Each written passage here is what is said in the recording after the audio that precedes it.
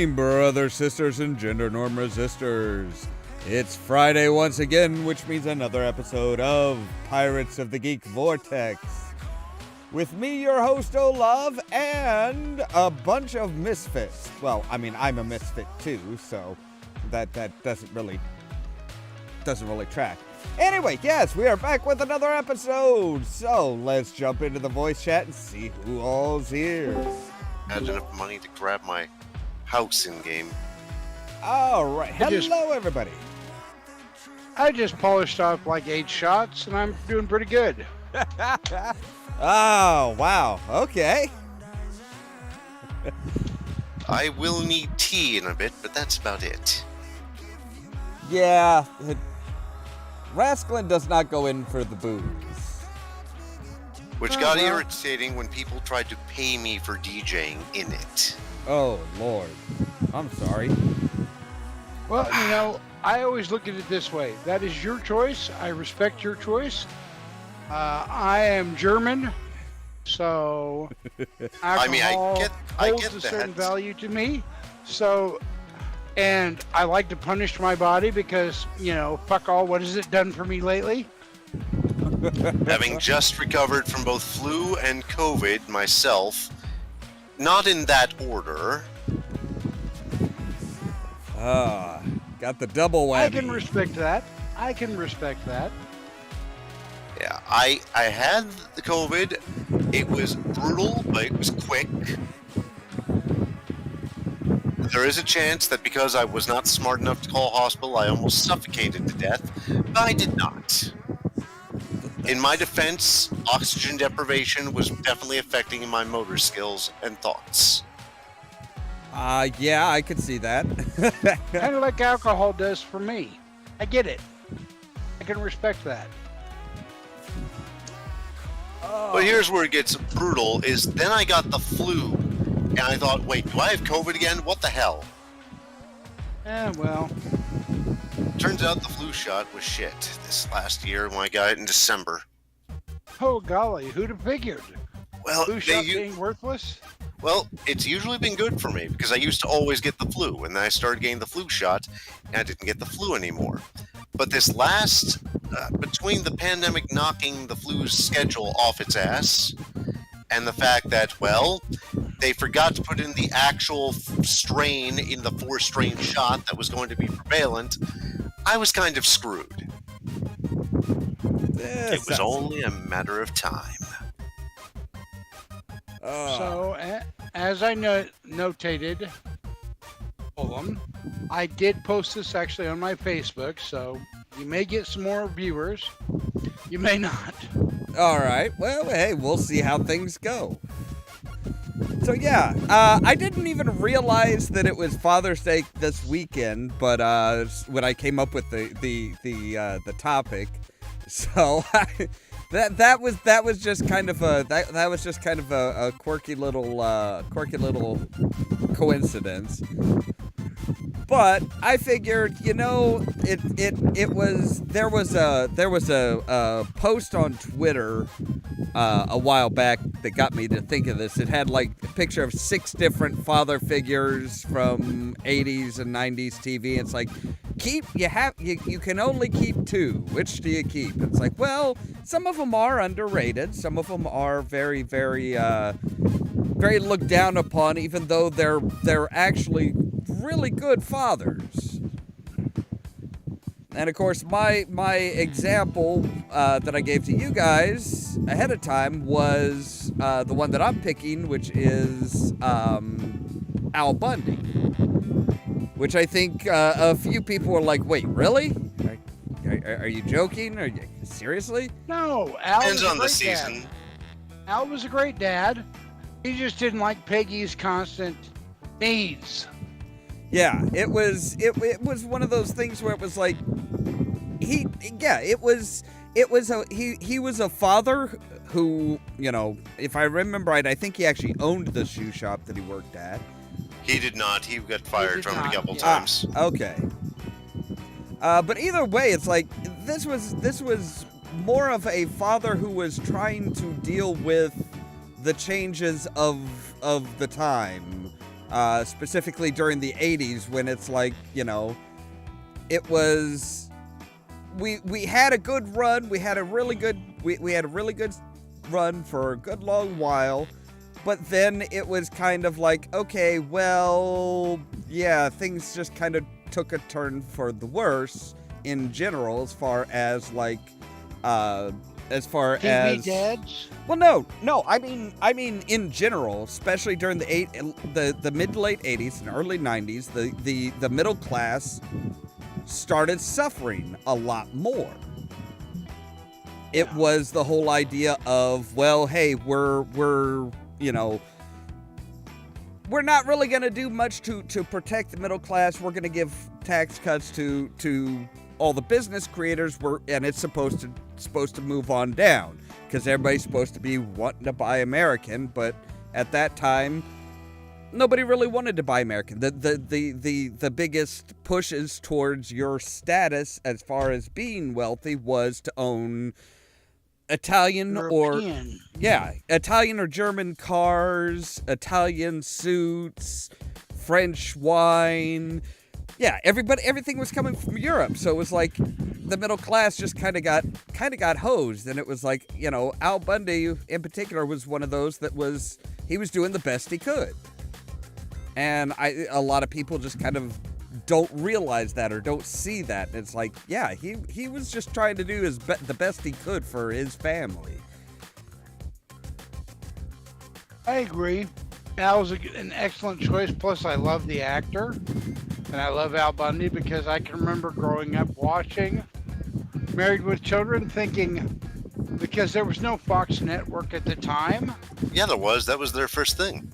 Yeah. But what I'm saying is, so like as a kid, I had a satellite dish, so I could watch stuff that other people weren't watching. I kept waiting for it to break out into porn. I swear to God, I did. Simply because I'd never seen the show, never heard of the show, that kind of thing. So it was like, oh, yep, this is going to get weird. I mean, given the nudity that would suddenly crop up. In one particular episode, the bra episode, that was it. But yeah, no, I agree. Al is definitely an A number one underrated dad. And as a parent, I can relate with Al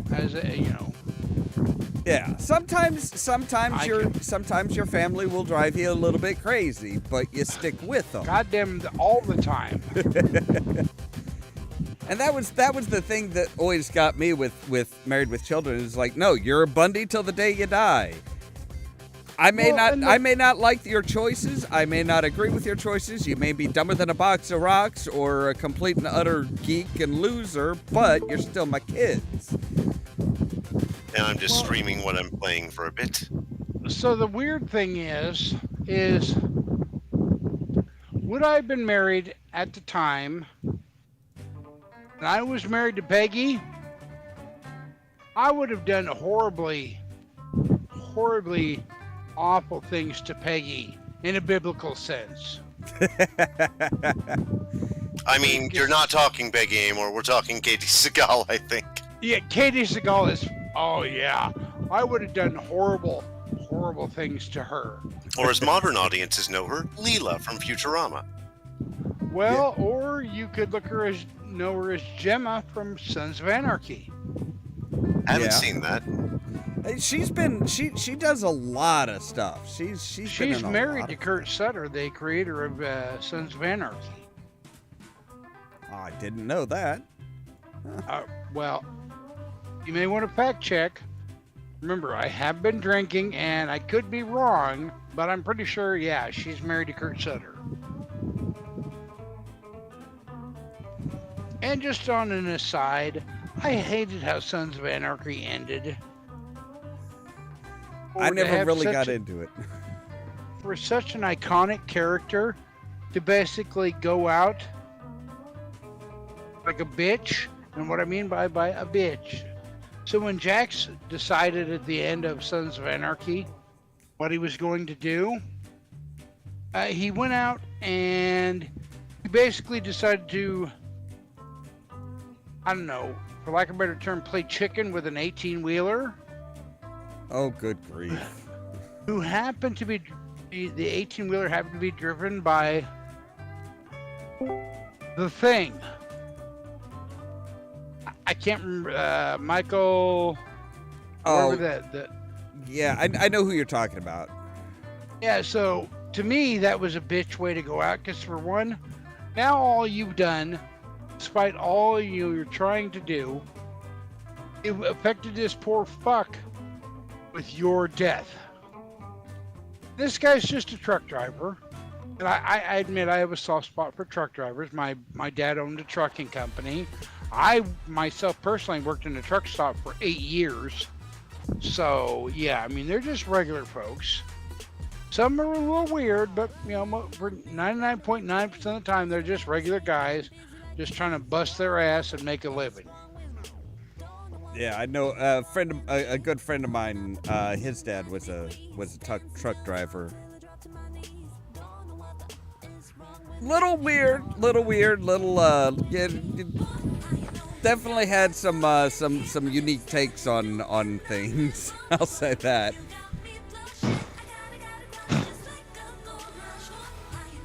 But Sorry yeah, if I'm a little wound up. I've been listening to Motorhead and Fozzy to get all amped up for the show. Because I love Lemmy, and I love the song Ace of Spades, and also the game. And of course, my personal theme is Judas by Fozzy.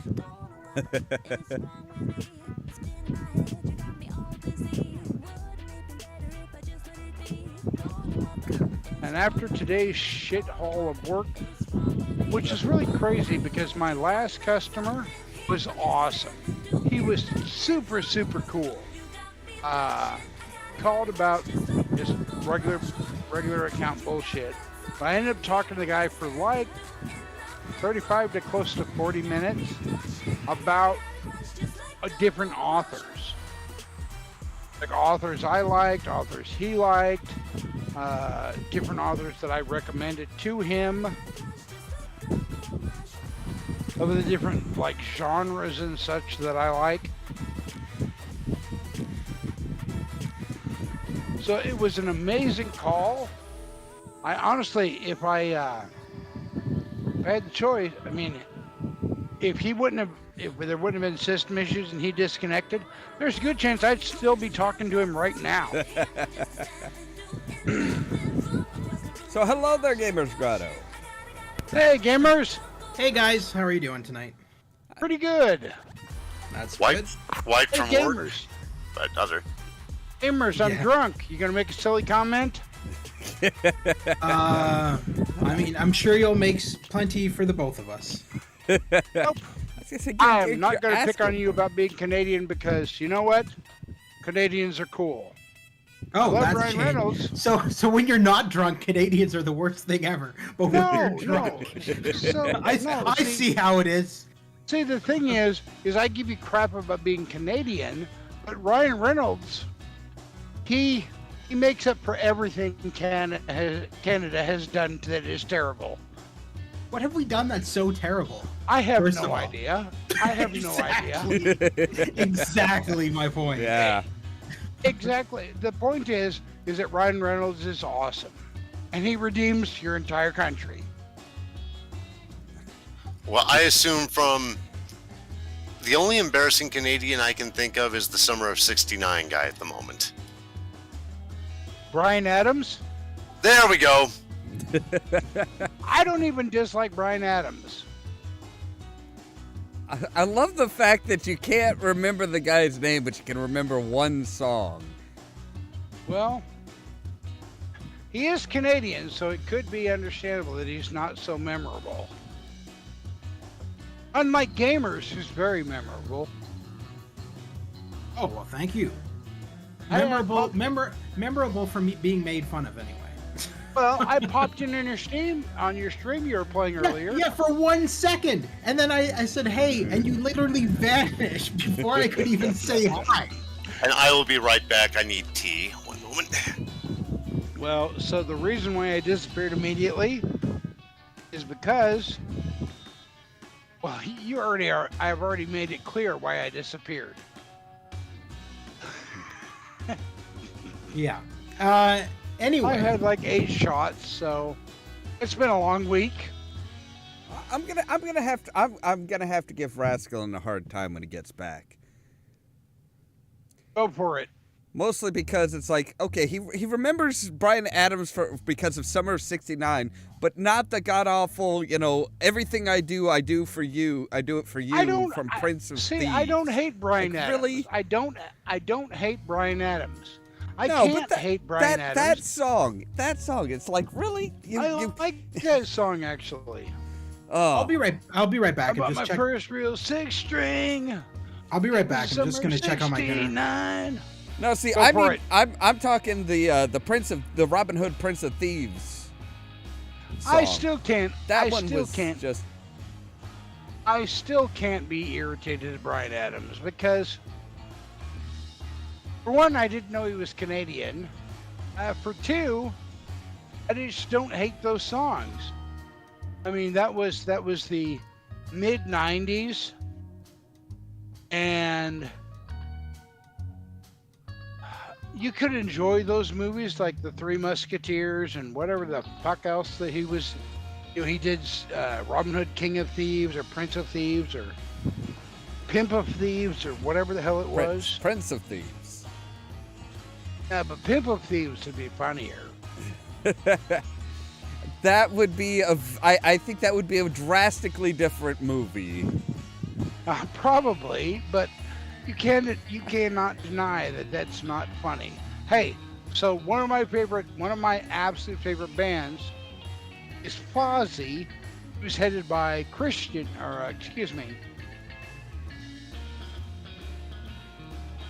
I'm sorry, my brain is completely drawing a blank. One moment. Fozzy, which is headed by Chris Jericho, professional wrestler, but he can actually sing, and he does the song Judas that I absolutely fucking love. And he is Canadian. So I hold no hard feeling against Canadians. No, I don't dislike them. Because Wolverine is a fucking Canadian. I was wondering when you were going to bring that up. It's like, but even more importantly, Deadpool is Canadian, and we all know Deadpool is near and dear to my heart. Yes. Because he's from Regina, which rhymes with, and it's a fun town. I needed this. This week has been kind of a long week. I kind of drunken blathering isn't entertaining to me. Well, it's got to be entertaining to somebody. Well, okay, so Dragonfall, great game. Gotta run Dragonfall. Yeah. Spook is back. I was able to bring him back simply because it wasn't a character transfer. Yeah. But I was able to use an editor to essentially equip the new Spook with the old Spook's same abilities. All right. So you're starting off with all the same abilities. Yes. Okay. So I look at it as like I posted in chat earlier. It's Spook, only unfortunately he's been fired from working for the corporation due to stealing office supplies and sexual harassment. That makes a lot of sense, yeah. And I'm back. Welcome back. Welcome back.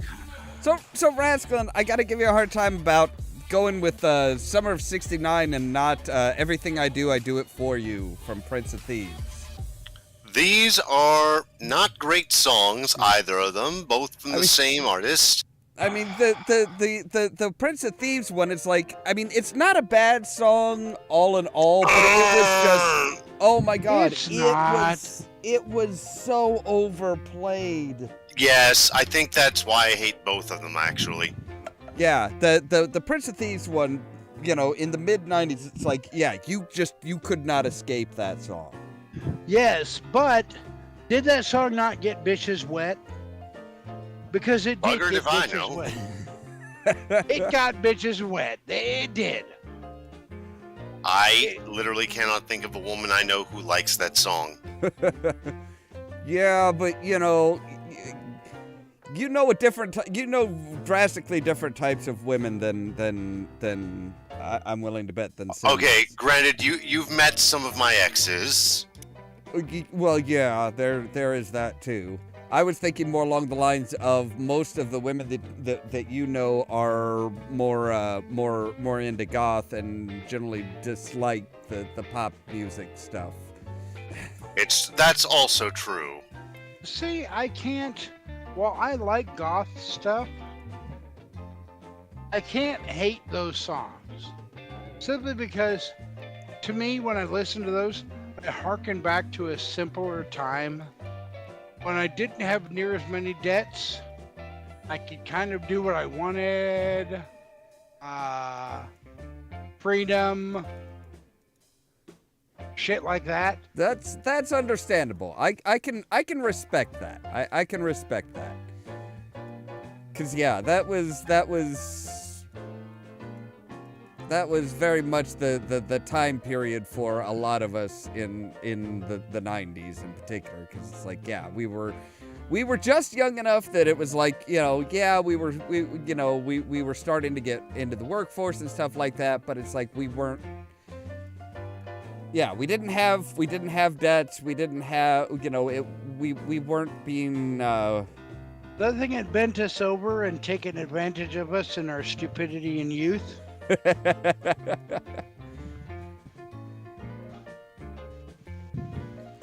mean, that's the easiest way I can explain it. Sorry. I mean, Hate to be graphic. I was born in '79, so. Yeah, you're Okay, so I got you beat there. Well, what's ironic is I just came out of an entire session in Final Fantasy where I was the oldest person in the group. But doesn't that suck? I'm twice the age of some of the other people. Because so many people you deal with are snot-nosed little shits. I was born in 72. I was born in 72. So luckily at work, at least, a few of the folks are actually older than I am. But yeah, I don't like, so I guess it's just something about 72. I hate people so goddamn bad. Oh, I hear you. Remember, I was a pizza driver for 20 years. Yeah. I respect that. I truly met some of the dumbest people you will ever have heard of. I mean, don't get me wrong, I was also tech support for AOL for a brief period of that time as well. So, speaking of tech support, I used to work for T-Mobile. Funny thing is, like, I had a customer, they were getting off, they were hanging up. Customer couldn't hear me. I said, "Get off my phone." No, just like I said right there, just get off my phone. Oh my God, I got in so much fucking trouble for that. Yeah. Nothing. Which is nothing. I got a customer who said, "Yes, I inserted the CD into the empty slot in the back of the computer, the one that's, you know, next to all the silver ones, and it's not loading. What's wrong?" Did you pull your head from your ass first? Yeah, I did a brief stint as tech support or as customer service for Singular, and then when it became AT&T Mobile, that was, oh my God. Because Imagine your worst customers Your dumbest customers. Let's put it this way. Imagine your dumbest customers. Okay, so you got that in your pretty little head? Yeah. That's what I deal with every fucking day. Oh, yeah. Not surprising.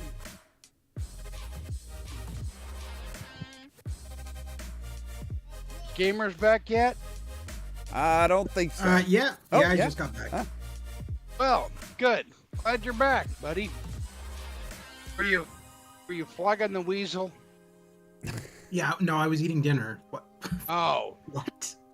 that's even better. Yeah. Sorry, I'm hungry. See, for I'm me, a fat bastard, so I'm hungry. when I first started at AT&T, I before I was even officially on the phones, like we were taking calls, but we were being watched over by like 3 different managers just to make sure we didn't screw up. Yeah. Mentoring. I actually got a T-Mobile customer who the problem was they were from Scotland. So when they dialed 611, it didn't go through to T-Mobile's tech support. It went through to Singular's because they were on our network. And I'm like, okay. Poor gal, she had been through like 6 different people that were, telling her, no, you got to just call T-Mobile. And she kept trying to dial 611 because that's supposed to just take you to the customer service for your provider. And like nobody could, she's like, I don't think anybody really understood me. I'm like, probably not, because most of them You're are Irish, bitch. No, she was Scottish, so it was even worse. Oh. Like the Scottish brogue. And yeah. And she's like, she's like, everybody keeps telling me the exact same thing. Nobody's really trying to help me. And I'm just like, oh, no, I see exactly what the problem is. All right, tell you what, I will stay on the line and connect you with somebody from T-Mobile. Even though we weren't supposed to do that. We were supposed to just transfer them over and just disconnect with them. I'm like, no. This poor gal has been through way too much to just do that. Hit him and forget him. And my manager came over, afterwards, like, you were on that call for a while, and you seemed to just be chatting with the person. What was the problem? And I explained it to him. I was touching myself. Yeah, I explained it to him. I'm like, look, she was from Scotland. She had a very thick Scottish accent. Most people that she had tried talking with could not understand her. So I stayed on the line. I explained it to the T-Mobile rep and stuff like that, and got her connected with somebody who would actually be able to help her, rather than just dump her in their queue and have this start all over again when either nobody picks up or she hangs up and tries to dial 611 yet again.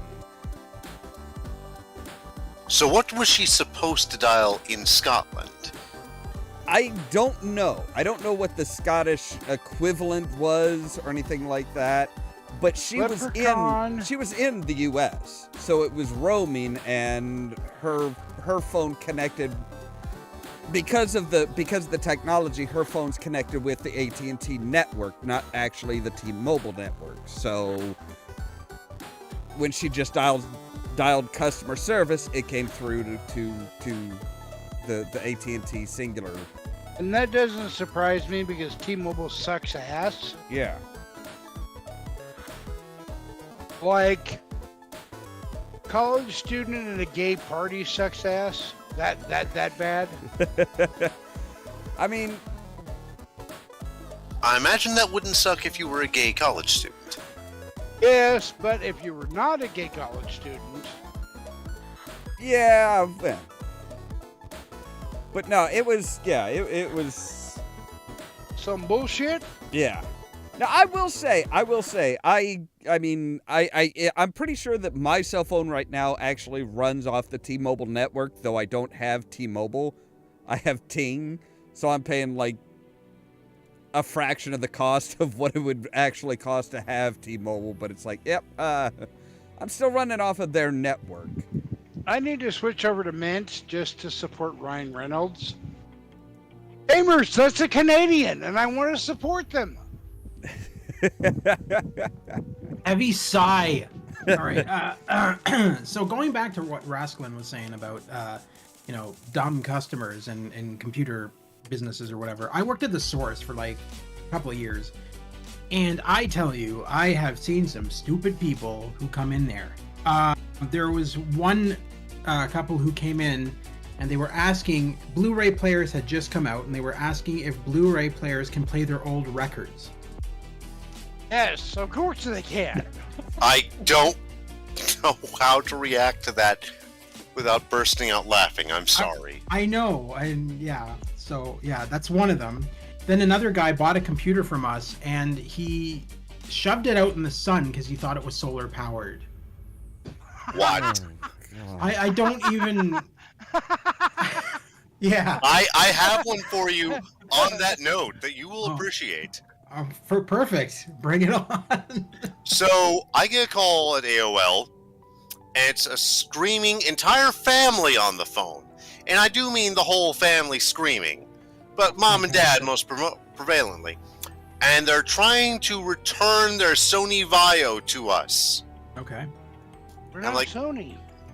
Right, it gets better. It's like, okay, I could see a promotional deal happening that, they bought it through us through a third party. We have, offers we try and get people onto, at the end of a call, et cetera, et cetera. Yeah. You'll get the drill. So, after prying and prying, I eventually found out, no, they bought this Sony Vaio at Circuit City. But they were trying to return it to AOL. Yeah. And when I asked why, they said because it had an AOL logo open up when they turned it on. Oh, good grief. Yeah, it's... Oh my god. And these people had to at least be in their 30s. And I'm 26 at the time, thinking, what the hell-ass balls have I walked into? Oh. See, a friend of mine used to That's work pretty for... bad. A friend of mine used to work used to do customer service with Comcast.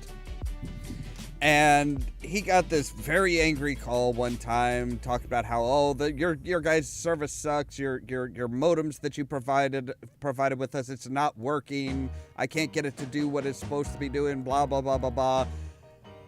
And about 10 minutes into the call, my friend hears this beeping noise in the background. He's like, sir, what's that beeping sound? He's like, oh, that's my battery backup for my computer. It's like, why is your battery backup beeping? Well, because the power's out. Ow. Wow. It's like, you do realize that that the modem needs power to work, right? That totally is an ID10T error. That totally reminds me of I had a friend who worked at Rogers, and he had some woman call in frantic that her internet wasn't working, and so she called in the tech support, and he answered and said her internet wasn't working. He said, "Okay, ma'am, are you at your computer right now?" I said, "Nope." "Can you go to your computer?" "No, not right now." Okay, well, I can't really do anything unless you go to your computer and I can see what's going on." "Well, I can't right now. My apartment's on fire." It's like, well, hold on. If your apartment's on fire, why the fuck do you care about your internet at the moment? Your router is probably up in flames.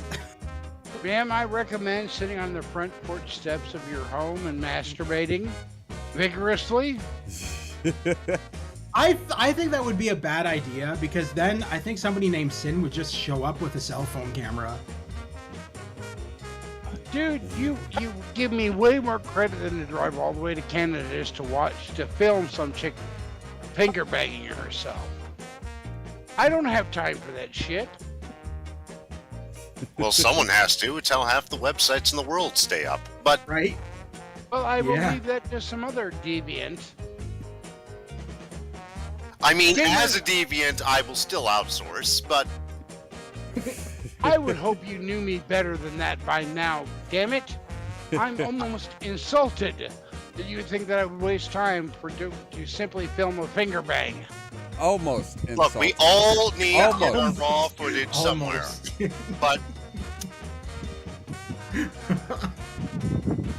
Well, but no ill will against gamers. That's why I said almost. I think you should know me better by now. I don't know. I find out Oh, things come all the on, man. time. Come on. You come out. You It's come like an out- you open come- book Yeah. with this one. Yeah, you come out with new stuff on a pretty regular basis for Yeah. gamers. now, have I Yeah. told you all about the time an address was lying? What? No, I don't think so. Oh, are you in for a treat? So, this is in my Gumby's Pizza days. And, you know, I'm trying to get a hold of a Damn it. customer. That was our unofficial slogan. And our logo was Gumby and Pokey. But, Oh, God. yes. But here's the thing. So I'm trying to get a hold of this person who's given me an address. Now, it turns out the address is wrong. I go to his house of the address, and the people inside act confused that there's a pizza there, but then say, okay, we'll take it. And it's like, okay, what's the name on the order? And they all start trying to peek at my slip and make up names. And I was like, nope, obviously none of you. And they're still screaming at me and threatening to get me fired as I walk away. I finally, call up the customer for the umpteenth time, and she's apparently watching me through a window across the street and screaming, why are you giving those people my food? And I'm like, I haven't yet. And your address is blah. And she gives me the address, no, my address, yes, my address is blah. So you're not in the house behind me. No. Where are you? Across the street in the apartment building. The apartment building has a different address because it is across the street. She has given me the house's address. And of course, she does not include an apartment number, so I would have no way to even think it had been an apartment. She and a friend come out. They're both drunk, but the customer is far worse. She says, I want your name, Andrew. Your real name. And I'm like, really? And, said, what is your address? And she blurts out the address of the house again. And I pointed her apartment building behind her, where her actual address is lit up here in the middle of the night. And she turns to me. Her friend is apologetically mouthing sorry to me the whole time. And this woman just looks at me and says, those numbers are lying! Of course. Yeah. As a former delivery driver, I know that house numbers lie quite constantly. Oh boy. So, Gamers Grotto, I'm kind of interested to see if you came up with anything for the topic for tonight. Remind me again what it was. Underrated father figures in some sort of media, TV, movie, game, whatever. I keep wanting to say Mufasa in The Lion King. I don't know why. I don't know. I feel like I don't know. In video games, father figure in video games. How often? I don't are think there father Mufasa figures is in a bad answer, actually. No, I don't mean, know. like, I don't know if Mufasa is really underrated though. in my opinion, he was just not in the movie long enough, and there needed to be more backstory with him. I feel, and I don't know. He was the overprotective father figure, right? Who was always wanting the best for his kid. I mean, he might. But- With that being said, he might be actually overrated. Like people are too fond, think he's the greatest and the greatest there is. And it's like, well, he really wasn't that great. He kind of dropped the ball on a few things. Like, you're supposed to be teaching your son about stuff, and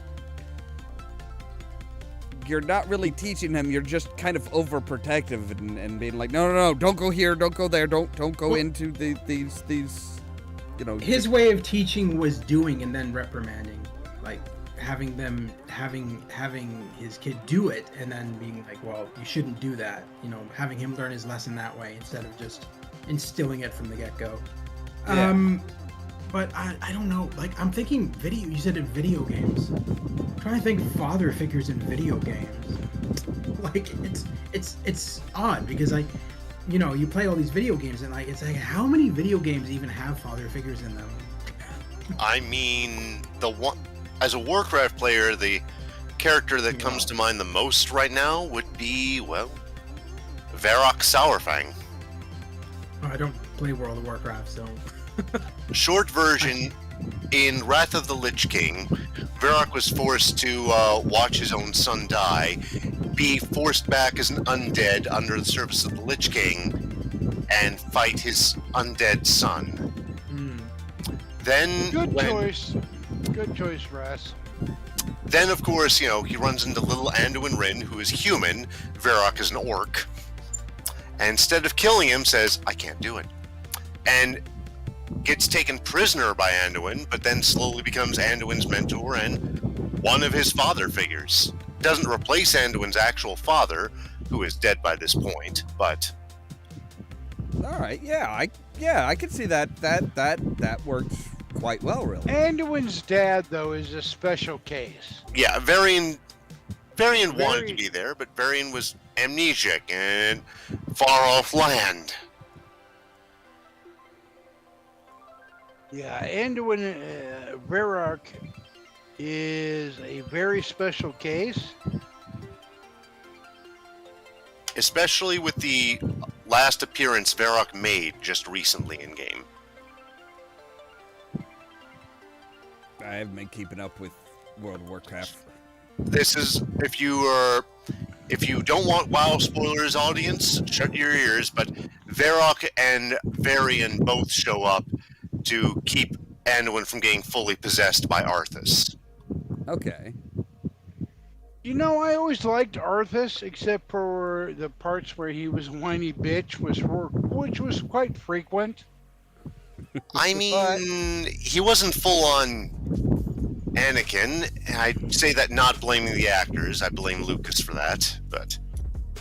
Yeah.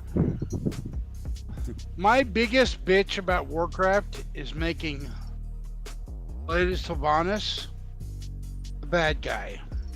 She was the best tragic hero that the Horde had, in my opinion, because I also played, when I played Horde, I was Forsaken, because I liked the idea of being an undead. But yeah, she was the most underrated and then shit on character because they gave her garbage. Oh, I'm mad because nobody respects us. I'm going to work with this big, gigantic, cosmic douchebag. Yeah, I don't think they knew quite what to do with her after Wrath of the Lich King, but for all the stupidity, once they got rid of the morons in the writing room, they managed to, at least recently, resolve the Sylvanas arc for now in a way that wasn't horrible. That does not involve killing her off, but she's going to be off screen for a very long time, we'll say.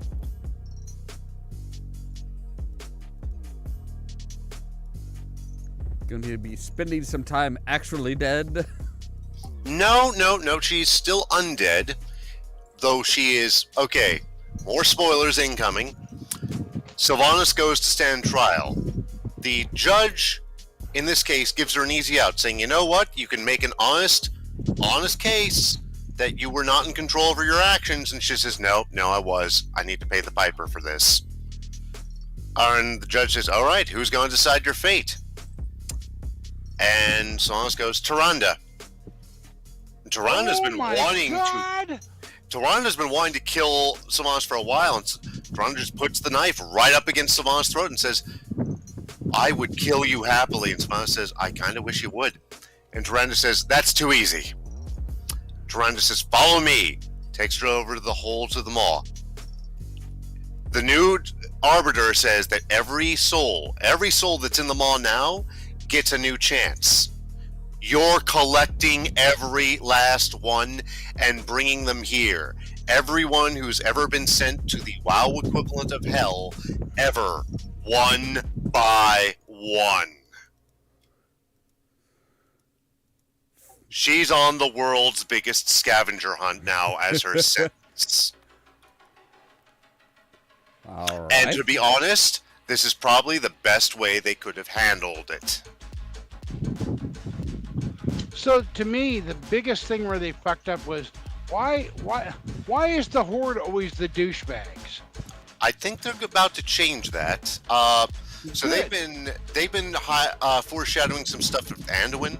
The Scarlet Crusade is, I guess, going to try and delegitimize him as king and prop up their own king. Well, that's been a long time coming, though. I mean, that's been since before Shadowlands. It has been, and they're finally getting around to it. We're going to find out just how much time has actually passed in-game as a result. The Forsaken have managed to, with the help of Kalia Menethil, I love her. she could be interesting. She's a very good character. I like the fact that... So for me, I like the fact that they portrayed an undead as... Not all of the undead are monsters. They're doing it with a few of them, actually, now. You know, it's unfortunately, it's just...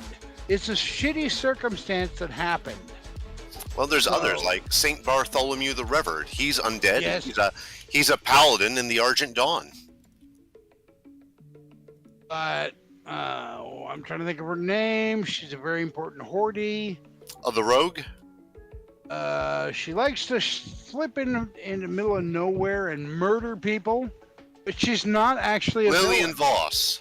Yes, I love Yes, Lillian. She's got a new special cinematic now with Kalia. Good.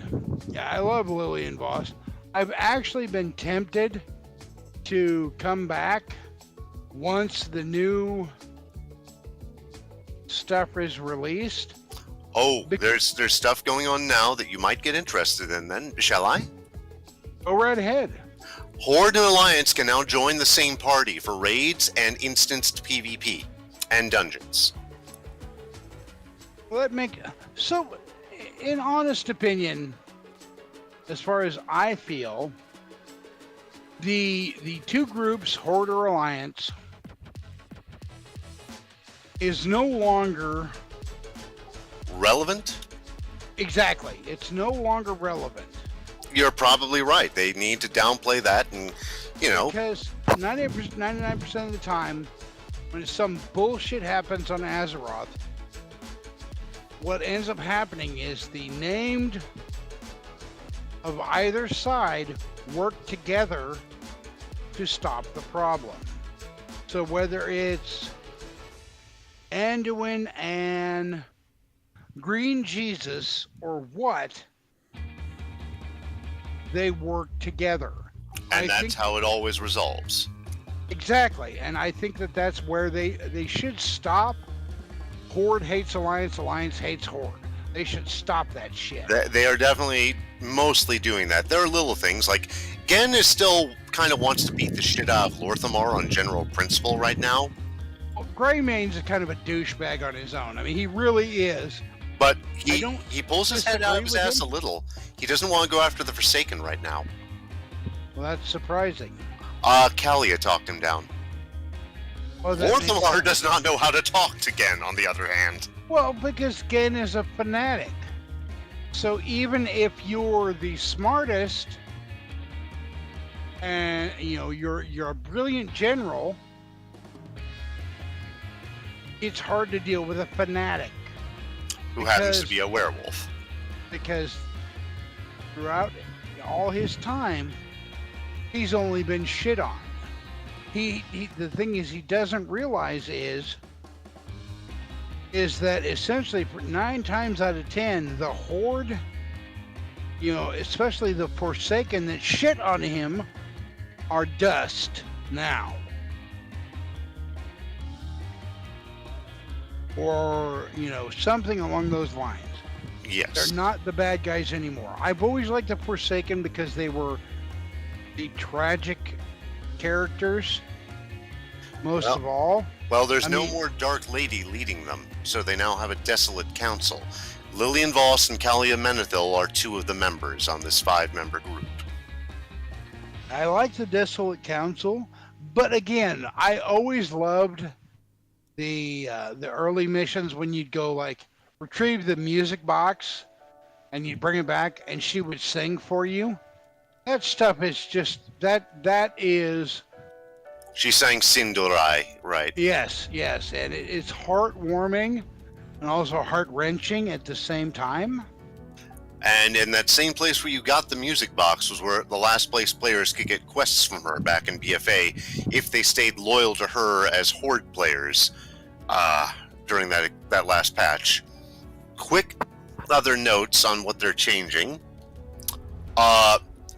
If you complete the new Undead quest, Alliance members get sent on the quest by Gen, who, gets a message sent back to him from Kalia with Kalia basically saying, hey, hold tight, I'm going to try and convince the Forsaken to pull out of Gilneas. And that's really got Gen going, wait, she's doing what? So Well, Gen's Gen's- happy. Gen's kind of a rabid dog. Kalia has always been a better leader. I mean, considering the fact that she was, she's Arthas, the Supreme Douchebag's sister, she's always been a better leader. As much as I love Lady Sylvanas, and that will always be, to me, she will always be the leader of the Forsaken. I have no problems with Kalia Menethil. I like the character. I like what she stands for. I could support her in game. But as far as everyone else, nobody has made, other than like maybe the Dark Irons, because I just happen to like the Dark Irons. Who are playable now. Yes. Yeah, no, I had a Dark Iron warrior, or maybe paladin, I can't remember. When I quit, I like the Dark Irons. I like the idea of the villain redemption arc. Illidan. Well, so the Dark Irons were villains. They were the bad guys. They served Ragnaros. Yes, they were the bad guys. I like the fact that they can now don't have to be the villain. I really think that, in my honest, heartfelt, that when a player creates a Forsaken character, they should be given the option. You want to serve the Horde or the Alliance? Because Funny you say that. Because Blizzard's never going to get rid of Horde or Alliance. They're never going to get rid of that. Not yet, probably. It would be some weird upheaval to do that. But here's the fun thing. You said Undead in Horde or Alliance, and I don't mean Death Knights. Yeah, no, I'm not talking about Death Knights either. No. Right. Here's the thing. Once you complete that quest, there's another Desolate Council member who's one of Sylvanas Dark Rangers. And all of them get to talking. The other members are leader of the Banshee Guard and a member of the Alchemist Society. And they all come to agreement and says, okay, we got a bunch of these elves that just got raised and turned into Dark Rangers.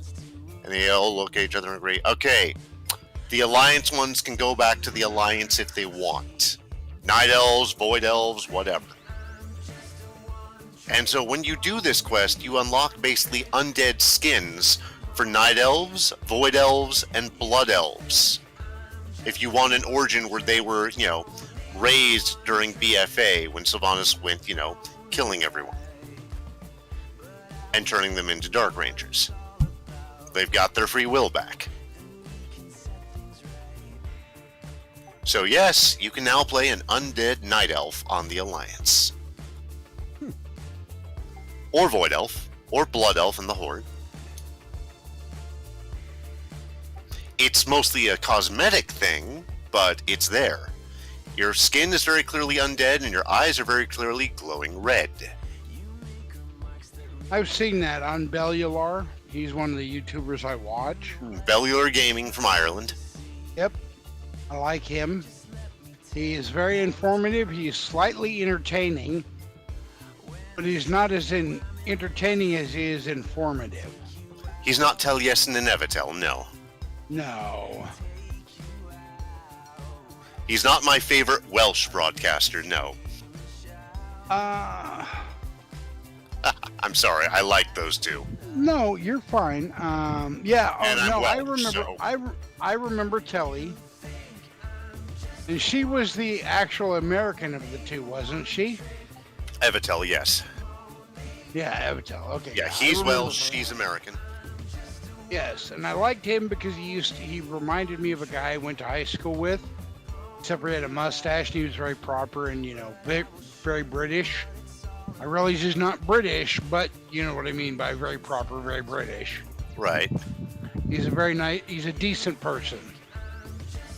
And you Yeah, just I you love you love him coming on and saying, "Hello everyone. Taliesin here. Hello fam." Yep. Yes, I did. I used to love WoW so much. Then I stopped. I understand. Because it I've been was- playing since '04 myself.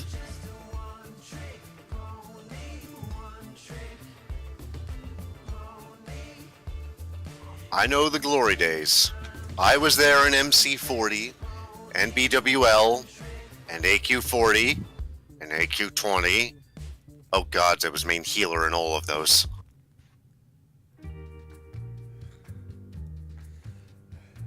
See, I don't have much to add to this because I was never that deep into World of Warcraft.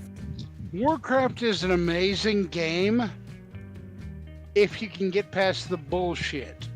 And depending on which expansion you're in at the time. Bingo.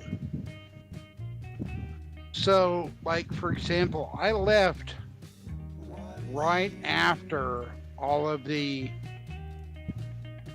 Shadow Realm shit started. I like the faction that was mostly undead, because you got all the bone weapons. All the ones Mala. of Neldraxxus. Yes, I like them. I like the vampire faction. The Venthyr. Yes, the Venthyr. Yes, thank you. I didn't give a shit about the tree huggers, even though the Winter Queen should be more up my alley. They were kind of that whole faction was kind of boring to me. I went that way, but I'm playing Night Elf on my main, so it was kind of a given. Well, I mean, you got to do what you got to do. I always played primarily I was Horde, so I was either playing my warrior Calthanis, was a human undead warrior. I was a fury warrior, or I was playing my demon hunter, who flip-flopped between tank and DPS. And the only reason why I did that was because I could find that I could solo shit as a tank, but I couldn't touch as DPS. And I think that's one of the problems with WoW. That might just be me because I'm not the best button pusher. But yeah, I always like playing a tank, but only as a demon hunter. My warrior was DPS, and then I would play a rogue who was a human rogue. But the human rogue was always due to the fact that, like, forever ago, probably 10 plus years ago, I played a human rogue by the name of Toten, which is German for the word it's death. And so I had my own guild. We were called the Vanguard of Vengeance. It was kind of an offshoot guild of the Vanguard of Justice on the server that I played on. I got along with my former guild leader, but he always played a paladin, so his name was Mags. I don't remember what it was short for, maybe Magnus or something like that. but he was always the good guy, the good guy, you know. And I have no problems being the good guy, but I'm the good guy type character, and that's what I've always played. If I'm playing on the side of right, then I am the mean version of the right. I am the pit bull that will gnaw on your ball sack, guarding my domain. I'm the monster bad guy or monster good guy, not the "oh, I love you. Let's all join in the light. Let's dance around the fire." That makes sense. Knowing you, yeah, that makes a lot of sense. Well, I mean, it is what it is, and that's just who I am. I always preferred, so like, my list of heroes are people like Deadpool, the Punisher, Venom. Those are my heroes as I was growing up. Those type of characters were my heroes. I mean, if you really want to go back to the origin of me, it's going to be any character Charles Bronson played, any character that Clint Eastwood played. Those are good guys to me. Not the, oh, I realized that you went through some bad things in your life and that's made you turn into a douchebag, but I'm not going to ventilate your skull. No, that's not how my brain works. If you're not one of the good guys, then I'm going to make a little pucker hole in your skull and let all that evil out.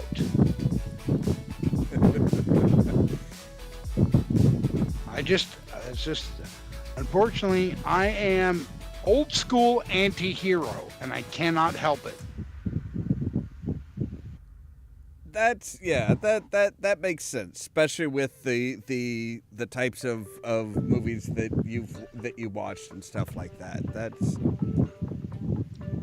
you know, I've never seen a problem as far as, to me, I don't want to hug everybody.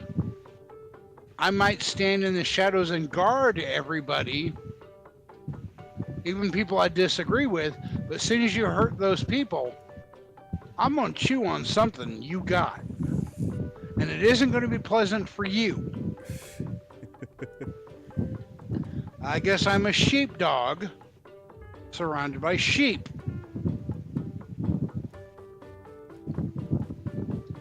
Is the best way I can put it. That's again, that's kind of understandable.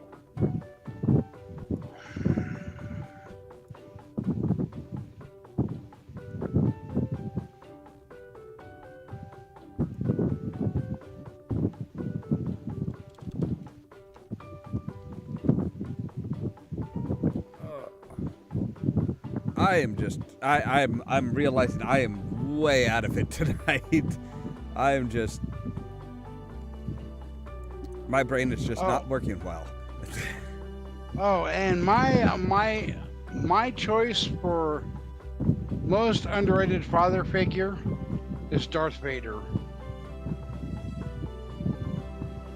That's actually a good choice. I approve of that. Well, because if you realize, Vader was a ginormous asshole, but he did it because he loved his kids. Now, whether he's on the light or the dark side of the Force, you know, essentially he was the head or second in command of the largest corporation in Star Wars, the most powerful entity. Well, and he chucked his boss down a shaft for his son. Well, okay. Number one, it wasn't a corporation. It was. Well, you know what I mean. Yeah, it's a government. There's a big difference there. There's a big difference.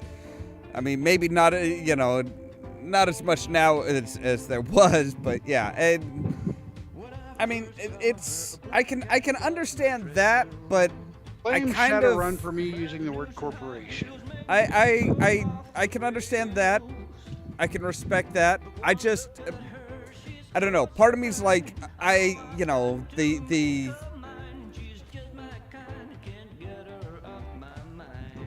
he finally got around to getting his shit straight. Ollamh, are you telling me as a kid you didn't want to be Vader? No. Really? No. When I was a kid, I admit I did, but there's certain things about the character that crop up since, such as his ownership of the Youngling Slayer 3000. Eh. I have no problems with that. There's been plenty of children of other people that I would like to kill. I didn't do it because that's frowned upon, but there's plenty of people that I've dealt with whose children I was like, oh my God, your parents are so terrible, I should kill you too, just so you don't infect the world even worse. I mean, part of my thing with Vader in particular, it's like, it's. I mean, he finally got around to it, but it's like, dude knew that Luke was his son when he cut his hand off. That's. Hey, spare the rod, spoil the child. I wouldn't be half the person I was if my mom and dad wouldn't have whooped my ass. Yeah, So whooped that's the your way I look ass. at They it. didn't cut a limb off. They didn't cripple you. He got a replacement. Wah. I mean, that's still extremely traumatic. That's extreme traumatizing there. Nah. If my mom and dad would have cut my arm off and I got a new one, or like my mother was famous for backhanding me at the dinner table when I was being a little jackass. I don't blame it on my mom. I blame it on the fact that I was a jackass. Yeah. Because I love my mother. So if every time my mom would have whooped me, I would have got a replacement cybernetic limb, hell yeah. Fucking A, I would be a little prick at the dinner table. Oh, See, that's I'm but, gonna slap my left arm. I'm gonna get a new one. Yeah. but see, now you're kind of contradicting yourself. I mean, you're you would have been even worse if you'd gotten a new limb every time you mouthed off. Well, You would have been even worse. yeah, but remember, I'm a terrible, terrible person. Why am I now picturing Sin as Doc Ock? Just all these fucking. Just remember, you have to temper everything I say with the fact that you all know what kind of person I am. I'm fucking awful. Now I am anti-hero through and through. I will say one thing that I think they're kind of touching on in the Obi-Wan Kenobi series that they haven't really touched on anywhere else that I've seen in. Actually, I have a question about Obi-Wan Kenobi. The Obi-Wan Kenobi series. Okay. I read that Hayden Christensen is in that show now. Is that true? Yes. He is. I haven't seen it, but he is. Yep, he is. What He- the fuck? He Also plays, have him- he plays Vader. But he Oh, also plays Anakin Yes. as well. so yeah. he's just in the suit, but it's James Earl Jones's simulated voice. Yeah. And they're also doing like That's side-by-side interviews every so often of him and Ewan McGregor on topics about the show, I think. And those are pretty funny because normally, at least the ones I've seen, it's like, Obi-Wan is like, let me ask you about this shitty stuff, and Anakin just sits there and grins. Like, haha, fuck you. They're concerned with your shitty shit because you're the good guy and I'm not. Ha I am the villain. Fuck you. Hold on. So Hayden Christensen is in the Darth Vader suit, so you never actually see his face? You You at do, times. I'm You do told. at times, yes. There are times when he is in a Bacta tank, and it is very clearly, Hayden Christensen. It sounds to me like he just got the shit end of the stick. Not if really. he's in a Bacta tank most of the time, and the other half of the time he's just in the suit. I mean, there's a few times where there's flashbacks and stuff like that, but it's. Okay. I mean, what do you do? What are they supposed to do? They can't have Darth Vader outside of the suit. Yeah, no, I know. It's just strange. It's I would've- why get somebody else in there to play the role instead of somebody who should be playing the role? He played Anakin Skywalker. He should get a chance to play Darth Vader. I guess. I mean, that's the natural progression. So why get somebody new? Why get somebody different that has no connection So with then the who's series? playing Obi-Wan Kenobi then? Ewan McGregor. Oh, they actually got you, Yeah. McGregor. Yeah. Oh, hell yes. Oh, okay. Matter of fact, so, are you familiar with, what's it called? Rebels? Star Wars Rebels? like the cartoon series, the CGI one. Yes. I've never actually seen it. But you the know only what one I'm I've talking seen. about. But you know what I'm I talking mean, about. I know about the show. I've never seen it. That's going to be part of live action eventually. You're talking the character of Ahsoka? Ahsoka, Edra Bridger, the Mando girl with purple hair. The only Star Wars animated thing I ever saw, or own rather, I guess, saw and own, is the Clone Wars, the CGI Clone Wars series. See, I thought you were about to say droids and Ewoks from the 80s. No. Well, that wasn't CGI either. That was animated. Gamers isn't old enough. What are you talking about? I remember droids. What are you fucking what? I'm not old enough. I'm 41. He's not that young. You're okay, so then you're not old enough. Honestly, you're not. Come on, he's only 2 years younger than me, and I remember those. Yeah, Okay, I used to but watch droids. But I'm just shy of 50, so there's a difference. But that doesn't mean that he's too young to remember it. He may be too young to remember the initial release. He's too young to not remember the initial release, but it was around when he was around when it was still relevant. And also, let's remember, a lot of people can still stop in and watch those because, well, they're pretty much all on YouTube. Yeah. Well, they're also on.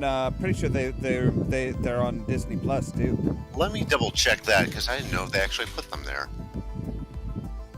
I know the two Ewok movies are. Yeah, the Fuck movies. the Ewoks. Oh my god, fuck the Ewoks. I hate the Ewoks. Hey. The Ewoks still have a bigger body count than Boba Fett. So you just hush it. You know what? I don't give a shit about that because I still think it's stupid. Return of the Jedi still pisses me off that they were able to take down trained Imperial soldiers.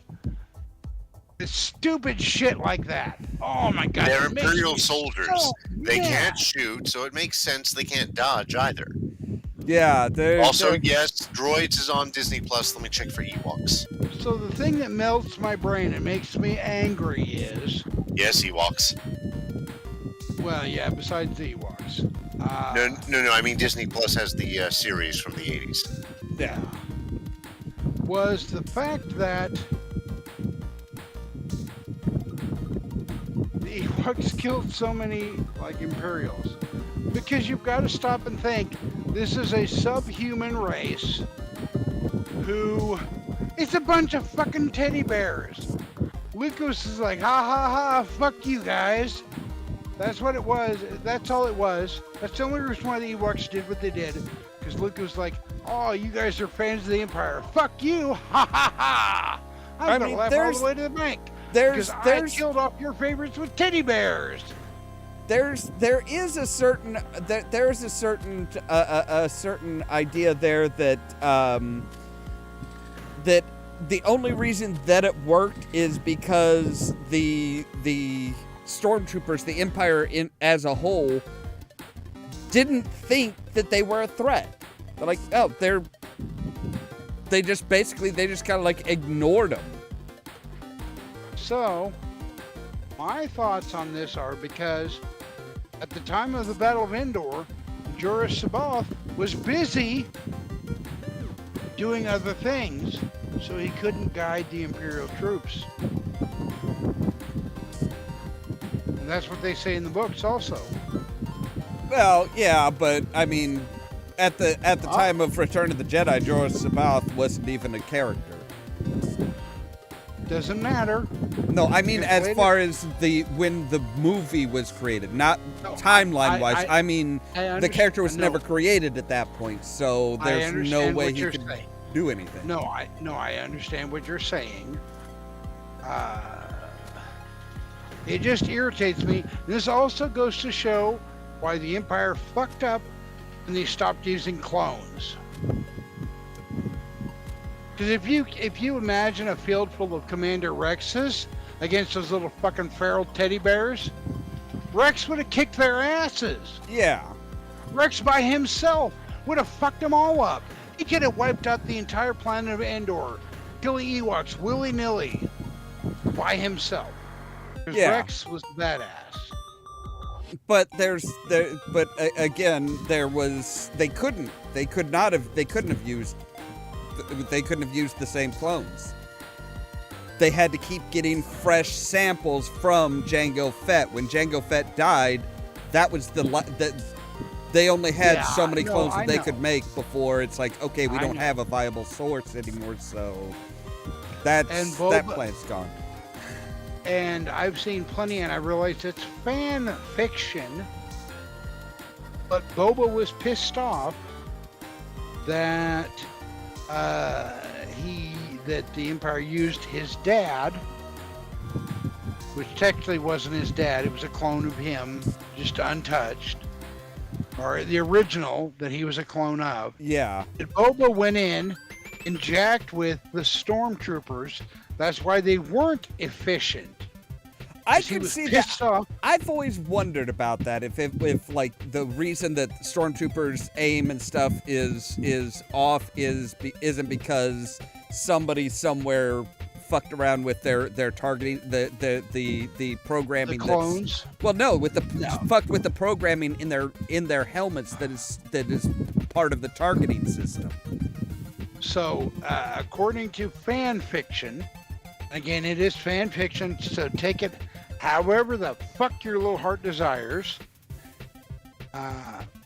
Basically, what happened is that fan fiction-wise, Boba went in and he dropped a virus into the clone programming systems because he didn't want them to be like his dad.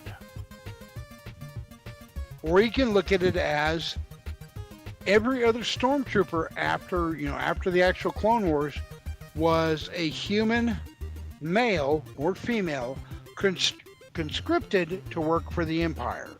So they weren't clones, they were just regular people. The problem that bothers me about that idea was, how could that many regular people be that incompetent? Well, like I said, that's where my mind goes to. So the helmets aren't supposed to just be. You're not just looking through a piece of glass. You are looking at an internal screen, kind of like Iron Man. Now you drop a virus. You fuck with their programming that deals with targeting. So that when your little heads up display says, "Yep, you're aimed right at him," you're actually up to a foot, aiming up to a foot to the right. You're never gonna hit anything.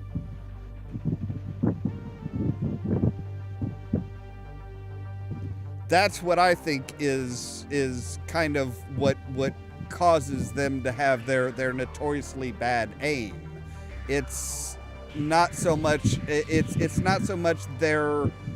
they are incompetent, it's they are relying on a targeting program that is faulty.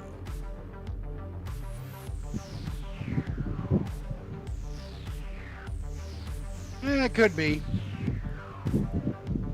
But one of the things I like to look at it as the reason why the Imperial troops lost on Endor,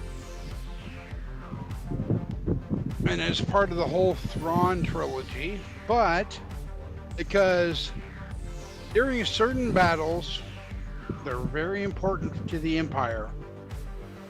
The Emperor would actually, for lack of a better term, mind meld with all of his troops and guide them. Yeah. So their blaster shots were better, their TIE fighter pilot shots were better, yada yada yada. Everything was better. And I could then see that, yeah. he handed that off to Joruus C'baoth. And so, but Joruus, or maybe the Emperor, was distracted. And then more than likely it was the Emperor, was distracted during the Battle of Endor. Because Luke showed up and said, I've got the high ground, motherfuckers. I'm going to chop your goddamn head off. Vader's like, goddamn, my kids are such a pain in the ass. And as a father, I understand children being a pain in the ass. Now, one of the things that I think that they are helping, that they're starting to kind of explain in the Obi-Wan Kenobi series that people haven't really caught on to as much yet is the idea that, okay, so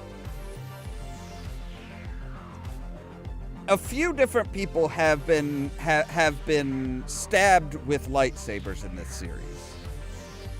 We have yet to see any of them actually die from it.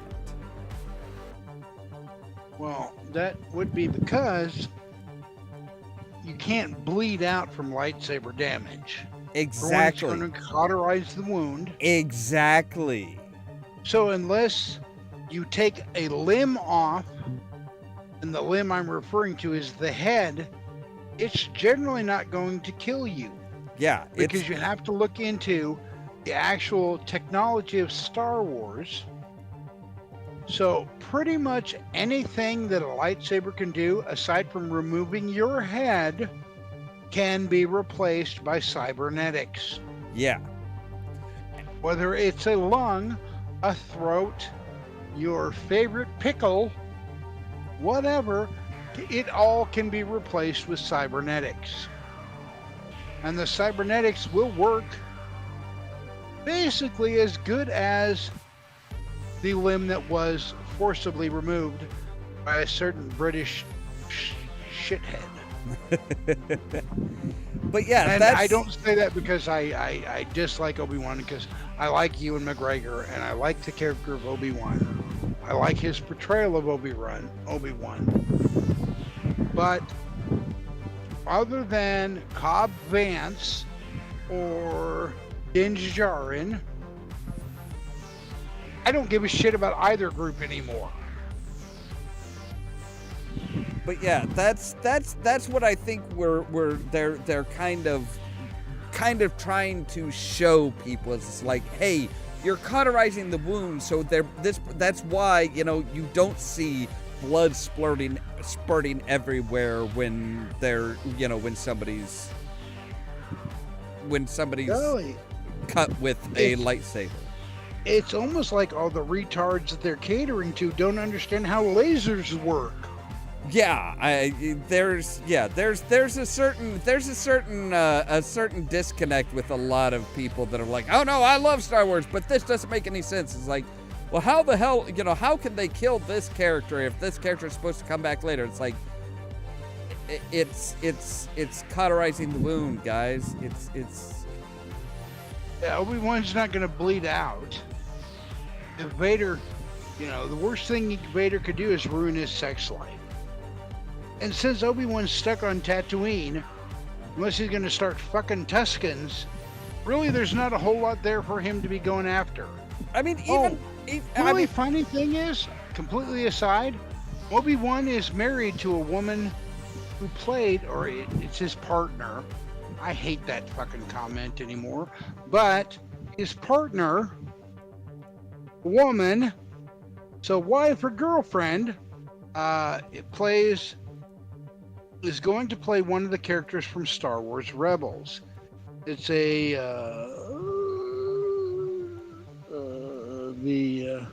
Twi'lek, a green Twi'lek chick. So Obi-Wan's real-life partner is going to play one of the characters from Rebels. That happens to be a green Twi'lek chick. Huh. And if you ask me her name, I will lie to you and tell you some nonsense because I don't remember. I mean, I do know it was actually kind of interesting. One of the characters that they came across in the series was actually played by his daughter. There's kind of a, he's talking with somebody as far as he's trying to find this person that was, he's trying to find somebody that was kidnapped and brought here, and she's just kind of like, well, good luck, nobody ever escapes. And he's like, well, she's somebody's daughter. And and the girl looks at him and says, I was somebody's daughter once too. That is Ewan McGregor's daughter. It's like, oh, that's kind of a messed up bit of fun that you're having, but okay. It's just one of those little, really? That's where, okay. It's like, how, even just as a line in a show, it's like, still, that's kind of a screwed up thing to have a daughter say to her father.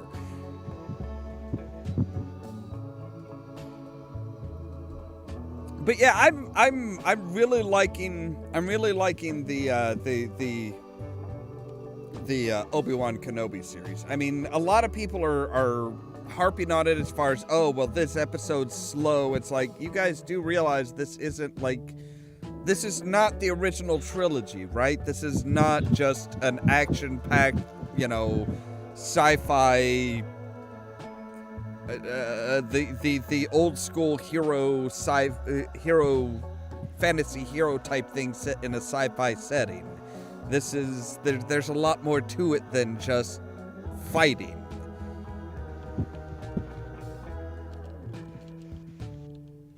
Well, and plus you've got to look at your protagonist.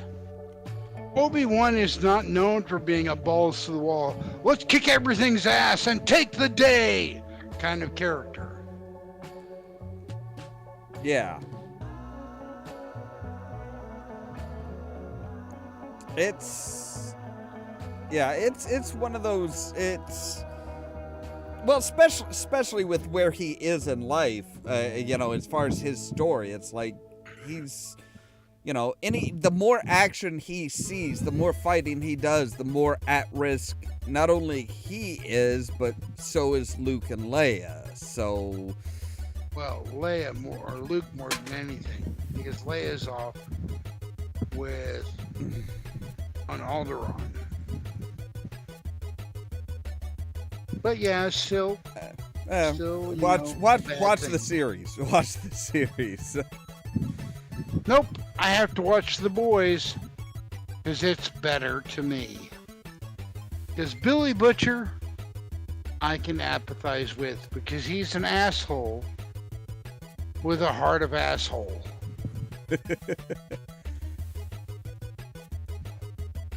I'm just saying, it's, you're not 100% right as far as who's safer. But I'm not wrong either. Actually, you are, yeah. Nope, I refuse to believe it. Watch the series. Well, I will disregard everything the mouse says just to be indignant to regards to all of it. Because, Leia is more in danger than Luke is. Luke's more important. More important is questionable. Who fought their dad? It wasn't Leia. Well, that's because Leia wasn't trained at that point. Well, really, honestly, Luke wasn't really either. He talked to the old guy, and then he talked to the little green midget. The little green midget trained him for several months. Luke had a lot more training. The fact of the matter is George Lucas didn't have the idea that Leia was Luke's sister till the second movie, and at that point it was, oh, hey, it's too late to really bring her in and have her be a Jedi. Sorry. That's Luke's story. That's the boy's story, not the girl's story.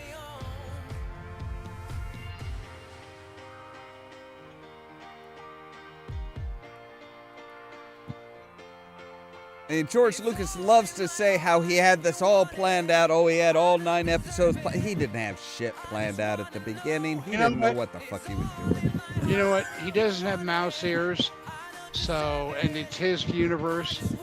I'm going to trust George before I'm going to trust any Disney. Sorry. You can feel however you want. You cannot trust him. You cannot trust him when he says that he had it all planned out from the start. He did. And it's obvious he didn't. He had no fucking clue what he was doing. You know all of this because you're getting so animated. You know I'm drunk and I'm pushing your buttons and you know it. You're getting all wound up about it. And your point is? Well, you should know better. We are nerds. We are passionate. Exactly. But see, Ollamh knows me better than anybody else in the Pirates. So Ollamh should know by now, and I have honestly stated several times that I've been drinking already. So Ollamh hits me with all this righteous fervor. So what I'm going to do is whatever it takes to irritate Ollamh more, because I'm just being a shit. Because I know because I know Ollamh well enough to know that Ollamh is going to stand proud for exactly what he believes in. I'm not disagreeing with him really. I'm more fucking with him because it's funny to get him all riled up. It's not because I disagree with him. I care what he thinks about. I care what he has to say. But again, the fact that he's getting all passionate about it. So my thoughts are, I'm just going to disagree with everything he says because I'm a shithead. And that's what it is. You should have seen how wound up he got last night over the fact that I told him that my character took the corporate end on Shadowrun. He's like, well, you don't have to do that. I mean, it's the fact that you sided with a corp over no, fuck the man. I'm standing on my own 2 feet. Fuck y'all.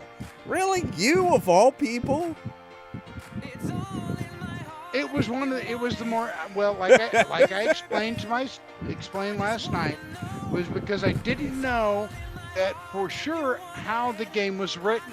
Because I'm not familiar with how Fallout does things, or not Fallout, excuse me, Shadowrun does things.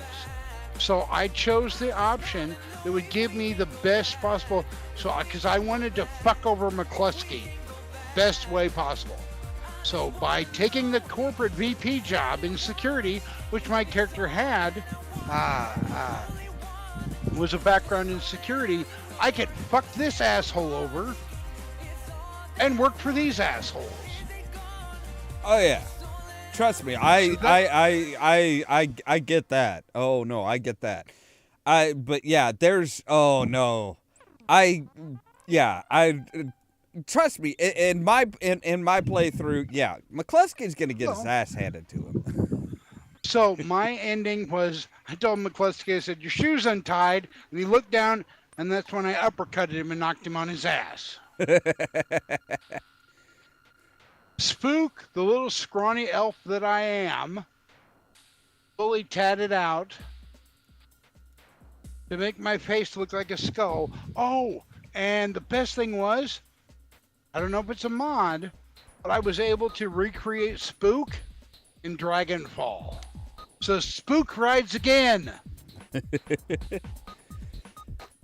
And I realize some people go, Spook, that's racist. If you looked at the avatar that I chose, the character portrait I chose, it was an elf who's bald, and his face is tattooed with a skull. So that's why I chose the name Spook.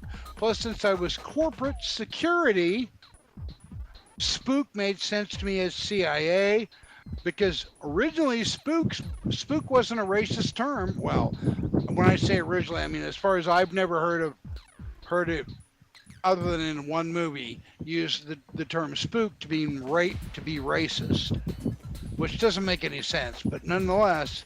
So to me, a spook is a spy. Yeah, I mean that is a very well known term for CIA, CIA, CIA FBI. covert ops government stuff. Yeah, that's yeah. No, that's no. But yeah, I mean that's I seriously I think I would at least I would like to think that that was their original plan at Harebrained Studios or Harebrained Scheme, I think it was, is what they called their company, as far as if they had done a fourth one. Because if you look, every time you have a group, every time you put a team together, it's a team of 4 people. Well, by the fourth one, every single team, every single person, every single character you play in the 3 games always meets one character and works and deals with one specific character. Yeah, so Dragonfall was kind of rough. I won't deny that I did maybe shed some tears when it come to learning about the protagonist and how the protagonist got into the group because of the protagonist's previous connection to the Decker, who is unfortunately gone. Yeah. But I did like her, and I even like the character who is most mad at the protagonist for the former leader of the group dying. Yeah. Yeah, it's. I mean, they do a very they tell fantastic stories. I mean, dear God, just even just the loading screen descriptions of stuff is just. It can be very brutal. It is very descriptive. It is very on the nose. It's they do a fantastic job. But I really do think that if they had done a 4th game, that the end goal, the end mission, the end run would have been all 4 of your characters from the previous games working together. That would have just been that would have been very cathartic, because it's like so much of their stuff, so much of it was like, oh hey, so you've got you've got these characters, you've got all this stuff going on and everything. It's like, yeah, okay. Like I said, with the fact that everybody kind of had this everybody met up with this one character in each of the games. It's like, yeah, he was very obviously trying to put together a team of the best for a big end run. So the thing that pisses me off about those games most of all? What's that? I just want to run by myself. I just want to do everything by myself. I don't want to deal with you idiots. I don't want to deal with it. I can do the job by myself. You damn fools. Now, see, I will agree that, oh my God, yeah, some of these people just need to be, some of these people need to just fucking go away. It's like, oh my God, no. Like, fucking Paco is next to useless in the first game. It's like, why do I have to keep him around? Why do I have to keep him around? I mean, his girlfriend is more capable. Let's give her. Let's take her. Leave him. Take her.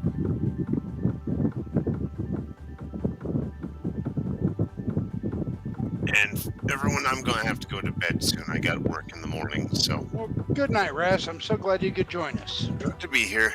Good night. Thank you. Night, Good all. night. But yeah, it's like So, the thing I like about Dragonfall the most so far is, despite the shitty beginning into the game, I don't know if you played it or not, but you do get something right after the shit storm that starts it all out that kind of redeems it. see, I would have figured that I'm you going would to have say been. one word, and we'll see if you know what I'm talking about. Dante. Dante. Oh yes, yes, yes. Dante redeems this shitty beginning to the game. Because I like Dante's. I'm a Dante person at heart. And so the fact that you get this giant, when I say giant because my character is an elf, this giant Dante that you could probably actually ride on into battle if you wanted to. Really, you could. He's huge. How far along in the game are you? So I am about to go after Flamewing. Okay. Okay, so you know the full backstory of you know everything as far as Dante. So I know who Dante's owner was. I know that at least as far as my playthrough, Dante's previous owner and I had a connection. You can't see my air quotes, but a connection. That's the way I chose it. So Monica and Spook were previously a thing. Yeah. So I God, really have actually I liked the crew. But now you Glory is kind of boring. Not that she's a bad character, she's just kind of boring. I like. Oh, fuck. The shaman. I can't think of his name right off the top of my head. isn't it Dietrich? Might be, but I like him. I love all the characters actually because they're all Krauts. I was I'm gonna sorry. Say, I was gonna say I'm I'm a like Kraut. I figured the biggest attraction, the biggest thing for you as far as the game goes would be like, you know, the fact that it's just set in Germany. I do really like that. It tests my my memory of the German I took in high school, and realize quite often I come up failing because it's like, oh shit, I don't remember those words. I actually like my entire team. The weakest link as far as characters that I give a shit about are Glory, who's got the Gen 1 replacement parts, and Blitz, just because he's just a decker and meh. Yeah. I mean, my character can be so, and I'm going to be honest with you, I'm not playing these games fairly because if you hold down Alt and Tilde, you can cheat. Yeah, not surprising. So I'm cheating my way through it. Not. I mean, you can't cheat the puzzles or that kind of shit. But I mean, as far as damage wise, AP wise, so on and so forth. Yeah, of course I'm cheating because I'm the hero of the story, and I was brought into the group for a reason.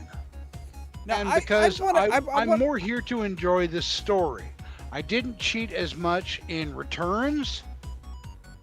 Well, I mean, there's not much of a point to it. It's like, dear gods.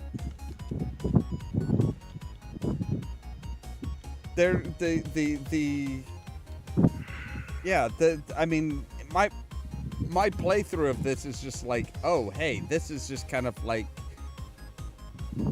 I mean, after having played Fallout 1, which was kind of brutal in a lot of areas, it's like this is like, oh, okay, so I'm kind of playing it with that in mind, and it's like, oh, wait, that was super easy. This is supposed to be difficult, right, guys?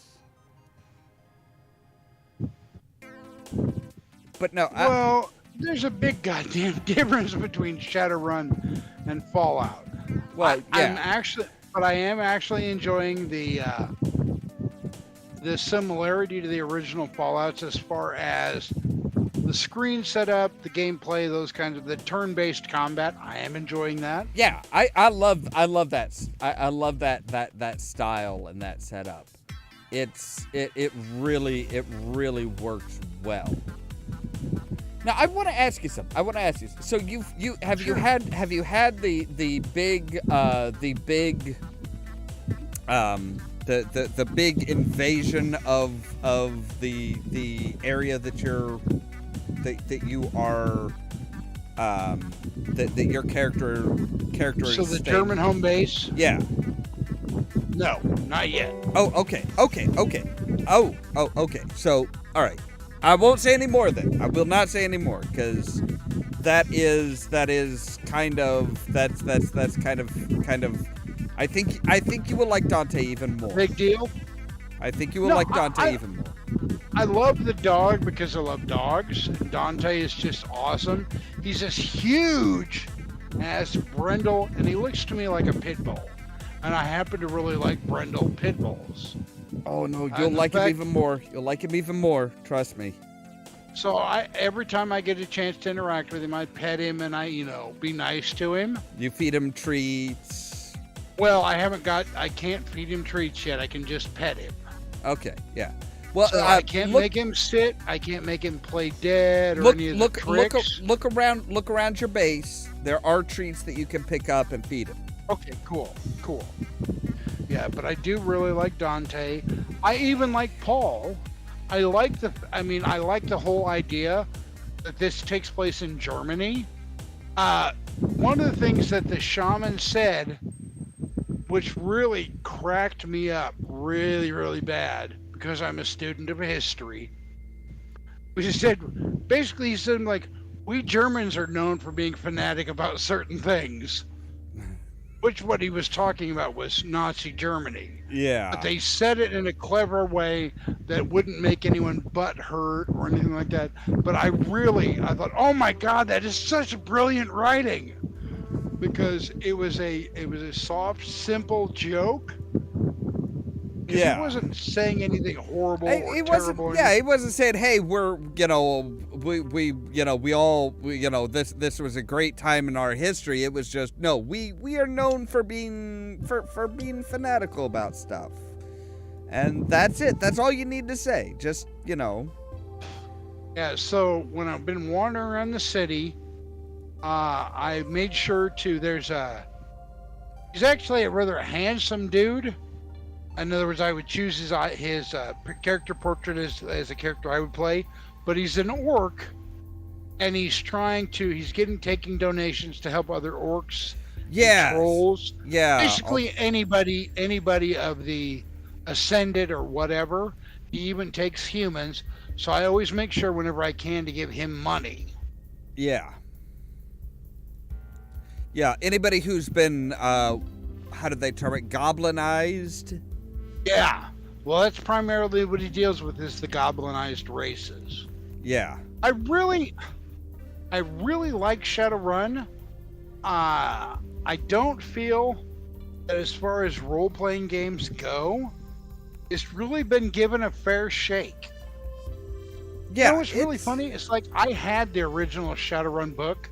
That's why I was like, character-wise, it was like I was an Ares Predator guy.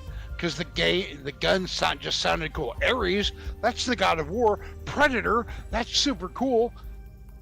But it's not the best gun in the game. It's a Black Hawk that's one of the best guns in the game. Yeah. Yeah, I mean, the Ares Predator for pistol isn't bad. It's not bad at No, oh no, any- yeah, by any it's stretch not of the- garbage. No, by the longest shot, it's not garbage. But I mean, when you're talking, if you put it up against, if you put it up against a rifle or something like that, I mean, the range alone is gonna save your ass as far as, as Yeah, far I as, need to download some mods so I can get some more weapons. Because there are mods that add more guns into the game, and more Shadowrunner equipment. So, Spook has replacement eyes. He has the dermal, like the arms. So he's slightly stronger than an elf should be. yeah. He's got the data jack or the head jack for the gun. He is a decker also. So he carries the keyboard on his back as well. And the only reason I did that was because there's so many, like when I was starting to do my first playthrough, there were so many things like, oh, if you were a decker, you could do this. Well, now that I can cheat and I can give myself those skills, hell yeah, I'm going to be a decker also. Yeah, If I wasn't cheating, I wouldn't be a decker. See, for me, it's like I have a certain style that I play for games like this. Like most of the role playing games where there's like, oh hey, you can be this race or that race, or you can be this type of enhanced person or that type of enhanced person, stuff like that. It's like I tend to just go for for being an everyday human. Mostly because it's like nobody expects an everyday human to be fucking awesome. And I did it with I also did that with the actual Shadowrun tabletop game that a friend of mine was running. I'm like, no, I'm just gonna be a regular human. He's like, really? Just regular human? I'm like, yep, just regular old human. It's like, So- okay. I've had like 3 Shadowrun characters. I've had Dexter, and Dexter was a sociopathic orc based on Dexter. So he just liked to kill people. All right. As in the serial killer Dexter Yeah. from the Dexter TV series. Yeah, I There was an- I So that's didn't why I think named- I didn't think you were going with the I didn't think you were going with the cartoon Dexter. No, he wasn't a super genius. The next was a troll.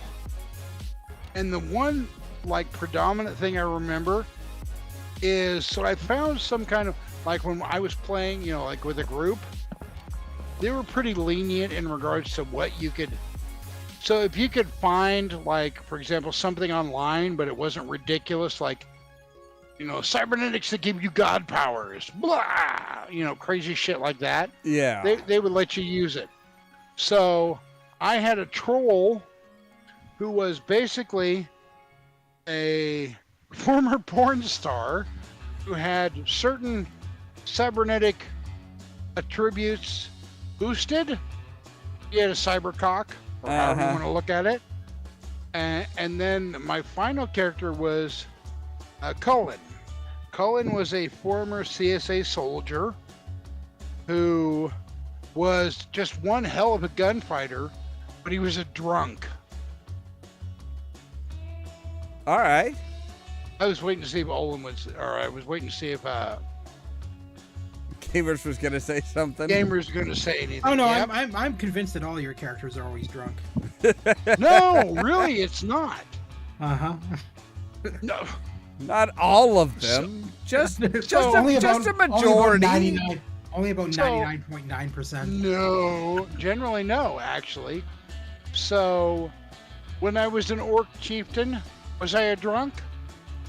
Oh no, I don't play games with you. Well, I'm not asking you. I'm asking the person who can Oh, back that up. oh, God. Not that I know of. Olaf can't tell you because he was probably drunk at the time too. No, no. See, this is something that just, ooh, yeah. There was that was So, a yeah. very brief period that was that is thankfully gone and way in the dust. I still have all the stuff for the Avatar, and I still miss the Avatar. I have a picture in my home, actually, of that Avatar because I actually enjoyed that Avatar. What happened? What happened to the Avatar? My wife, my in-game wife, didn't care for it. Okay. So So you changed it. exactly. So I've been playing Second Life for 15 or 16 years. I've had the same wife for close to 8 years. So, and she is actually somebody who I genuinely care about. She's not just a friend. So, if you were to say my kinks are my right hand or all the weird shit I'm into, she would be the glove that perfectly fit my right hand. As far as my weirdness, perversion wise, is. Interesting. So, when Mama isn't happy, nobody's happy. So, Mama didn't like that.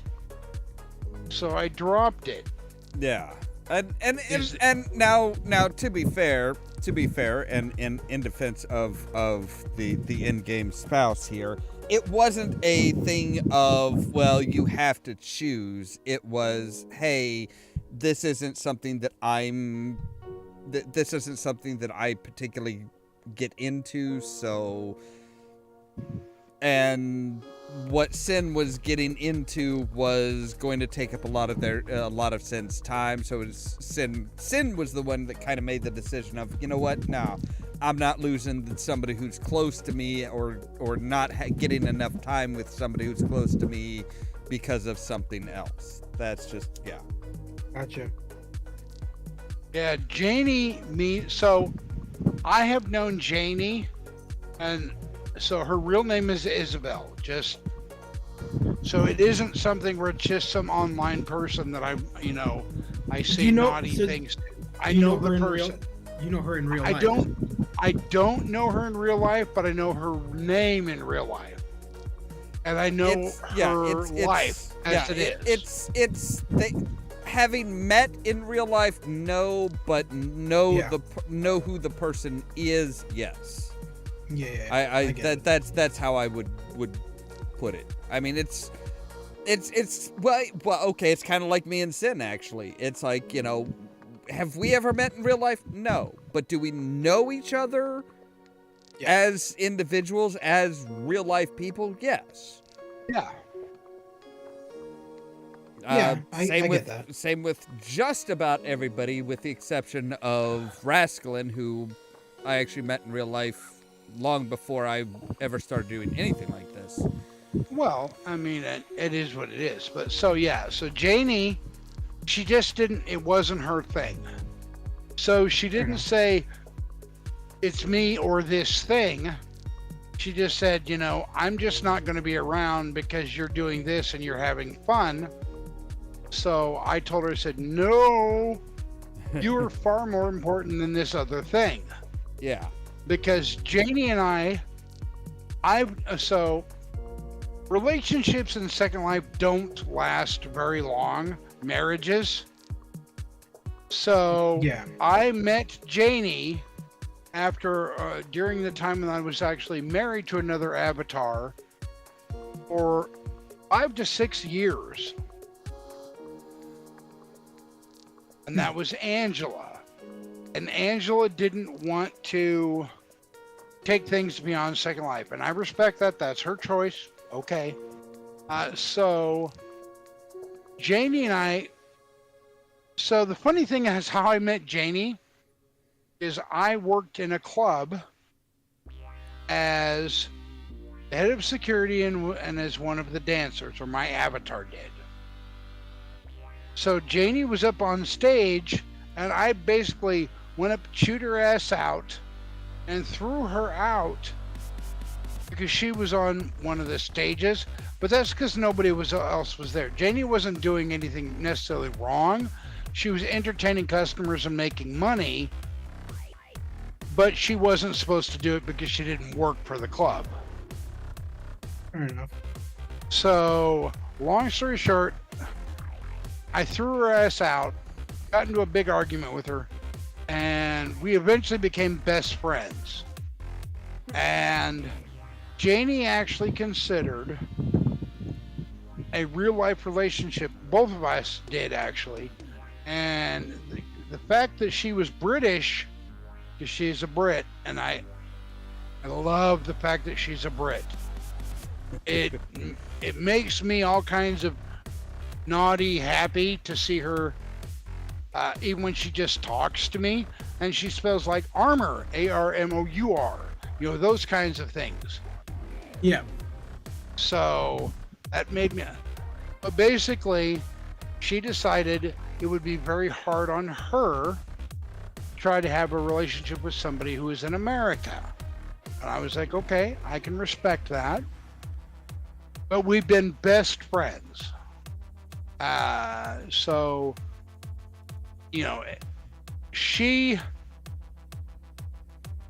I don't want to say like I'm bragging, because I'm not. That's not my intention. But Ollamh can tell you my avatar looks pretty goddamn good. Mm-hmm. Janie is one of the big reasons why my avatar looks the way it does. Just have this gorgeous female who shops for me and tells me what I should wear. My Second Life avatar is not safe for work, so. Oh, neither. No. See now. Ollamh, is things safe for work? See, Sin, a couple things here. Number one, safe work.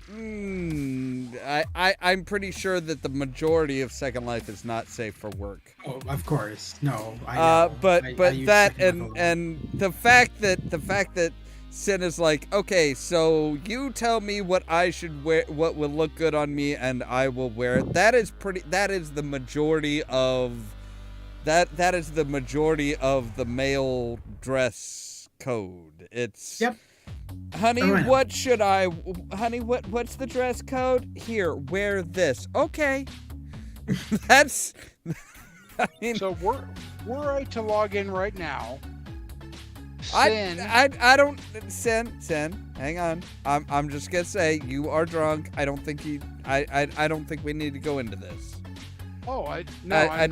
No. I don't think we need to go into Okay. to what your character looks like. Olaf doesn't want his channel getting removed from Facebook. No, it's From, not it's Facebook, not from- that. It's just it's one of those things where it's like, I mean, this is kind of getting into territory where I don't know if sober Sin would Yeah. necessarily No, want this Well, it's not- generally no. It's not a big deal. It's mean- a leather jacket, high boots, and an appropriate undergarment Fair enough. for what Sin has. Yeah, I mean that's I mean, like I said, I don't know. Like I said, I don't know how. I mean, we've had this discussion before, Sin, where the next day you're kind of like, oh my god, did I really say all this? And it's like, oh shit. Yeah. Yeah, I'm just trying to head off any future Sin concern. I don't judge people. Like, I mean, dude. I mean, you guys both use Second Life. You see the shit that's in there. So. Yeah. Well, I mean, you're not gonna judge. I just don't know No. if future Sin would want this just general public Yeah. knowledge. That's Fair enough. That's No, I all get I'm what you're saying. saying. Oh, I get what you're saying. But I mean, that's it's always interesting when you have when you find that connection with people, because it's like, I mean, there's looking at some of the stuff that Sin has that's kind of has been said here. It's like, yeah. Speaking of Second Life, though, like I tried to get my boyfriend into it the one day because he has an older laptop, so we got him onto it. I had him dumb down the graphics, which I don't do on my computer. I have the graphics at max because I can't stand low end graphics. So he gets this avatar, and then I managed to get him an avatar that suits him instead of the generic avatar. And I finally just gave up with trying to get him to put on the avatar, because you know what he did? He grabs the outfit and then he wore it, and so he's just wearing the box of the fucking avatar. I'm like, okay, you know what? I am too tired to deal with this shit right now. Yeah, Oh my I mean, God. yeah. Gamers, if you only knew how many newbies, I was like, no, you got to put the box on the ground. Yeah. Oh my and god. you got to open up the box. Yeah. Yeah. In fairness, though, they need to create that system a bit better for the blockheads that join Second Life. Well, I that's the problem. I don't think so. you could. I don't think you could. I don't. Nothing against your boyfriend, gamers. No, but it's yeah, fine. I don't think they need to, because if you can't understand that you bought something and have to take it out of the box first, then you really it's not like it's a razor sharp learning curve. Because when you go to the store and you buy an outfit and they send you out of the store in a plastic bag, do you wear the plastic bag? No. You put the shit on that's in the plastic bag. You fucker. Right? Yeah. I mean, no. No, I will say this. I not too long, a fair amount of time ago, I pretty much just I was like, nope, I'm just kind of done with Second Life, and oh my God, it has been so much. It's been so much better ever. You don't even use it anymore, eh? No. I haven't logged in. I haven't even had the desire to log in. So weird. You guys have all talked in the Discord about all the drama you deal with in Second Life, and meanwhile I use it and I don't have any fucking issues at all. So let me ask you this, gamers. How old is your account? I've been on Second Life since 2011. Okay, so I will be hitting 16 years this year in September. I guess it's more due to the fact that the people that I deal with, because I don't deal with new people. Now, I mean, I try to be as, and this is going to surprise you, all kinds of fucking ways. It's going to be like maple syrup pouring into your ears. It's going to be so amazing. It's going to be like having Tim Hortons in your bathroom. But I try to be nice to everybody on Second Life. I try to be as sweet and genuinely as friendly as possible. I mean, Ollamh can back me up in regards to that. But if you come at me and you're just a straight up drooling retard, I got no fucking time for you. No time whatsoever. Yeah. I will try to be as nice as I possibly can, because because I was there when it was difficult to get things done. It was difficult to get help. When things didn't look as good. When there was nothing for male avatars, because almost everything was for female avatars. Yeah, I remember. I do remember that. Well, sure. I mean, it's not. You said 16. I've been using it since for about 11, 12 years, something like that. So I get it. But I try to be as nice as I possibly can. Of course. Now, if you show up at my house with your crappy little prim penis hanging out, say, "Hey, babe, wanna fuck?" I will be the monster you do not want to meet. Just take out a weed whacker. Well, run no, after it's them. because you're in my home. So the difference is, so like when I'm out in So there was a sim that Ollamh and I used to both frequent. I'm not going to mention any names. Yeah. Ollamh has since decided to leave, and I left before that, or left at the same time, however you want to look at it, I don't know. Doesn't matter who left first. But if you show up at my house and can't offer reasonable conversation, I will immediately eject you and ban you. I will kick your ass out so So fast. hold on though. Have you it'll actually make your head spin. have you actually had issues like that? Yes. Oh yeah. Oh wow. Well, Ooh, because with Second Life, somebody just has to pull open the map and they see somebody's there. They click on the map and poof, No, they're there. I know. Yes, I know how it works. Well, okay. Um, Wow. Okay. I know that a lot of I know that a lot of people have the bots that automatically eject people from their locations. I'm surprised you guys don't have those. If you come into my home and I'm not there, and you want to try to use my for example my bed for sex, by all means, more power to you. But if I show up when you're doing that, be prepared for a wild ride, because I will send you out to wherever the hell it sends you. And also, my avatar is not standard sized.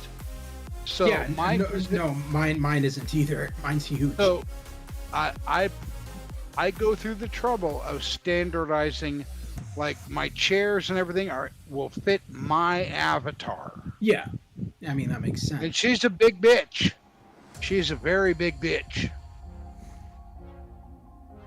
Like when you So- say big, you mean tall, or do you mean chubby, or what do you mean?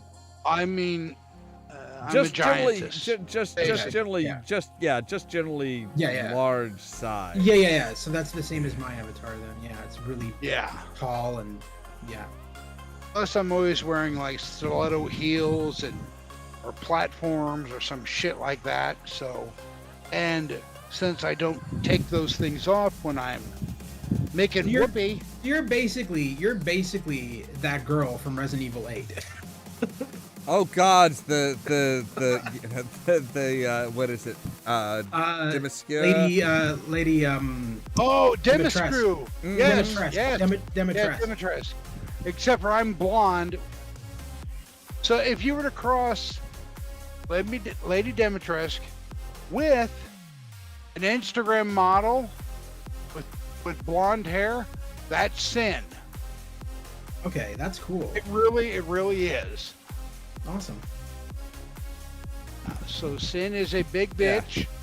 She tries to be nice to everybody she can be.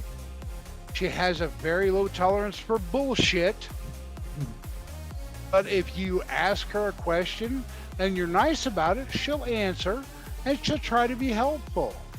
If you ask her something or you happen to whisper into her ear, "Oh, your boobs are big," Yeah. and if you happen to end up in orbit, nah, it's probably the gods are angry with you. I am so glad I haven't met the people that you guys have met. Oh my god. It sounds like you guys have been hanging out with Beavis and Butthead. Oh no, see, Beavis and Butthead I could be entertained by because, Yeah. I can relate to those two idiots.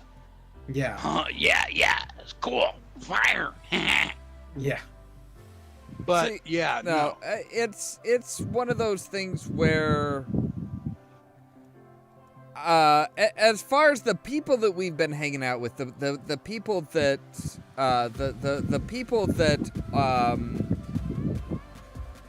generally rub the people elbows that we're with? talking about, the people that really kind of, the people that kind of like pushed us into situations and stuff like that. It's not that they are.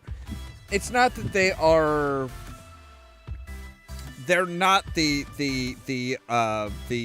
illiterate numbskulls type people. It's my biggest problem was the people that were involved in stuff there were. Second Life wasn't their second life. That was pretty much their end all be all. That was kind of where they put all of their time and energy. That might as well have been their first life. honestly.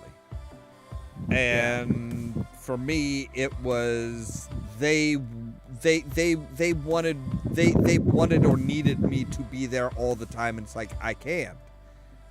I can't. I refuse to. I just no. And they were less than less than above board when they wanted to get rid of somebody. Yeah. And I'm just like, and finally I'm just like, nope, you know what? I don't give a fuck. Do whatever. I'm done. And it's been so much better ever since. Like I said, it's just been So- like, oh no. And gamers, I'll be honest, I probably annoyed the shit out of Ollamh as well. Even though we're good friends, I'm probably sure that I annoyed the shit out of Ollamh as well. Oh no, you were fine. You were fine because you were at least honest about everything. You're like, oh yeah, I'm drunk. This person's annoying me. I'm gonna fuck with him. I'm like, yeah, I would rather you didn't, but you know what? I don't control you. Yeah. It's like, hey, if I'm, if I'm going to bed for the night and you want to do that, hey, that's on you. I got nothing to do with it. I'm not there. So- It doesn't matter. The one person that I miss most of all is your namesake Oh, in world, oh, captain of the guard. I Yes. miss that fucker. oh no, I miss his dumbass. oh no. He had a lot of shit going on. But I still miss him. So yeah, there are some. So the person that Sin is talking about is somebody that I actually connected with. Gods, ages and ages ago. That I got to know actually in real life. Or as in real life as Sin, basically. Yeah. No, yeah, he wound up, it wound up that, he wound up having to have his mother move in with him because she was not able to take care of herself anymore. Fair enough. So they don't use Second Life anymore, I'm Yeah. assuming then? Yeah. that But makes yeah, sense. he's basically, he works, he checks things out on, I'm pretty sure he's one of the lurkers that's usually here for the streams, just Okay. watching stuff. But it's like, Good. I miss his dumbass.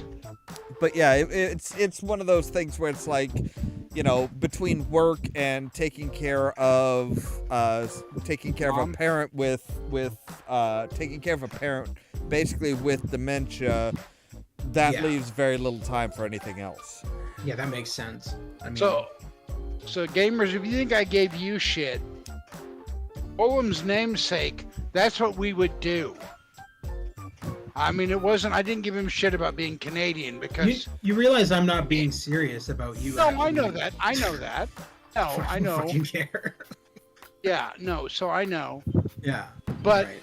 so what I would do is, he and I would essentially trade jabs constantly. Yeah. I mean, no, worse than what we do, Yeah. I was figured. always fucking with him. Because he took it so well and he was pretty clever and pretty varied in his retorts. Yeah. I even so much took that person as a boss, for lack of a better term. Fair enough. Oh God, that's right. Oh shit, I forgot about that. Yeah. We would sit in the tavern and give each other shit constantly. I mean, abso-fucking-lutely constantly. And it wasn't like I said, when I give you shit, gamers, it's cutesy shit about being Canadian. Yeah, I know. Or whatever. Yeah. Ollamh in game, not Ollamh that we're talking to, but Okay. Just for clarifications, can I just point out I spelled it right. It's Ollamh. It's actually pronounced. Okay. The Scottish pronunciation is Ollamh. Yeah, with a no, I V. actually looked yeah, at the. and gamers always says it right. I say Ollamh because that's how it looks to me. And Well, yeah. Well, mean, I sometimes say heaven wrong, forbid and you recognize another foreign language. well, that's why sometimes when I'm really drunk, I'll call you Valden. Yeah. But I'm not that drunk. Well, I But mean, nonetheless, no, I'm not. there's a few times when after the live stream, the podcast, you and I would go into the after party in the Discord and talk for a bit, and you would always bring up Valden, and I'd be like, who? And then you'd be like, oh yeah, Ola. I'm like, oh yeah, okay. Yeah. So Like, that is the name that I know our host by for like yeah. close to 15 years now. yeah. Yeah. Yeah, I have no shame as far as that name, because that was actually my grandfather's name. Oh, that's awesome. So it's like, yeah, I mean, Alden, that's pretty cool. Yeah. It's different. it's That's awesome. yeah. That's And really I've never heard that name in any other anywhere else, or in it's very much a family name. Yeah, never heard it anywhere else. But yeah, it was that was my grandfather's name. That's why I'm like, That's yeah, cool. what the hell? Yeah, my grandfather's name awesome. was Wilhelm. Yeah, I I'm think not you shitting mentioned. you. I think you Yeah, mentioned. I'm that not before, shitting you in actually. regards to that. Yeah. I really am a Did- crowd. Did he have a very distinctive scream though? I don't know. I never met the man, but he did wear a big bushy beard. My mother said due to the fact that he had dueling scars. That's not terribly I- surprising, really. When I say that I come from German aristocracy, I'm not just being cute. That I really am. There really was family. I can trace my heritage back to a German barony. I mean, it's kind of that's one of the things that we actually kind of have in common a little bit, Sin. I can trace my family back to a very specific clan in Scotland. And it's kind of interesting. What I always found interesting was the leaders of the clan were never actually named. Didn't use the name of the clan. They used my family's last name. That was those were the chieftains of the clan. So yeah, I yeah, it's kind of similar things I mean, there. I can trace back in my German heritage, and I can give you fuckers a Wikipedia page if you think I'm full of shit. I know you don't, no. but No, we don't. there's a German World War I era warship named after my family. Oh, that's cool. I am an American through and through. But the one thing is, I am very proud of my German heritage. I don't give a fuck that the Germans were the bad guys in World War II. I do not care. In Yeah. World War I, it was simply due to politics and timing that the United States didn't side with Germany. Yeah. Some bullshit that caused the U.S. not to side with Germany. And I don't remember what bullshit that was because I have been drinking, and World War I is not my era. World War II is my era. I know World War II history, and I love World War II history. I think that's the most fascinating period of time because there's so much cool shit that happened during World War II, and there's so much good storytelling, whether it's Indiana Jones, it's completely fantasy, or what. I mean, well, World hell, War II was- yeah. that was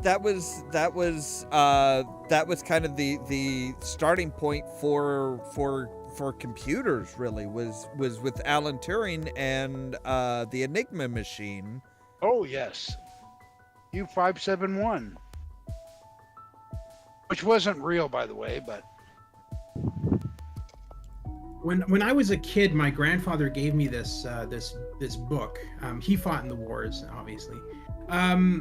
He gave me this book, and it was all of the German and the American weapons and tanks and everything of the World War. And I still have it, and it's such an interesting book, and it shows the photos and talks about everything in great detail. And So go ahead. The thing that always amused me about that was there are plenty of memes about World War II Germany, and I'm not talking about Nazis or any of that bullshit, but about like the naming conventions for German weaponry. Like the Panzerfaust, that's the German rocket launcher, man rocket launcher. Yep. Or the Flammenwaffe. Flamethrower. Yes. Yeah. Well, yes. But it's like my Flamme will not wafer. Just memes that will show a German soldier holding that particular weapon, and there's some kind of funny thing about how it won't flammen.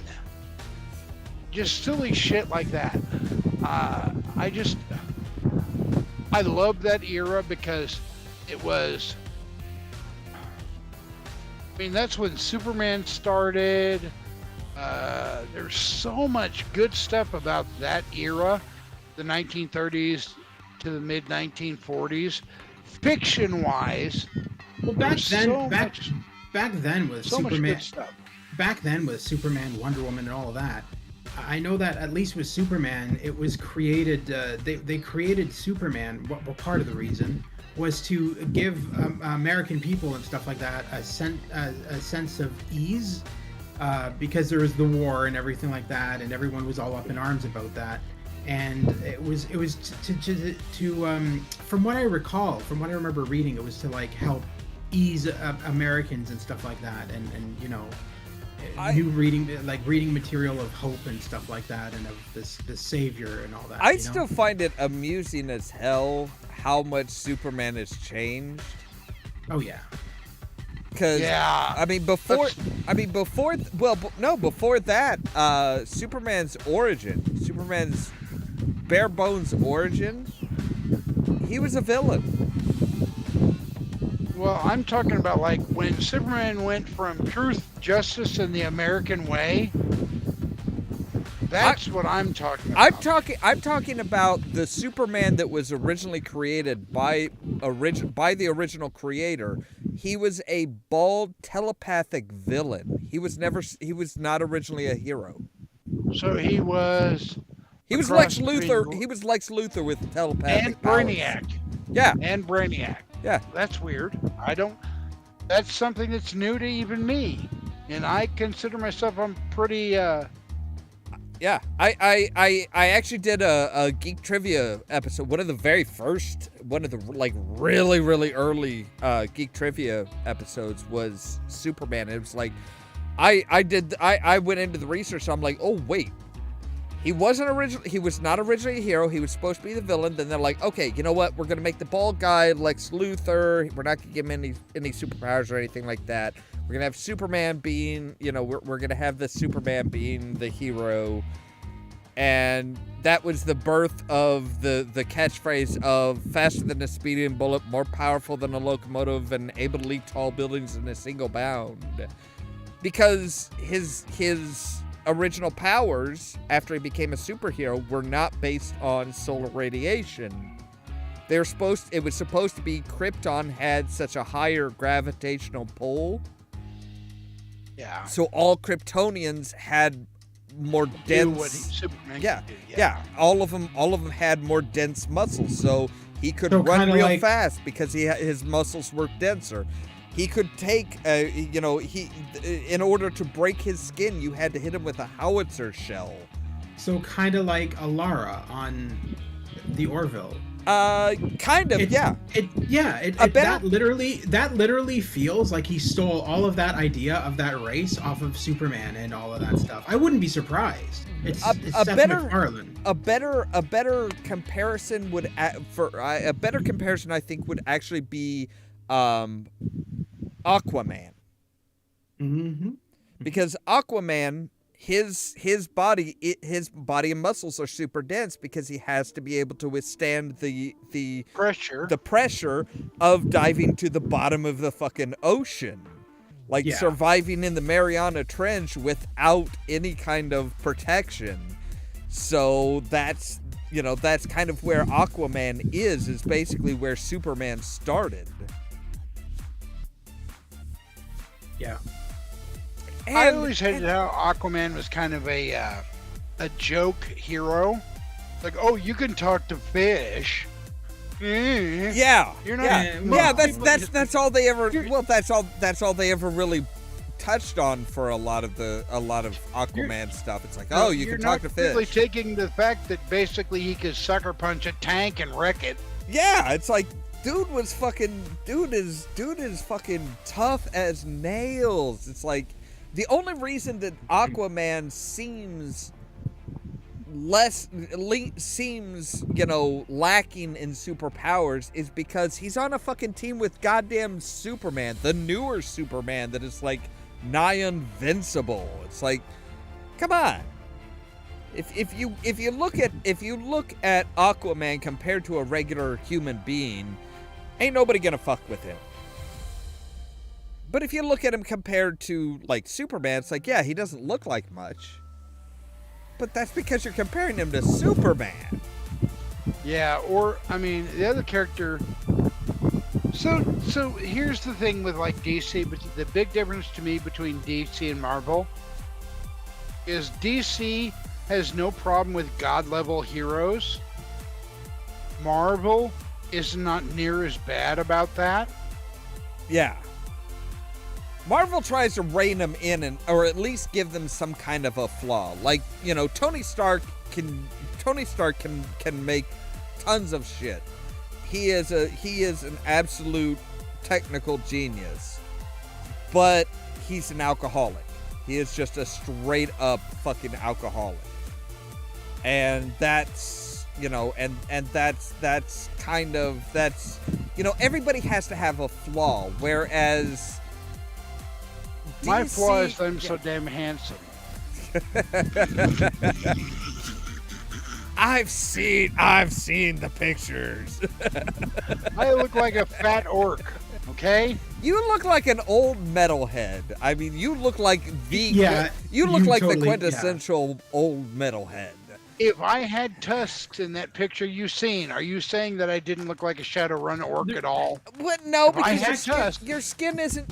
Their skin is always like kind of this, like always kind of off from human tones. There's actually a I don't want to say a podcast. There's a Sirius XM used to have the Laszlo show. So Laszlo Jones, who you guys might remember as being a DJ on all the Rockstar Grand Theft Auto games. He's an actual DJ in real life. He hosts radio stations in real life. Let me look up something here. Anyway, while you do that, what I was going to say was, so Laszlo had a show that not related to GTA or anything. He had his own show, and he's the polar opposite of his character on GTA, on the GTA games. On the GTA games, he's stupid and annoying, and he's the opposite of that. He's actually really hilarious to listen to. But he had a co-host named Big Wayne, and I kid you not, Big Wayne looks exactly like Sin. Like you guys could be fucking twins. And he had the same personality as you. You guys I feel sorry for that bastard. You guys are fucking twins because he had the exact same personality as you. He was, like, no shits given, what the fuck ever. He would say whatever the fuck he wanted on this radio station. It was so funny. Oh my god, the guy just made the station just fucking hilarious. Oh, I have the entire discography of the Laszlo Show radio station because I just fucking love it. I can just watch it and listen to any episode. They're about 2-3 hours long. I can listen to any episode and just die laughing. Oh, okay, It's just okay. so funny. Okay, I was trying to remember which character it was that Will Wheaton did, because Will Wheaton was like a huge fan of the GTA stuff before San Wait, Andreas. Will Wheaton was in GTA? I didn't Yes, know Richard that. Burns. In what? Which San GTA? Andreas, Liberty City Stories, Vice City Stories, and he was an alien in GTA 5. Wow. Okay. Jesus. Yeah. They loved him. Yeah. Well, no, he loved the Grand Theft Auto series so much before San Andreas that he was like, I want to be in it. Yeah. No, I know. But Rockstar, if they find fans that really love the series, they usually ask them to be in it. That's something Rockstar has always kind of done. I love being Red Dead Redemption. I love that fucking game. And that's what I'm talking about. Red Dead Redemption 2 is a prime example. Thank you for bringing that up. A lot of YouTubers who loved the first Red Dead Redemption were asked to be in Red Dead Redemption 2. So a lot of those side characters for side quests that you come up to and talk to, they're actually YouTubers that Rockstar hired to do the voiceovers for. That's not surprising. So- I mean, yeah, that's... Speaking of YouTubers and voiceovers, if you're a fan of Fallout, if you've ever heard of the YouTuber Vadi Wah, I haven't. No. I'm not a big Okay. Fallout fan though. well, he does or used to do a lot of Fallout 4 mod reviews and stuff, Okay. and there were always the ones that were anime girls and shit like that. Yeah. The Vadi always, and he was like, I think he was a Dutch guy. Okay. It was based on his accent. Well, so somebody created a mod for Fallout 4, and they got modders to voice the characters. But instead of like naming them something other, they were named their actual names. So like Gotcha. Vadi runs a bar with like slave girls. They're all scantily clad and with piercings below the navel and shit like that kind of thing. Because Body's a pervert, and that's coming from me. That's saying a lot. Yeah, that is. not to put you down there, Sin, but I mean, yeah. No, yeah. I fully realize that I'm not right in the head. I have no qualms about admitting it or whatever. Look, there's a certain point where it's like, look, everybody in at least some way is a pervert, because there is no fucking norm. There really is not a norm. Going back to what I was saying, Sin, so about this guy who looks like you, who was on the Laszlo show, the actual show. So he had the same personality as you, it was like, no shit's given, I'll say whatever I want. If you don't like it, whatever. And so that's what made the show really good. But unfortunately, Laszlo what ended up happening was, and it was brought up all throughout the series, that unfortunately, Big Wayne did have a drug addiction. Oh. And yeah, that's the only difference between you and him, basically. He liked to drink just like you, but he had a drug addiction. Yeah, And so he was into the hardcore shit, unfortunately. And he admitted it many times. He was trying to go through rehab and everything. He wrote a book about it, and they were trying to make sales off that. And then one day, Laszlo went to start the next episode of his series, found out Big Wayne had died overnight, his co-host. Aww. And so he literally just, like that, canceled the series, done, finished. And that was it. That was literally, the series just ended, and Laszlo hasn't done any more radio stuff since. Because I think he's in severe depression over it. I really do. That is actually kind of that's kind of creepy. That's kind of creepy for a very specific reason. So this is actually not the first incarnation of Pirates of the Geek Vortex. Oh, okay. Well, I think I kind of knew that. There was a short thing on SoundCloud that Okay. I think we did 3 or 4. I think we did 3 episodes. It was supposed to be myself, Outlander, and a couple friends of ours, and it was supposed to be just like a half-hour recorded show. It was never actually supposed to be a Oh my live God. streamed thing. 30 minutes. Yeah, That's not enough time to say anything. but what wound up happening was one of the people that was like really gung ho about it, was really into it, was really just wanted, absolutely was just loving loved the nerding and stuff like that. Was one of the people that was supposed to be hosting. He actually had I'm pretty sure it wasn't fully diagnosed diabetes. Well, that's a bitch. Yeah, didn't really find out about it until it had become a major issue in his life, to the point where they actually put him into a medically induced coma that he never came out of. And that just that killed it. That killed Pirates of the Geek Vortex for the longest time, until I met you guys, and you guys were like, "Hey, let's fucking do it." All right, cool. But yeah, it was just one of those weird. So weird I'm not the things. first fat annoying bastard you'd had to deal with. No, not by a long shot. There's my brother, but that's a whole different issue. No, that yeah. But no, it's kind of one of those weird coincidences. It's like, that sounds really fucking familiar. It's like, ooh, hey, I've been there. I know what it's like to be like, oh, hey, I have this idea. This is a show that people are liking, and then it's like something like that happens. It's like, nope.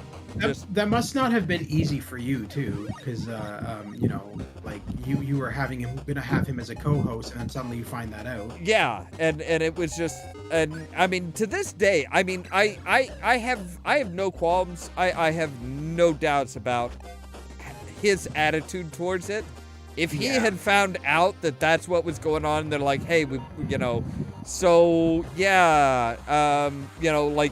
he's somewhere in between, the life and afterlife, and they're like, so yeah, they just put you in this medically induced coma to see if you come out. He'd be like, you know what?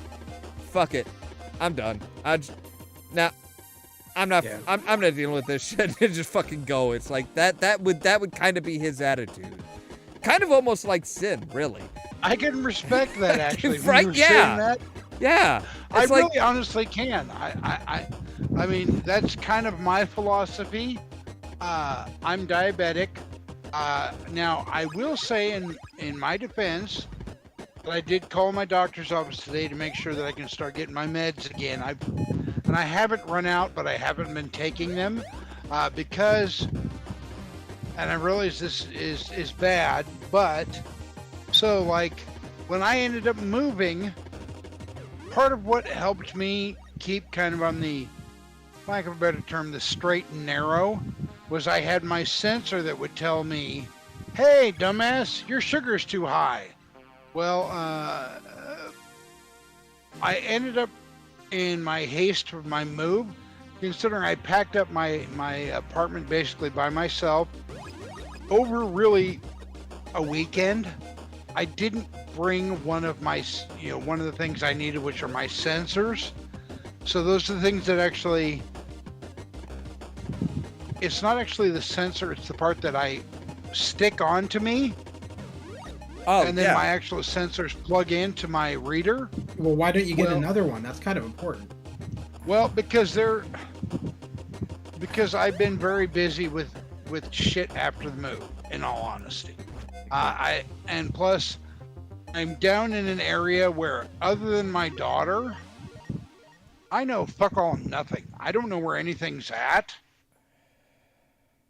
Yeah, and I didn't know where the nearest pharmacy was, so I'm working towards getting that shit resolved. Yeah, but hold on. But you don't know where the nearest farm is, but you have the internet in front of you. You could easily find out. No, not.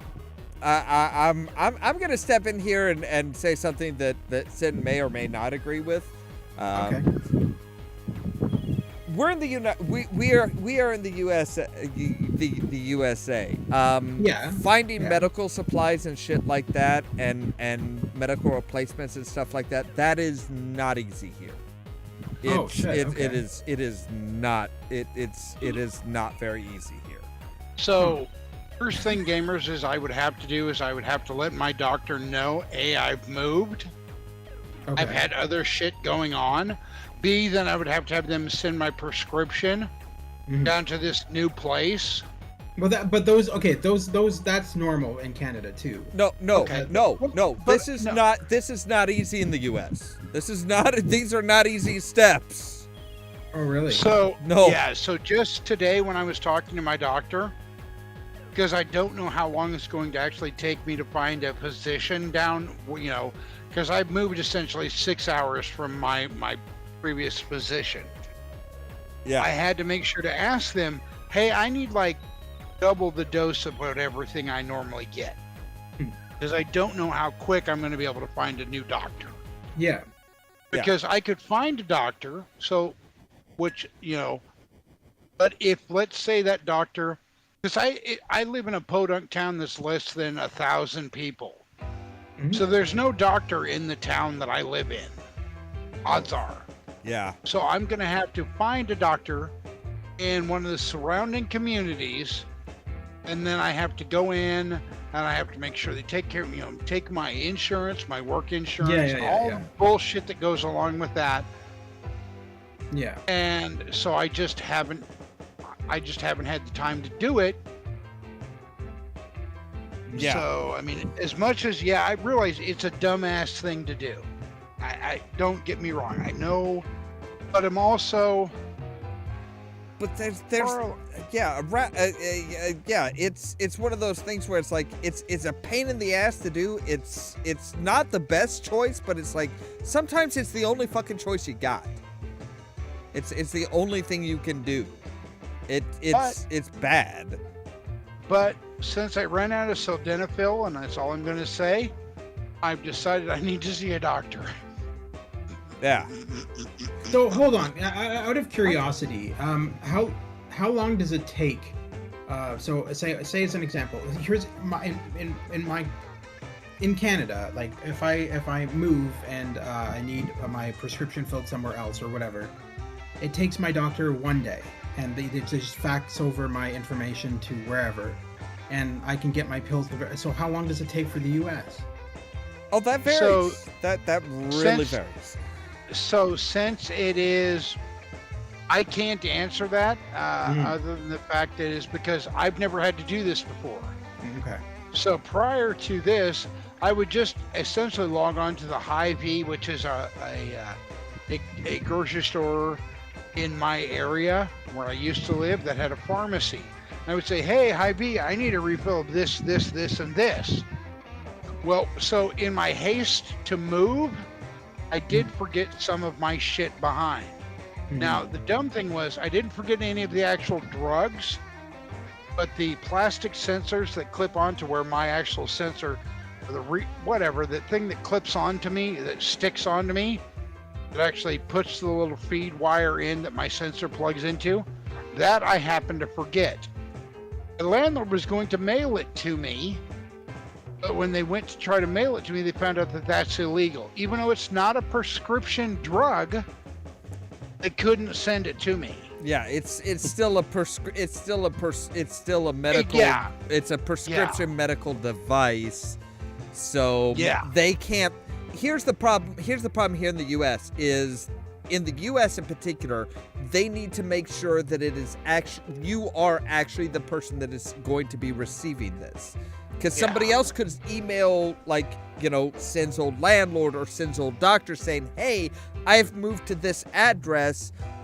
Can you need to make sure that I can get my shit. They need to verify that you actually are who you say you are. And then they need, and 9 times out of 10, you have to get you have to physically see a doctor. Which means you have to find a doctor who takes your insurance, because, dear gods, we've got like 12,000 different insurance companies. So yeah, it is. I mean, particularly here in the United States, it is a big, drawn out Pain in the ass. Yeah. It's a pain in the ass. Yeah. Since I ran out of my sildenafil, and I don't know if you know what that's for. Golden or Ollamh should know what that's for because we had commercials advertising it. Right? Yes. Yeah. It makes certain parts of me happy, and that's all I'm going to say. Okay. Okay, gotcha. Well, I'm diabetic and I am overweight, so I mean that. But the biggest problem why I have to have that particular medication is because I'm diabetic. Because I'm diabetic, it fucks with my blood flow. Yeah. So that's why I have to have. Yeah. I understand that. I've got friends. I have to have the lead medication. Yeah. All right. I need to go to the bathroom, get myself a glass of water and stuff. So I am going to Sin, you go ahead and fill Gamer's Grotto in and everybody else. I need to take a short break. Sure, go right ahead. All right. So I will talk and blather. So that's why, and plus I'm getting old, so sometimes the heart is willing but the body is not. Yeah. You should. I think I might link you to some of Laszlo's shows so you can see Big Wayne on it or hear Big Wayne on it. I definitely would. I mean, if I remind you of him so precisely. Now, I've never done illicit drugs. I was always growing up because of the stigmata against it. Yeah. I always wanted to be, because I knew eventually one day I would be a parent. I knew that I would eventually be faced with the "you did it" argument. Mm-hmm. Whether I had a son or daughter, I wanted to be able to say, "No, I've never done X, Y, or Z." Yeah. So I mean, never have. And that's I've never smoked pot. The closest thing I've ever come to doing like illegal drugs was I had a friend who was on phenobarbital because he had some issues, and he gave me one time, and I was drunk, and it was on my birthday, and phenobarbital is a downer. Yeah. So he said, "This makes your drunk incredible," and I took one, and yeah, I was all kinds of fucked up because I was drunk, but I don't know that it wasn't because I was fucked up because it was the phenobarbital, or it was fucked up just because I was drunk. Fair enough. Yeah, I don't, and that's commendable what you said about, you don't do it because you don't want. Yeah, I mean, anymore, because hell, the state I live in currently, I would need to see a doctor, and I actually may try to do it and get my medical card for marijuana. Yeah. Just because, hey, why not? It's legal now. For the most part, for us, it's legal. And it's weird to me to hear radio, the radio station that I listen to when I do run to town, like every 2-3 days. I always hear an ad for the dispensaries around here, the medical dispensaries. So it isn't just, hey, get stoned. Hell, I might like it. You know what? I might actually be less of an asshole when I'm stoned. And everyone else might like it more too. And I'm getting on in years, and I don't. So this is gonna kind of fall within the DJ guy, Laszlo, that you were talking about. I'm to the point where if I don't wake up in the morning, you know what? I've lived a full life and I don't give a shit. Yeah. And I realized, I'm not even 50, but a few months away from it. And I realized 50's not that old. anymore. But I'm just kind of the point where I just don't give a fuck. Because I know that if I died in my sleep, my daughter would get a huge, filthy, disgusting, almost pornographic sum of money from my insurance. Well, now Yeah, I mean, that's good and everything, but at the same time, aren't you worried about what she will be like after you pass? Nope. You know, so you don't. No, I mean from an emotional standpoint. No, because God's honest truth, my daughter is like me on a good day. So she's not. So I have a lot of things that are wrong with me. I'm a very angry person. A very, very, very angry person. And I'm a person with, when I say prejudices, I'm not talking about, I don't like Italians. I don't like black people. I don't mean prejudice like that. There's a lot of shit that makes me angry. Yeah. So, and she doesn't carry those. She doesn't have it. So she's like me without all the brokenness that comes from being a child of the 80s. I don't know. I mean, to be fair, I mean, number one, dear gods, walking back into a pornographic amount of money from insurance. Okay, that is a quote that I never expected to walk into, but yeah, it's fucking ridiculous. Is it just me, or is it every time Olaf goes to use the washroom, we always say something that he just comes back and questions, what the fuck did I walk in? Yeah, it's like, dear, is this? I do that on purpose. Is this what people hear when they click on the thumbnails? Like, hey. What the hell are they talking about? Honestly, can you think? So, what better word to describe an obscene amount of money than a pornographic sum of money? I mean, that is no. I mean, knowing what it is that Sin is talking about. No. Sin has a very good point. No, it especially what insurance companies charge here in the U.S. It is like it is. Oh yeah, it is not obscene. It is downright pornographic. And I am getting fucked on every check. Trust me, my asshole hurts just now, and I got paid today. I'm getting fucked on every check. How much they charge me. But the good thing is that, if I kick over tomorrow, my daughter isn't going to have to work. Yeah. I suppose that's one of the good things about being here where I am, is that I don't have to worry about, if I'm sick or something, or if I don't feel well, I don't have to worry about, do I have enough money to see a doctor? I just go. Oh no, it's not going to cost me anything. I mean, Sin can probably attest to this. There have been an HSA, and that makes my ass hurt on every check as well. But also, if my insurance won't cover it, there's enough money in that HSA that will cover just short of, like plastic surgery or some kind of crazy elective. There's enough money in my HSA to cover it. Yeah. And that is a huge deal here.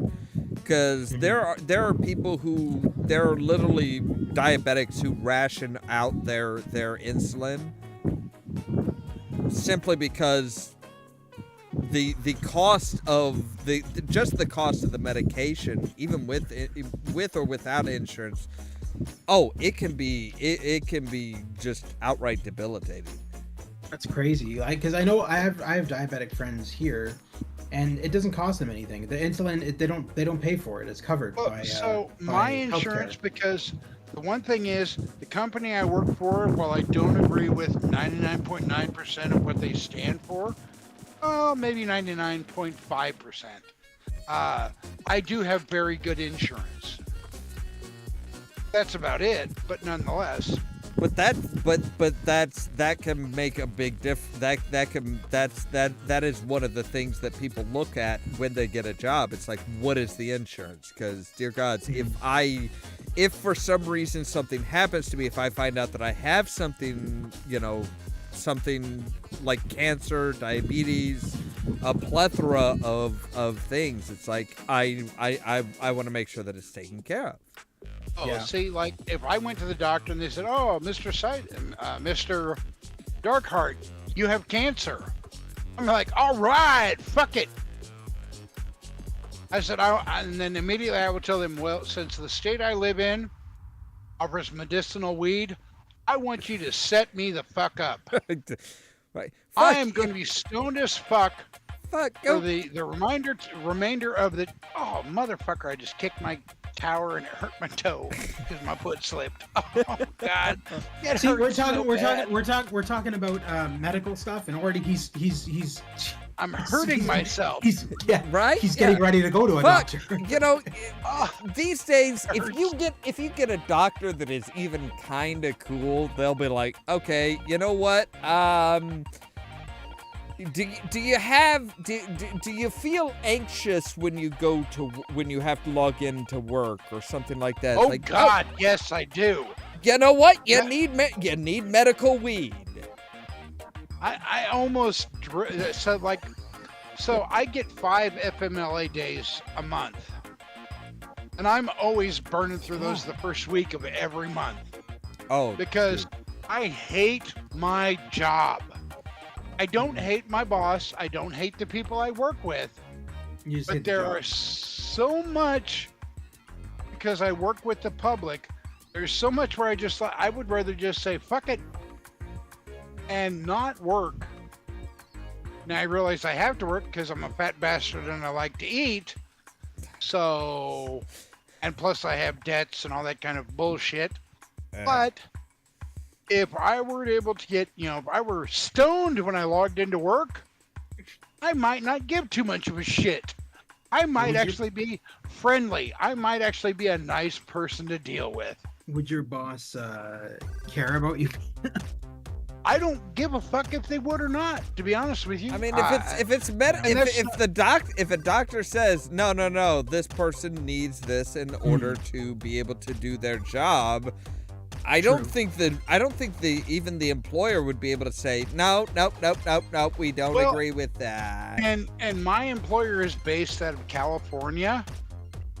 Oh, I don't really think there'd be a whole fucking lot they could say. Yeah. I mean, I work for a very big corporation that everybody knows and everybody has heard of.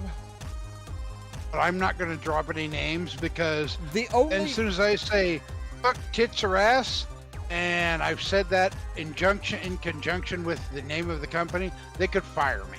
So yeah. That's one of the big things. It's like no, that is one of the big things that keeps a lot of people avoiding even in states like Illinois where recreational use is perfectly legal. There is a kind of a disconnect with a friend of mine who works for a multi-state corporation where because the company operates across state bounds and not every state that the company operates in has legalized marijuana use, they have to go by the federal law, which is it's still illegal. Yeah, see, so like I won't do it unless I have a prescription for it, even if the state that I live in currently has medical. Until I have that card, I'm not going to do it. Yeah. Simply because I don't need to be arrested for anything, or anything stupid. I just don't want to deal with the hassle. Yeah. And Now, trust me, is yeah. Like I said, if when you get a doctor in your area, Sin, I would kind of be like, look, doc, I logging in, just logging into work is stressful. It is anxiety inducing. I need something to just kind of calm the edge of that anxiety. That is how I would put it. yeah. And My biggest fear would be like, as soon as I did partake of the particular medication that was prescribed for that kind of thing, my biggest fear would be that I would get to work and go, guess what, guys? I'm stoned as fuck. Nah, I don't think you would have that big of a problem. I really don't. Mostly because Yeah. I've. Do you know how many times? Here's an honest question for you guys. How many times do you think I've had THC or CBD while doing a Pirates podcast? I always just figured you were drunk. Well, that's kind of true too. I mean, that's why I kind of fall back on the fact that, when gamers would give me shit about being an alcoholic, that's why I was like, it's like, dude, if you stop and realize Ollamh drinks way more than I do. 9 times out of 10, when I live stream, I usually have had alcohol just because, again, it is kind of that whole self-medication for just being like, oh gods, I have to talk to, I am broadcasting live in front of like random people that I may or may not know. Yeah. But I mean, no, a THC CBD mix, just in like simple mint form or something like that, can calm you. It can calm your nerves very, very, very well, without being obvious. I would like to eat a bag full of gummies. No, I realize that, you don't want to do that because edibles are far more potent than a joint. Yeah. Well, they But have I to be. happen to like gummy bears. Yeah, I happen to like gummy bears. They actually have to be just because just because of the simple fact that you are, they have to go through your digestive system versus your lungs, which leads directly into your bloodstream. So, but yeah, it's not nearly as big of a deal as some people think it is. It's like, no, it's really not that big of a deal. I would like to see the difference in regards to my behavior. That would be I'm not gonna lie. That would be an interesting interesting comparison. An interesting dichotomy, considering how normally I am when I'm drinking, as opposed to if I was high. I'm not gonna lie. That would be an intriguing comparison to see. So the funny thing was, even 5 years ago, the thought of like being high would be like, oh, I just can't do that, or whatever. Now it's like, I don't give a shit. I'm gonna be in the dirt before too long. Fuck it. Yeah, I mean, it's there is a kind of a big how to say Disconnect? Yeah, a big disconnect as far as, oh, well, marijuana, it's like, you're on drugs. It's like, it's not even like it's a serious fucking drug. It Yeah, I mean- really doesn't have. It really doesn't. It's not like, oh hey, it's not like Reefer Madness. It's not going to Portrayed be it to be. one Friday I tell everybody, hey, guess what, guys? I'm stoned, and I'm all mellow and nice. And the next weekend I'm like, hey, guys, heroin. Yeah, And you right, hear me I mean, drooling that's- on my headset. That, see, that's one of the biggest things that everybody, a lot of people say, oh well, marijuana is a gateway drug. It's like, well, it is. So is masturbation. Well, it is. It is a gateway drug when you're going to a drug dealer and the drug dealer says, "Hey, I don't have any marijuana." It's like, well, but I need something to make me feel that certain. That I need something to make me feel mellow. It's like, well, hey, I don't have any marijuana. Sorry, I couldn't get any. My supplier's out, but I have this. That's where the whole idea of being a gateway drug comes in. It's like,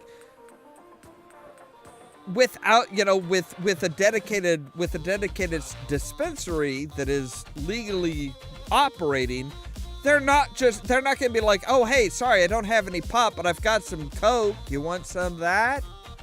Oh my God, can you imagine me on coke? Oh fuck no. Seriously. Fuck no. Oh my God. I do not even If want I- to think of that. If I'm the level of asshole I am, even slightly drunk, on coke, I would be like the Terminator of assholes. Oh my God. I would just be destroying people. Nobody else would be able to get a word in edgewise just because you'd be like, this and this and this and this and oh hey, this and this and this and this. I actually had a boss that did coke on his we're pretty sure did coke on his lunch break. breaks? Yeah. He came back just like, oh, he was full of energy. He was just go, and it was just like, what if the I was fuck? going to do something like that, I'd chew coca leaves. I wouldn't snort shit that's, mixed with Drano or God knows what else. But sure, you hand me some coca leaves, I might try chewing on them. I don't really have teeth because, without my dentures, but I'll try it. What the fuck? But I don't want any Bolivian marching powder or Colombian marching powder. No, thank you. God damn, I'm old. And That was a really, really fucking old reference. well, it's not that. Look, Robin Williams is timeless. True. And I've just admitted that I'm old because I know where your reference was from. Yeah. Well, actually, I mean, yes, I do remember Sir Robin's using of that phrase. But first time I heard Colombian marching powder was in The Punisher. It was like they gave him his first. It was his first limited. It wasn't a limited edition series, and the artwork was absolutely terrible. And that's what killed the comic for me, because it was all super sketchy and shit, and it didn't look like any of the other, well-drawn comics.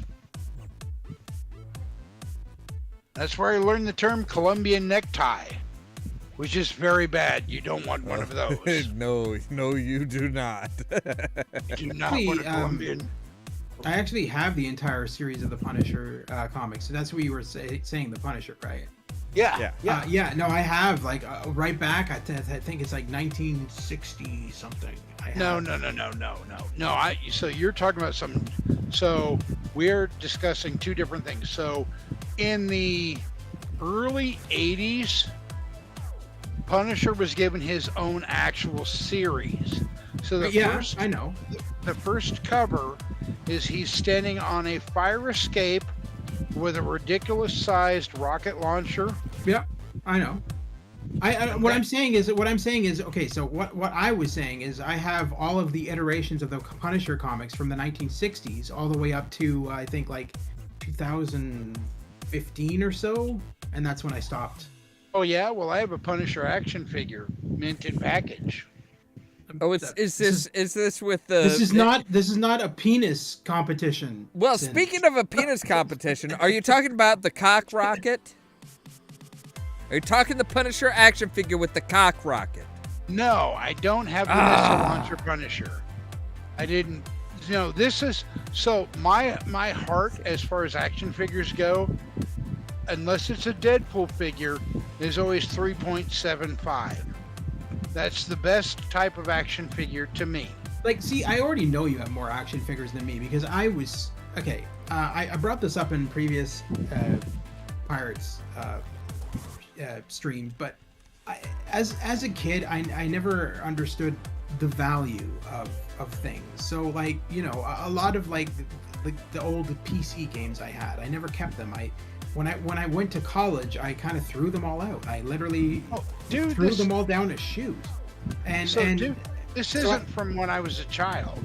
No. I'm using this as an example. I'm saying that, like, so what I'm saying is that you have a lot more shit than I would have anyway. Because all of my action figures, all the shit that I had, I never, back then, I didn't understand that they would be valuable later on in life. So they're all thrown out. I just have to put into the general chat and a link into the YouTube chat as far as what I'm talking about there, because I realize people may not know.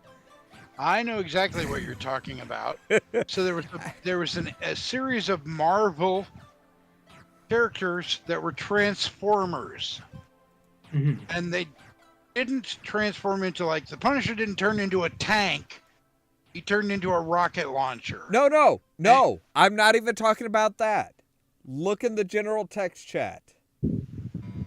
This was literally just a launcher type thing that literally fit onto his groin and fired a plastic rocket. No, this was literally a cock rocket. The fuck? No, that Punisher figure actually turned into something else. Well, that had nothing to do with the cock rocket. At least one part of him turned into something. I know exactly what you're talking about, dude. Trust me. But no, what I'm saying is that him transforming had nothing to do with the cock rocket, because there is literally, it fits, no transformation, no changes whatsoever. It just fits onto his groin. Well, if you see the stripes along the skull's eyes, that's where it folds up into his chest. Yes, but what I'm saying is it had nothing to do with the transforming. It had nothing to do with him being a transformer. It literally just fits onto his dick. Yeah, and fires a rocket. What he's saying is that part has nothing to do with the transforming. Exactly. It's a cock rocket. Yeah. It is nothing but a cock rocket. Yeah, I'm not denying that it's a cock rocket, but I'm just saying that there was several Marvel figures that were put out by, I want to say LJN was the company that released that particular version that had. Fantastic. Because we all know how good LJN is. Fucking Jesus Christ. LJN, don't defend them. LJN made the original D&D figures. I will defend them to the grave for that. Okay, but if you defend them for their games and anything else, I'm going to run away. Oh, no. So, yeah, you're looking at it from games. I'm looking at it from games and some of their toys. Looking at it from a lot. Warduke was one of the greatest figures ever made in my entire existence, produced by LJN.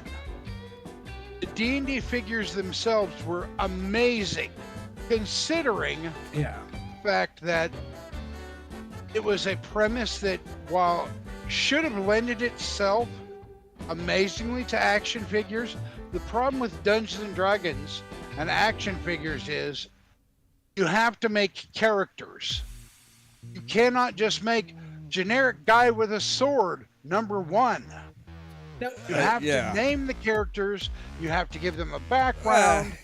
So they tried very hard.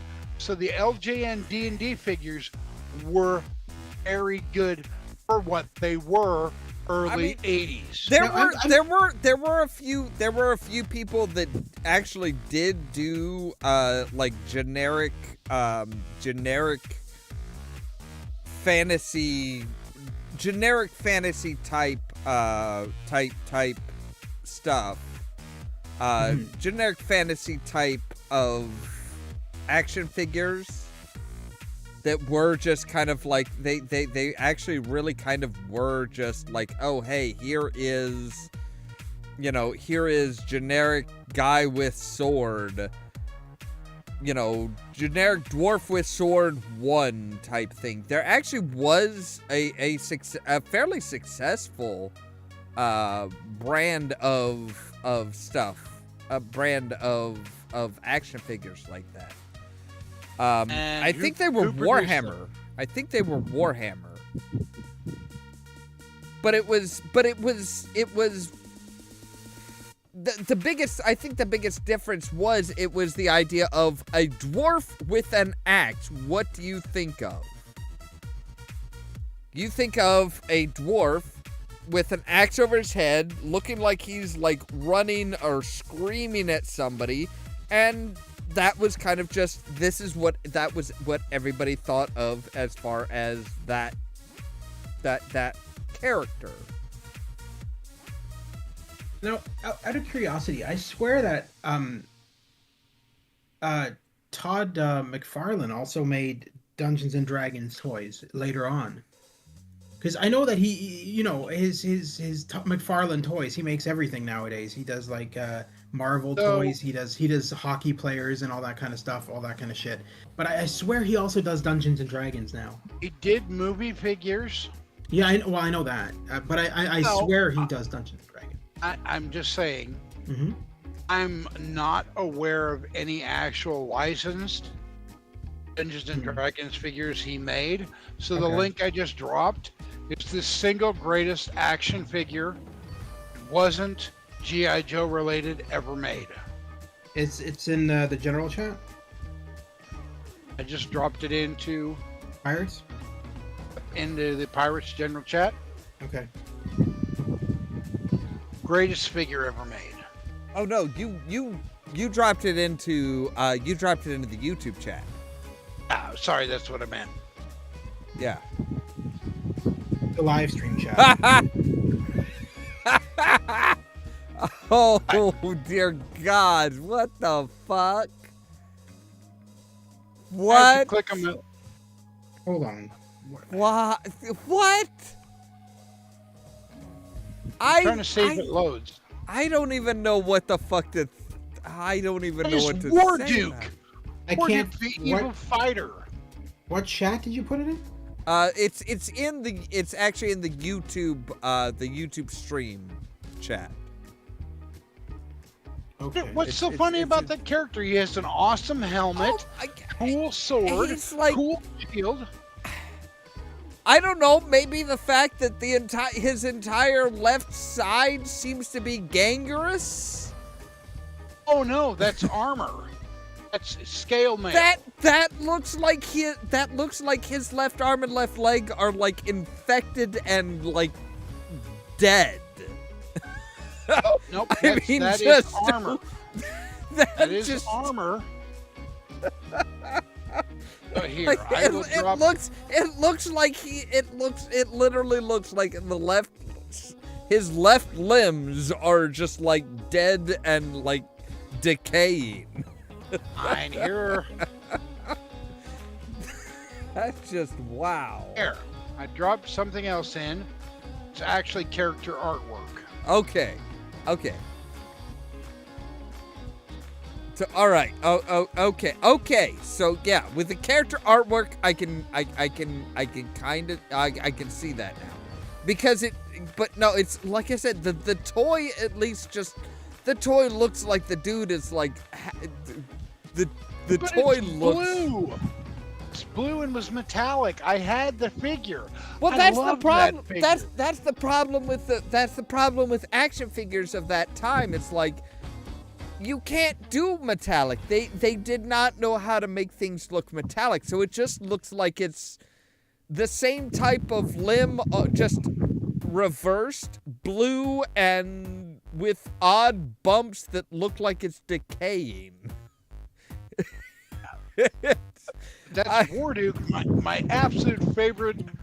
As far as D&D characters go, I'm talking over Dritz. I'm talking about any published D&D character. That motherfucker is the ultimate badass. Because he was in the D&D cartoon.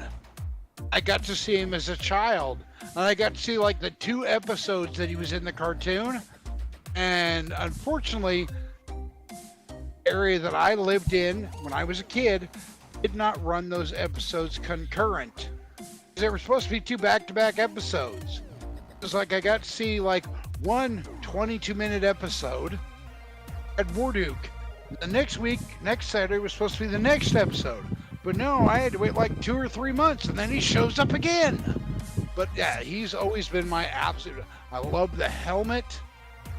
I did honestly think that it was stupid the armor wasn't symmetrical. It was because it's supposed to be gladiator armor. As a kid, it didn't bother me that he's left-handed, even though I'm right-handed. So now it bothers me because I'm right-handed, but I love that character. I mean, if I remember right, a lot of the gladiatorial armor wasn't symmetrical. Yeah, but it wasn't as bad as that. Yeah, it wasn't as extreme. It was like, oh hey, you know, you only get protection on this side as far as like, you know, without holding something type of thing. But as a kid, he had that giant, you know, that shield that was shaped kind of like something's skull. So yeah. As a kid, growing up with Skeletor, and then you got this guy with his Batwing helmet, and all he has for eyes are red dots. This motherfucker should have been right beside Skeletor, kicking He-Man's ass, except for he was too small. Yeah. So, but you can see, whereas a child, I was like, that guy is cool. Yeah. I can get the child, the nostalgia factor, but it's just. Oh, yes. I mean, just looking at it as just as an adult, just like looking at it without the nostalgia filter, it's like, wait, huh? He does look kind of gangrenous. Well, so nothing compared to the ogre character, who had big, like, so the ogre character had this kind of cool Asian-themed armor. He also had, like... Why was that? Why did the ogres and, like, the ogres and elves always get, like, the cool Asian fucking armor?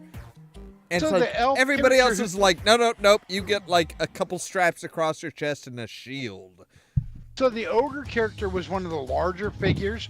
I can remember getting the ogre when I was a kid. Like, I went to school, and then my mom and my sister went to Omaha. And somehow my mom, she knew I liked Dungeons & Dragons. She picked up this figure.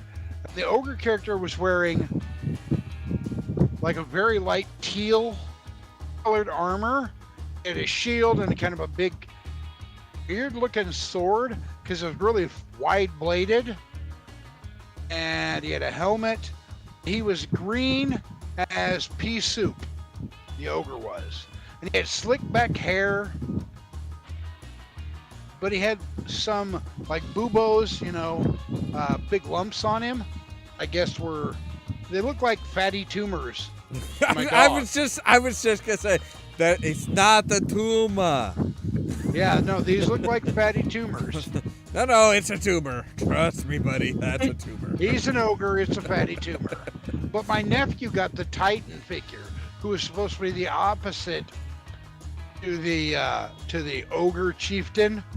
So I got the monster guy in the teal. It was really bright teal green armor. My nephew got the Viking guy, basically. I was mad because I got the monster, but I liked the monster, just because his armor was stupid colored. Because I couldn't picture an ogre wearing, like I said, teal armor. Yeah. It was really, I mean, it was a very nice sculpt. It was very well done for the time. It was very well made. But as a kid, I was like, why is his armor so bright colored? He's a bad guy. I got like so the good guys had a bronze dragon. And this was back when technology would not allow them to make the figures, or companies were lazy, I don't know. So the character could not actually sit straddling the dragon. Oh, The so they had dragon- like the stupid like saddle thing.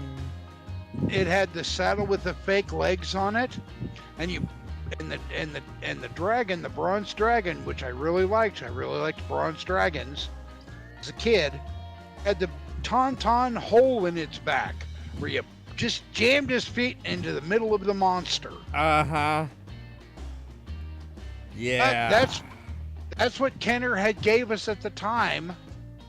that was, This was I, before yeah, G.I. Joe, so that was actually I mean, well yeah, done. that was just the technology of the time. That Yeah, was they yeah. couldn't do anything else.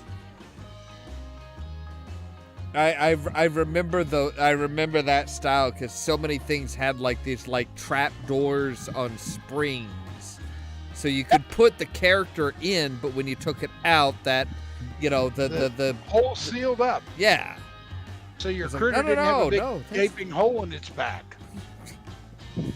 But if you lost the saddle as a kid, then your character still, your monster and your hero looked retarded. Yeah, it's like, no, I'm just gonna plunge I am not gonna straddle your back. I'm just gonna straddle your I'm spine. going to become one with you, Bronze Yeah, it's Dragon. It's going to be symbiotic. I never got the dewback, but I did get the tauntaun. I had the tauntaun as a kid too. Yeah, I know exactly what you mean.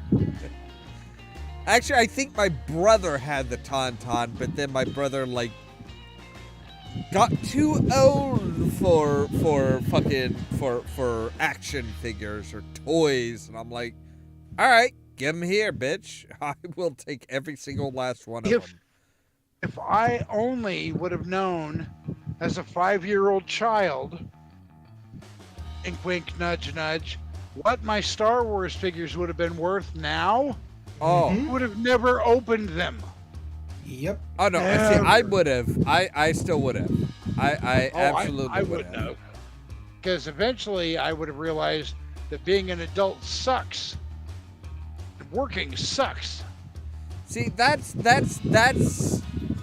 is one of the things that me and my brother have always kind of been at odds about, because he's like, my brother's always looking for the next big thing to the next big trick to being to being rich, or to earning a lot of money at least. And it's like, for me, it's like, no. I mean, I had way too much fun playing with those toys as a kid to be like, no. I wouldn't have opened them. I'm like, bullshit. I would have opened them because I had way too much fun playing with them as a kid. So, just as an example, I had the vinyl cloaked Jawa. Oh, wow. Mint in package, that's like $400. Or actually, not even mint in package, just good condition with the vinyl cloak, $400 right now. Yeah. As long as you have his little gun, and then they released the cloth cloaked one. That one I played with the fuck out of, but I had both of them because in the movie you saw two Jawas together, so I had to have two Jawas. Well, yeah. I can remember losing my Hammerhead figure in the front yard like 10 minutes after I got him. And Oh, he had like a teal bodysuit on, and I couldn't figure out why I couldn't find him in the grass. And the really dumb thing was, my parents didn't buy this at a store. Well, they bought it at a store, but I got it at like the Ace True Value store. Oh, God. Yeah, I just had they had Star Wars figures there. And Star Wars was such a big thing at that time. There were Yeah. stores that wouldn't carry toys that had Star Wars toys. Yeah, it was like, oh, Star Wars. Yep, we're carrying it. We will have it. I can remember getting it. I wanted the Disc Star playset, and I never got that. Actually, I don't think. I'm gonna have to take a look. I'm gonna have to go over to my mom's place and take a look in the attic sometime. I don't honestly remember, like, as far as like the big play sets, the only play set I can super remember as a kid, and it might be because my best friend had it, and I may have not had it, but I don't remember for sure, was the Hoth play set. I had the small Hoth playset, the one with like the metallic, the metallic die-cast static action figures. Oh no, I didn't have that one. I had the regular one. That was the one that I had. With the big gun turret and the big tower turret. I had that one. It still had the turret gun and everything. Yeah, but it was like the small for the minis. I know what the you're 2-inch die-cast one metal ones. Yeah, because I remember that was one of the big things with those was it was like you could put them in a specific place, and they had enough weight that they would push down this lever that would cause some sort of action. I don't remember what the hell action it was now, but I had that, and so we both grew up in the time when Sears and Roebuck and JCPenney would get their own special shit from Kenner. Yeah. There were store exclusives. And I had the Jawa Sandcrawler store exclusive. I remember who put it out, whether it was Sears or JCPenney. So it came with a cardboard Sandcrawler, plastic piece of dirt, basically, the sand, and the escape pod that you could fit an R2 and 3PO figure in. That's the only one of those I got. I'm pretty. Of course, got an. I got an AT-AT. I got a Scout Walker. Christmas. I can remember. So the funny thing was, for that Christmas that I got the AT-AT and the Scout Walker, I also got War Duke and the Strongheart, which was War Duke's guy alternative. The Bronze Dragon. I got the Dragon, which is a cross between a lion and a bronze dragon.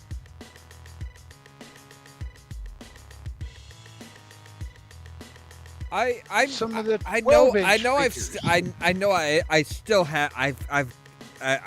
sure that my mother still has like the used to have the Darth Vader the Darth Vader case for all of the characters for the action figures. I'm sure she's still got that. It's probably up in the attic, because last time I was up in the attic, I know. Last time I was up in the attic, a friend of mine were working on putting in the security cameras for my parents, and my friend was going up into the attic with a flashlight, and the first thing he saw was the old school 80s Castle Grayskull. Oh my God. The one where you had to have both the He-Man and Skeletor's sword put together to open it. Yes, that one. And he was just like, whoa, what the fuck is this? I'm like, oh, yeah, that's, yeah, that's. Stand back, knave. Do you not know the power of Grayskull? Get your bitch ass off the ladder. Oh no, this was just this was like literally just like a fucking just a staircase going up there. But yeah, it was just like he's like, what the fuck is that? I'm like, oh yeah, that's Castle Grayskull. He's like, what? I had Grayskull. I never had Snake Mountain. I The I neighbor never had kids, I never wa- neighbor I kids never had wanted- Snake Mountain. I never Both. really. Okay. I didn't have Snake Mountain. I didn't want Snake Mountain, but I did want Hordak slime. Slime Castle. Oh, so the slime pit. Yes, the My slime pit. nephew. Yeah. So my nephew had Hordak's slime pit, and I was just old enough to start having other kinds of thoughts. Oh God. That's not slime. And no, I remember getting a thing of the slime and trying something with it. And I was like, no, this doesn't work. What? Hold on. No, wait. Yes, Wait a minute. yes. Nope. We are. I'm not going any further. Sin has said what he has to say about that. Jesus fucking Christ. Well, I thought Oh. it'd feel good. Sue me. Come on. I mean, look, that was It was always the cold 80s. though. Well, I don't know. My parents would never buy me anything that had slime because they were afraid that either I or my brother were gonna Couch. we're just gonna ruin something. I don't So- even know what the fuck we were supposed to ruin. Right around the time the Horde slime pit came out, we're probably a few years before that. So the Hordak slime pit wasn't the first toy to come with that particular kind of slime. Yeah. You could get it in like little like pink or blue or whatever color trash cans, and it had like eyeballs or some other shit. The Yeah. funny thing was, if you took the eyeballs or fish guts or whatever was in that, in that slime, if you took those out of it, the slime dried up. Even if you put it back in the can, the slime dried up. Yeah. I had those as a kid. You can get them still now, like at the Dollar General. Just like it's a toxic waste barrel. It's Yeah, black slime. I remember I'm trying to remember why were we so enraptured with toxic slime in the 80s? So, because for the Hordak thing, it was the play dynamic. yeah, I mean, I other kind of stuff, I get it. It for was that, just but it's like- fucking gross, and that's why we liked it. It's 'Cause like we were yeah, both it's little like- boys then. I'm just trying to figure out why were toy companies so enraptured with toxic Slime? slime? It's like, why Okay, did it so- have to be toxic? Hey, do you remember the Ghostbusters toys had them too? Yes, yeah. The Yeah. Ghostbusters had it too. So, but the thing is, in regards to the slime, is because that's back when toys were marketed to genders. All right, yeah, well, yeah, And boys like disgusting shit. yeah, Little We- kid we- boys, you could take that can of pink shit, slime, whatever, or black, or whatever color it was, and fling it on your best friend in their face, and you'd both just laugh about it. So, they'd Well- have shit running out of their, whatever. well, either that, or you would laugh about that shit, and he would be while he's puking his guts up, and that was primarily Yes, why you were exactly. laughing. Because they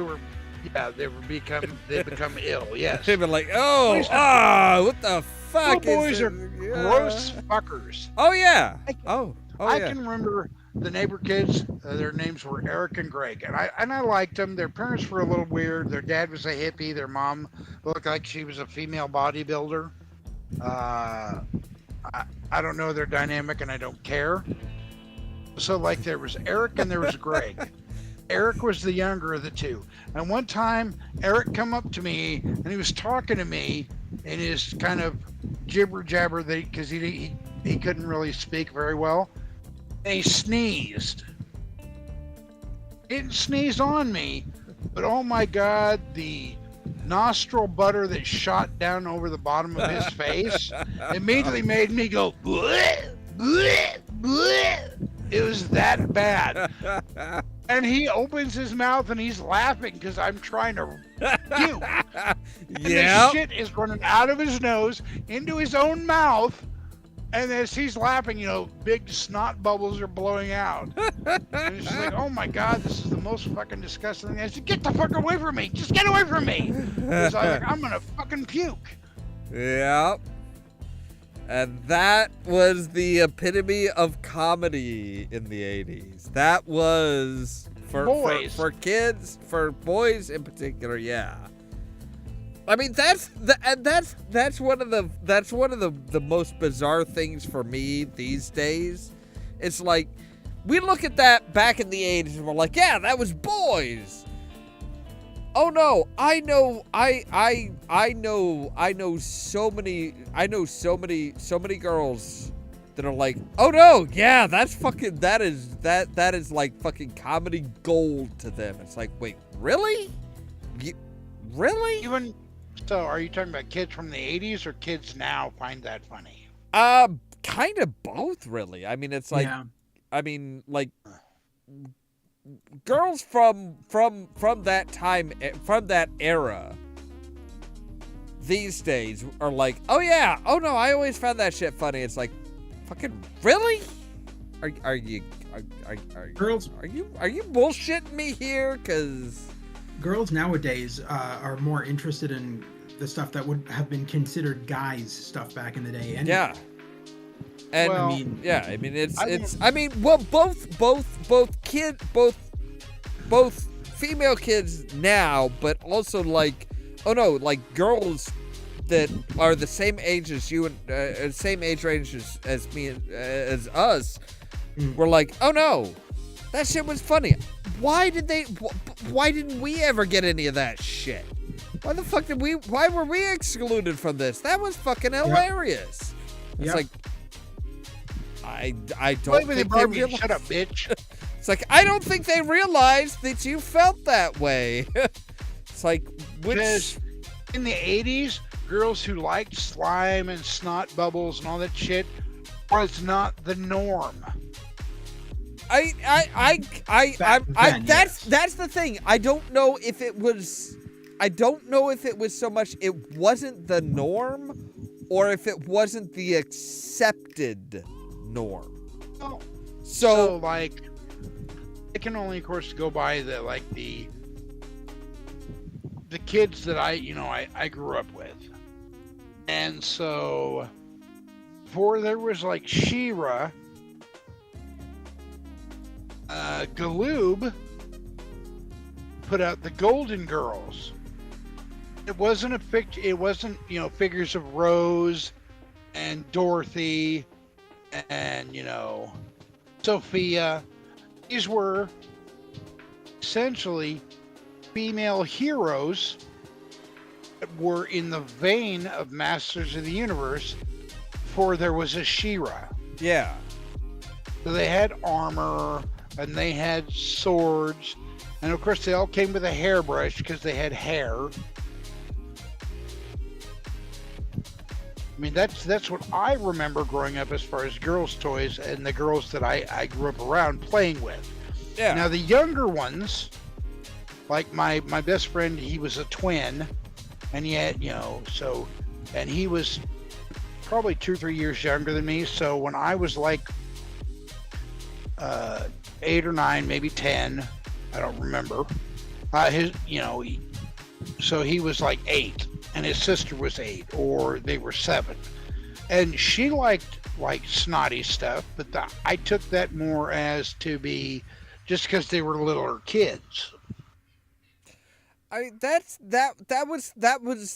kind of what I see as a little bit of the problem with the problem with the 80s as far as those types of toys.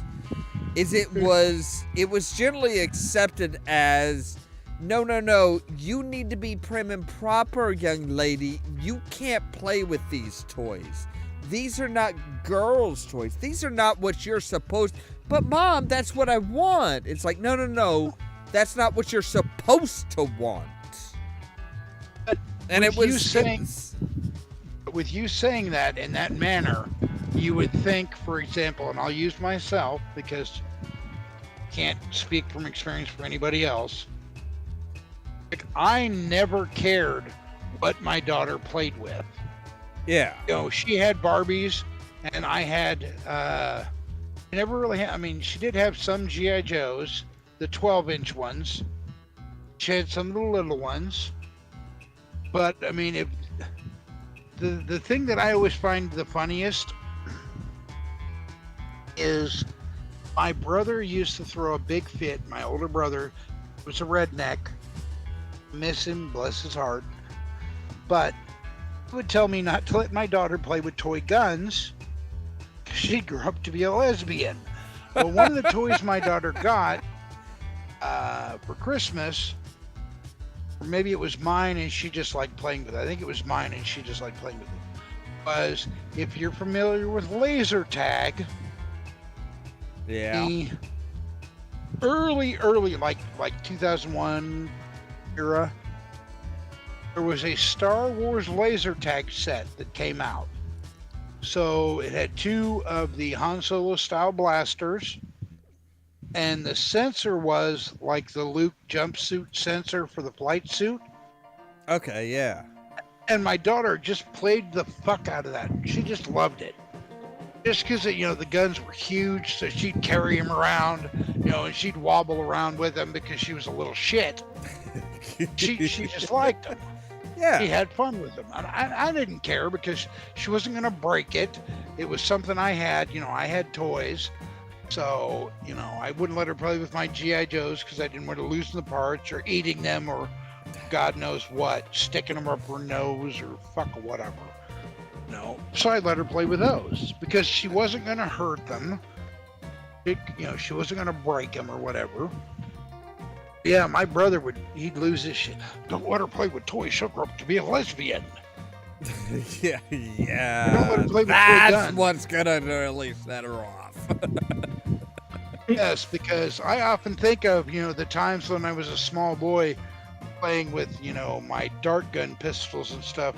And that's why I like pussy now. Yeah, right? It's like, What? no. But yeah, that's the type of thing that just, I mean, I think that's kind. I mean, maybe I'm overgeneralizing, but I think that's kind of the mentality that we're facing these days, as far as like, oh hey, oh well, no. Girls need to be girls, boys need to be boys. Boys play sports, girls play with dolls. It's like, Well, I'm glad that things. So I'm glad that all that has changed now, because I mean, like, there's a lot of, as an example, there's a lot of female gamers in the world. You know, I mean, there's. I still think they should continue to market toys to genders. I mean, I don't. I'm not saying. So with that said, were my daughter a small child and I was taking her to buy toys, if we happen to be in the boys' toy aisle, she wanted Skeletor figure, I'm not going to tell her, no, you can't have the scary man with a skull head. I'm going to be like, yeah, he's always one of my favorite characters too. Sure, I'll get you one.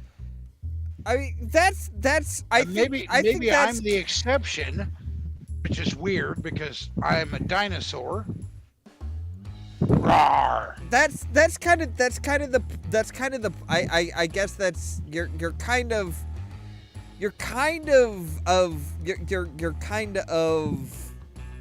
breaking the norm, but kind of reinforcing the norm at the same time. It's like, I'm sorry. I don't see why we have to.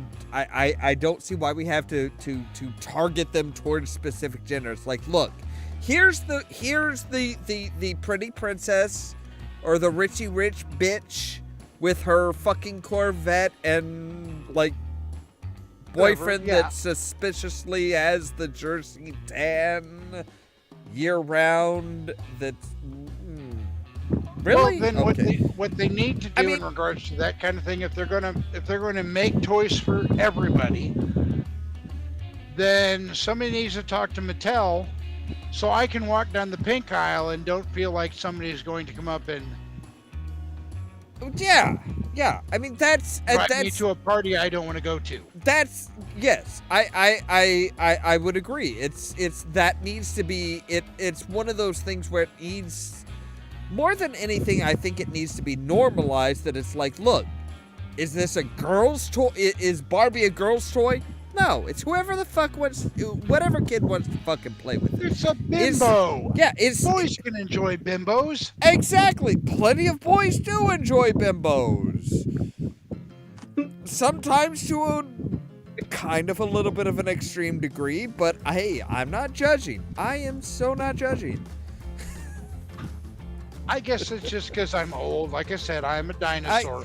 I mean, I like to it's- go down the aisle. It's the action figure aisle and see things. Now, I'm not saying, and maybe it could be improved by, possibly diversifying, as weird as that might sound. So I think girls need action heroes as well.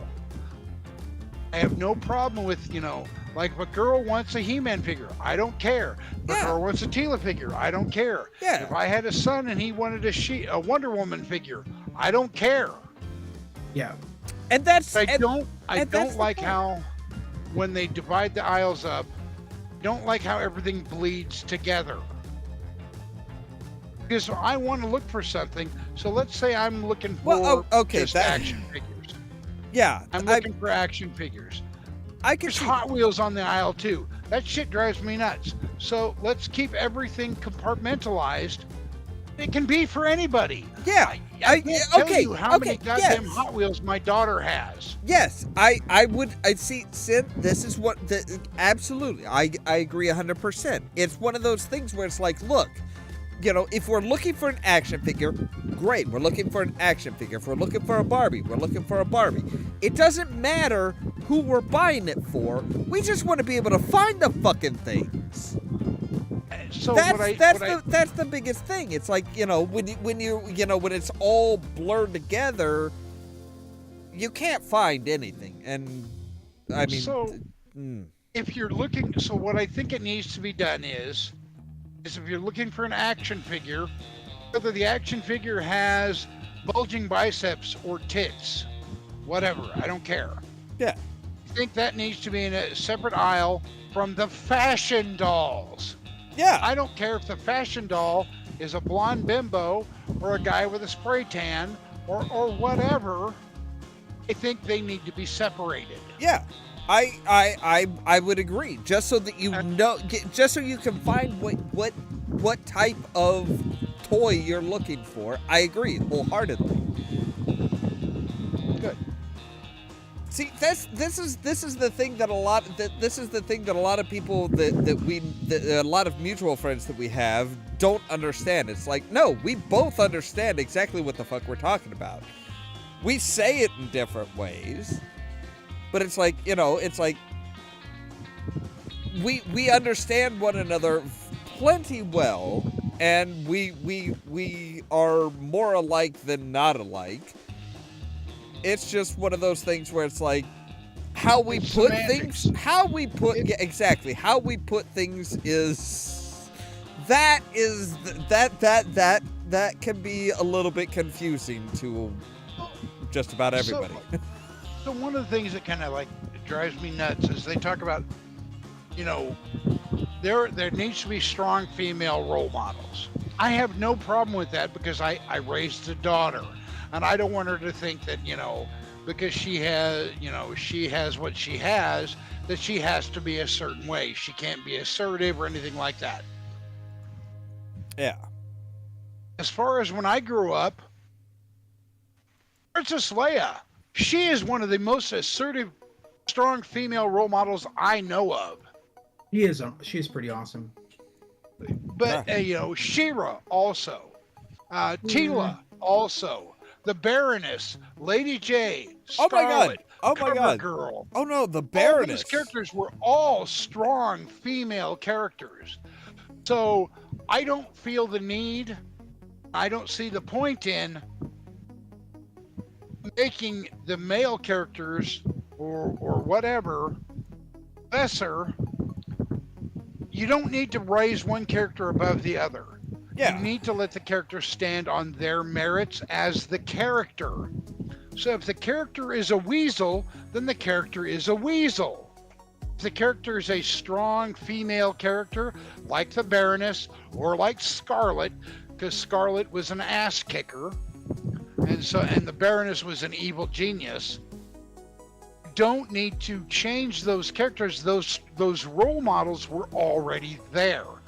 I don't have a problem with creating more of them, but not at the expense of the other characters. And that's what so much of today is like, oh, well, Princess Leia was this. We need to make more strong people. Don't carbon copy her. Yeah. Like Rey. Rey is a Mary Sue character. You understood why Leia was a badass. You understood it because of how she was raised and the fact that, she showed, in action, she showed, aren't you a little short for a stormtrooper? The first thing she said when she met her long lost brother was she gave him shit about being short. Right? Yeah. And the cockiest character in the early Star Wars, Han Solo. And, nothing against him, because, Harrison Ford, Han Solo, always my favorite member of the rebellion.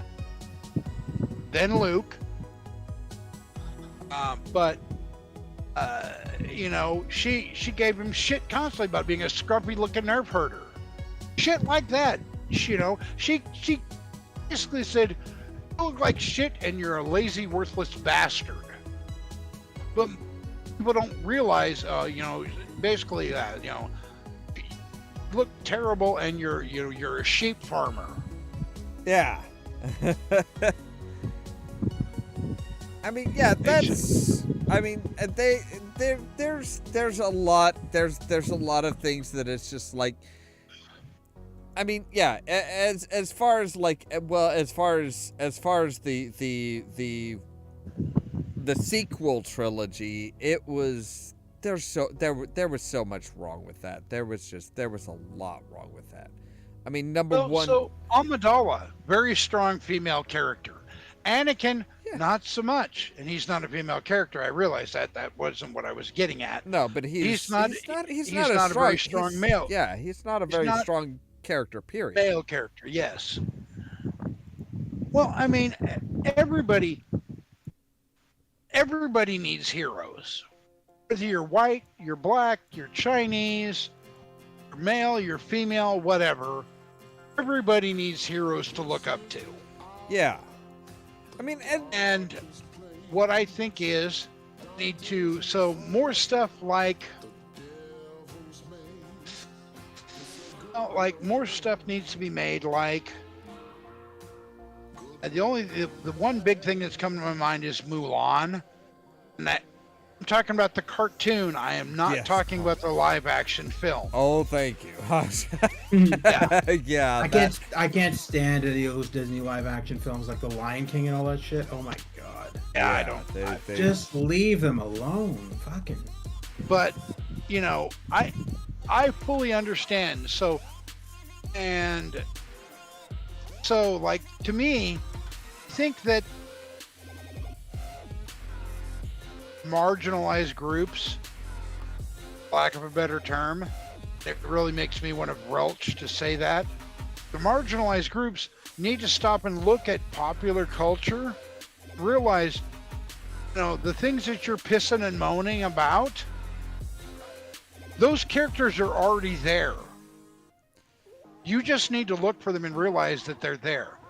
Yeah. So, as an example, I can name you a female character right now that is in a popular series who, as far as the group that she's aligned with, is the strongest character of all of them.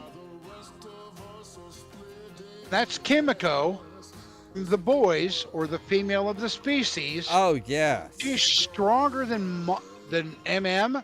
She's stronger than Huey. She's stronger than Frenchie. She is definitely stronger than Butcher, unless he's dosed. Yeah. That's neither here nor there. But so she's one of the most powerful characters on the good guys' side. Yeah. When I say good guys, I use that term very loosely because the boys are just damn near as bad as the seven.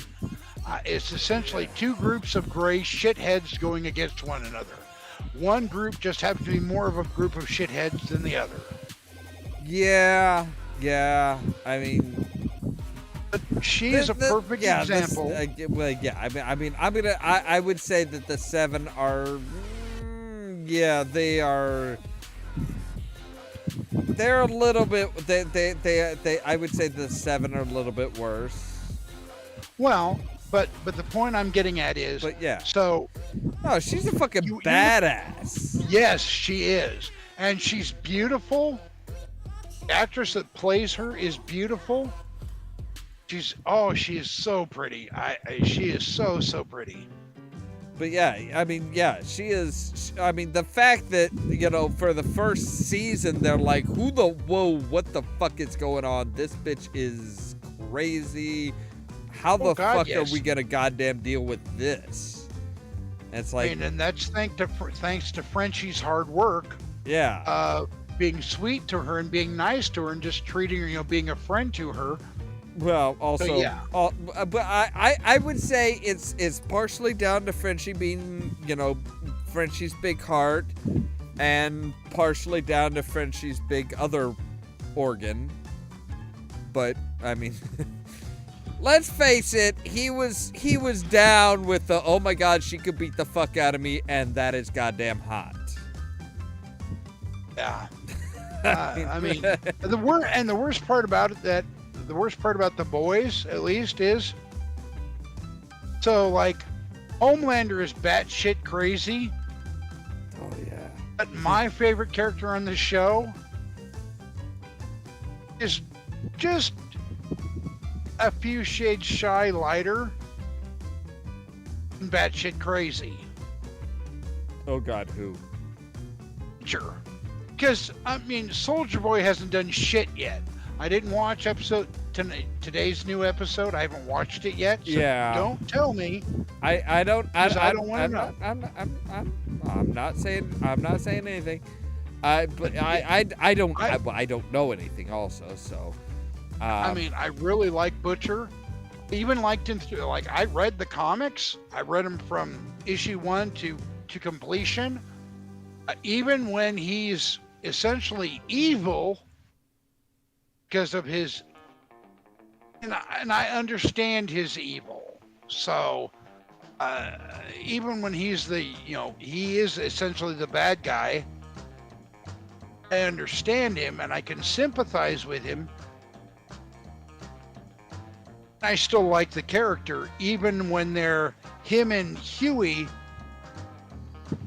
who've both been dosed, because in the comics they get dosed but it's not with the temporary shit. It's full on V. It's not the 24-hour variety. Yeah, I'm wondering when they're gonna like. I'm honestly, even without watching season 3, it's like, when are they gonna be like, oh hey, so yeah, here's 24. Here, hey, we got some more than 24-hour shit. Boom! It's like, nope. This shit's permanent, bitches.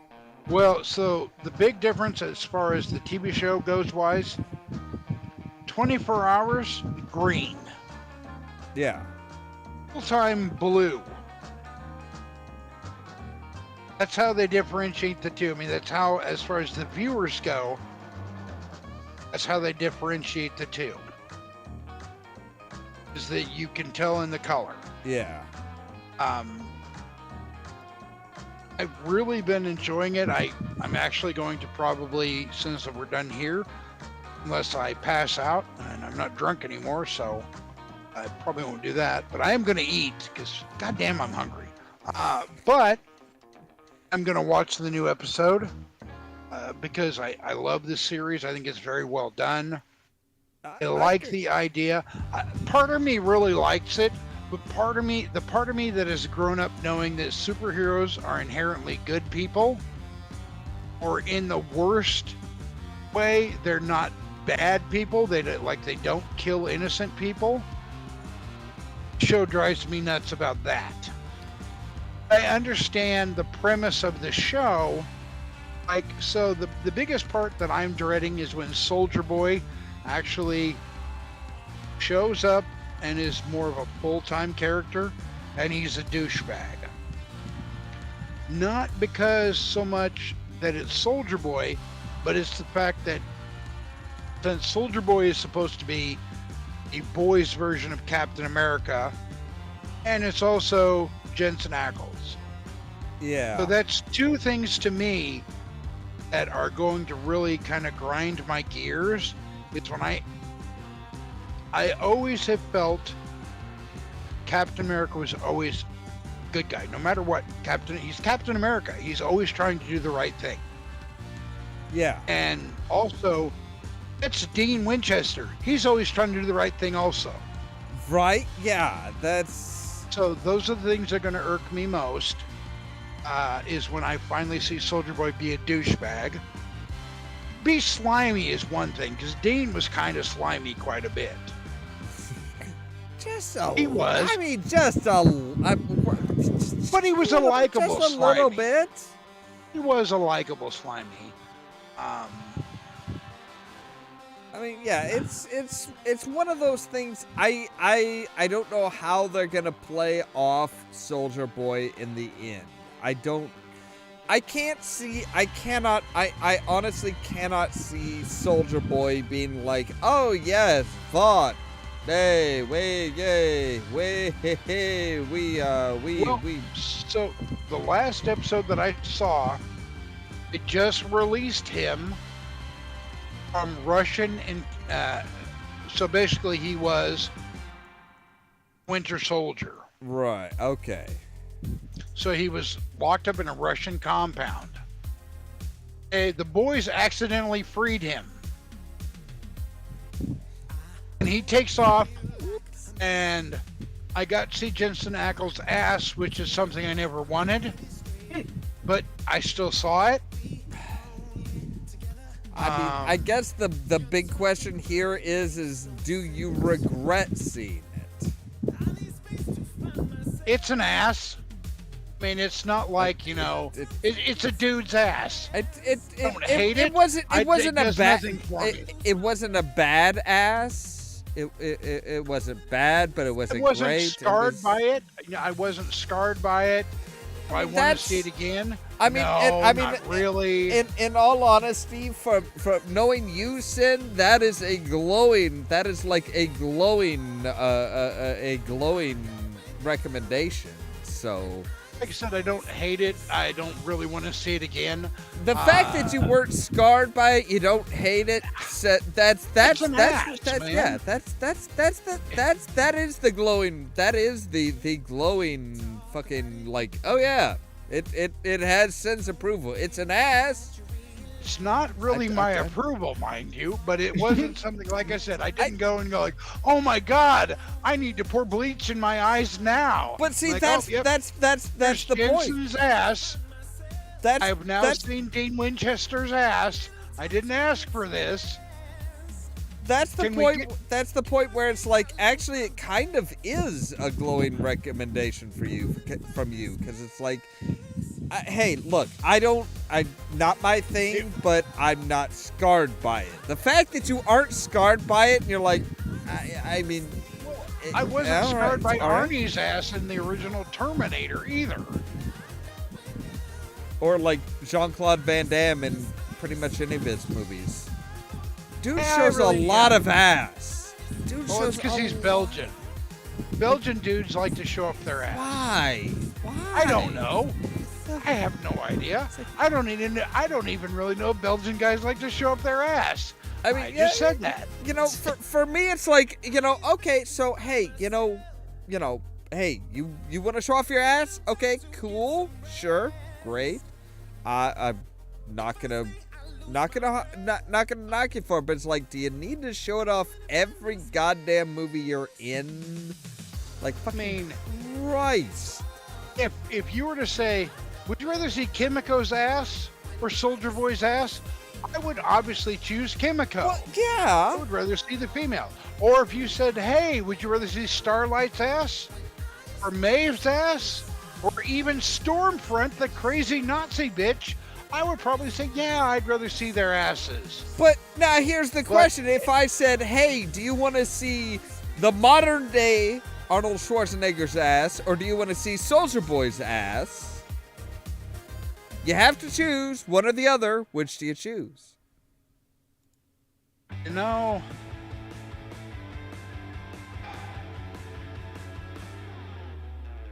This is the It weirdest actually- This is the I would weirdest act- conversation Really, ever. the fact that you, I would actually have to, I guess I would have to see both to decide. that is not what I was expecting, honestly. Because it's like, I mean, Arnie Schwarzenegger. I mean, for as old as he is, Arnie is kept in pretty decent shape. But he is not. He could be wrinkly. He could have a wrinkly ass now, and nobody wants to look at a prune butt. But just the fact that you're not like, oh no, nope. Just. I mean, Well, you know. So, I mean, so that- basically, you put me in the place where it's like, these are two people that I kind of idolized and kind of think of as heroes. I have to look at one of their asses, and I have to pick one. So really, I'm going to have to honestly say, you know, I at least have to see Shall we both be- so I can compare them honestly. I But mean, I'm probably and- still going to go pudding as my answer. If you watch Supernatural, you'll get that reference. uh, I am What? still here, but by the way, I'm just multitasking. So I mean, there's an you know- episode where they're in Sam and Dean are in a home for people who have mental problems, and Dean figures out how to deal with it because he doesn't like being in there. So basically, whenever a female, because they're both supposed to be handicapped individuals, the Dean drops his pants and holds his fists up in the air and yells, "Pudding!" And they give him pudding, and they don't pay any attention to it. He drops his pants every time he does that. Now, I didn't Yep. see that on the CW, thank God, but I would still probably have to say if I had to choose between the two, sight unseen, I would probably say pudding. fuck it, I'm showing my own ass, bitches. I can respect that. I just find it interesting the fact that it's kind of like this type of thing can put you in a situation where it's like, ooh, and you're not really sure. Well, that would be the same. It would be the same as if in a scene they showed Chris Hemsworth's ass, not Hemsworth, Evans. Yep, that's Cap's ass. I don't you really know, want to look at it, but it's on the I- screen, so you know. I was what's gonna going say Thor: Love and Thunder. We might get to see Hemsworth's ass. I'm not gonna see Love and Thunder. I I will wait till the Eye Patch Crew has it, and then I'll watch it. I can respect that. I can respect that. I think I'm not gonna see it. I don't think I'm going to go and see it in the theaters. Nope, no thank you. I'm just kind of like over the whole, oh, you gotta see this in the theater.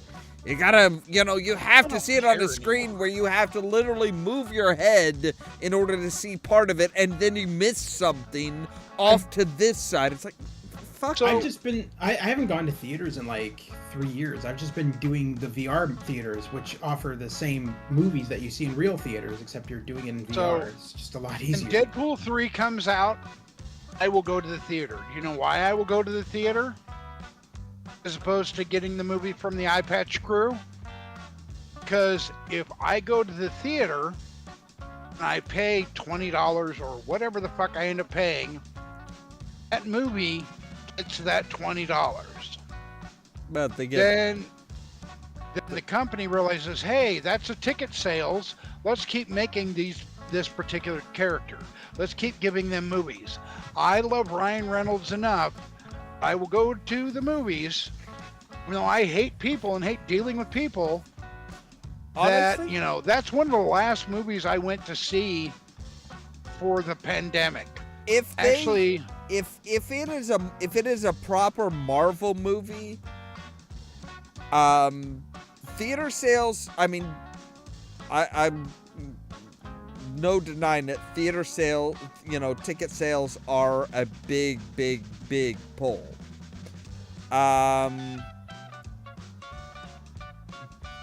That being said, I don't know if they would necessarily say, hey, you know, I don't know how I don't know if Marvel in particular would be like, oh, hey, we didn't get enough theater sales, so we're not going to be able to do we're not going to do another Deadpool. It's like, I don't think they have. don't want to risk it. I don't know. I don't think they would. I do not think they would. I don't think that's a big deal for them. I mean, most of the stuff that they have been releasing lately has not been theater releases. Most of the Marvel stuff that they've been releasing has not been theater releases. It's been TV streaming content. Same thing with a lot of the Star Wars stuff has been, you know, a lot more of the Star Wars stuff is streaming, not theater releases. And So, that's a big pull for them. with that said, if I can go to the theater and I can support Ryan Reynolds or the other actor that I like that really works for Marvel, Chris Pratt, I will go to the theater, provided it's not, you know, not a ridiculous distance away. I don't know where any theaters are where I'm at. I would go to the theater to either see, you know, a Deadpool movie or a Guardians movie to support either of those characters.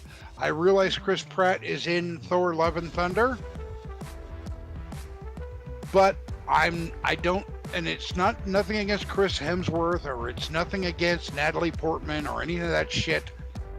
I don't care enough about the character Thor to want to deal with going to the theater or whatever. I like Star-Lord because I can relate to the character. For Christ's sakes, of course I can relate to Deadpool. He's an asshole, a smart mouth. Have you ever played the Deadpool video game? That one's freaking amazing. He's such a smart ass in that. What? So, what I will say in regards to that, gamers, is I used to play Marvel Tabletop, the actual RPG.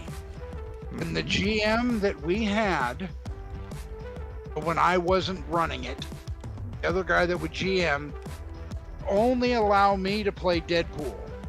Would not let any of the other, you know, that was essentially my character. Yeah. He wouldn't allow anyone else to play Deadpool because nobody else got it. Nobody else understood the whole fourth wall shit. Then nobody else understood this, you know, Wilson's attitude. And this is way before, this is way before Deadpool was, as dumb as this might sound, a household name. Yeah, I know. This was way before, you know, the character was as big as he is now. Yeah. Before any of the Spider-Man shit or anything like that. Okay, but the game came out long before the movies and everything like that. You know that, right? The game came out in like 2016. Yeah, but this was way before that even. Yeah. Way before that. This was... It actually wasn't 2016. It was like 2013. I think this one might have been back in like 98 or 99, to be honest with you, because I don't think my kid was around then. My kid was born in 2000. What I was gonna say was, I just feel like Nolan North, and I always felt this way. Nolan North understands Deadpool more than Ryan Reynolds, and he's even Ryan Reynolds has even admitted that he got advice on the Deadpool movie from Nolan North. You can actually look that up. That actually happened. Oh, I believe you, because it would be silly for you to bullshit us, because we, especially nowadays, it'd be silly to bullshit anybody, especially something you're going to say online, because people can fact check you. Yeah. So I believe you. Yeah. No, he understands the character more than Ryan. I mean, Ryan probably understands it more now, but I mean, back then when he started the role. Yeah, when Ryan Reynolds was first approached about about doing an actual Deadpool movie, one of the first things he did was actually start. He did his research. He started reading. He grabbed the comics. And he's like, yes. All right. He started reading the comics, but then he also approached Nolan North, because Nolan North not only did the game, but he did all of the iterations of Deadpool in all forms of media, meaning like the cartoons. Yeah, well, what I mean as far as why he was looking into it as much is most people didn't tell him he would make a great Deadpool. They told him he was already Deadpool. Like fucking his Van Wilder character, his pretty much most of the characters he had played up to that point. He's like, general. you are already playing Deadpool. Just fucking take the goddamn role and do it right. Yeah. Not like the Fox, not the Fox shit. The only thing I don't like is that I find that the movies, and I have the uncensored versions, and I find that the movies aren't even half as raunchy as the video game that Nolan North isn't. Because Nolan North ad-libbed a whole bunch of lines. Because basically, when they made the game, they said, Nolan was like, so what's my script? And they're like, just do whatever the fuck you want. We don't even care. And so Nolan North was so fucking raunchy as Deadpool. Everything from like fucking penis comparison jokes with the enemies, and oh my god, it's fucking hilarious. Yeah, but you have to understand there's a big difference between people who play video games versus people who watch movies. Yeah. People who watch movies don't necessarily want that raunchy what they will inevitably level as one of my favorite things. Humor. One of my favorite things the game did is if you played the game and sucked at it, if you kept on losing health as Deadpool or dying or whatever the fuck, he would actually break the fourth wall and just stare at you and stare at the player and be like, "Why don't you play a different fucking game, you fucking noob?" It's the best. He would just like insult you if you sucked at the game. I don't know. I just love that game. I thought it was perfect. Well, and he is a prime example of what all Canadians should strive to be, so I can understand. An asshole? No, perfection. You fuckwit. Yeah, right. Okay. Have you ever seen Deadpool at a Tim Hortons? Have I ever seen? No. Yes, all the time. No, you have not. In my hallucinogenic states. See,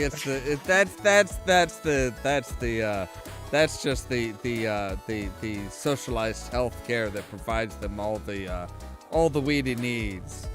Yeah, yes. Yeah, that's what it is. Yeah. Exactly. The thing is, even though technically Deadpool's an American character, I want to know why. Because created in America. He's not American. No, he's not. American. No, I said created in America. Oh, the character himself is Canadian. Yes. I'm talking about it was created in America. That's what I'm talking about. You worded that a little. You did. You worded that wrong. Yeah. I didn't word it wrong. Yes, you did, because you said as an American character. It's like, no, he's not an American character. The character is Canadian. I know. We know what you meant now. Therefore, yes, you did actually word it wrong. You worded it wrong. Yeah, he's Canadian as Mercury Pickups. You worded it as the character is as an American character, but the character is not American. Don't mess with the host. Point. No. You want to get picky. You want to get nitpicky and try and push my buttons? I'm gonna do right the fuck back at you, bitch. I'm not trying to push your buttons. No, I'm pushing yours. That's the point. It's Pull the plug out of your payback. ass and relax. It's payback, motherfucker.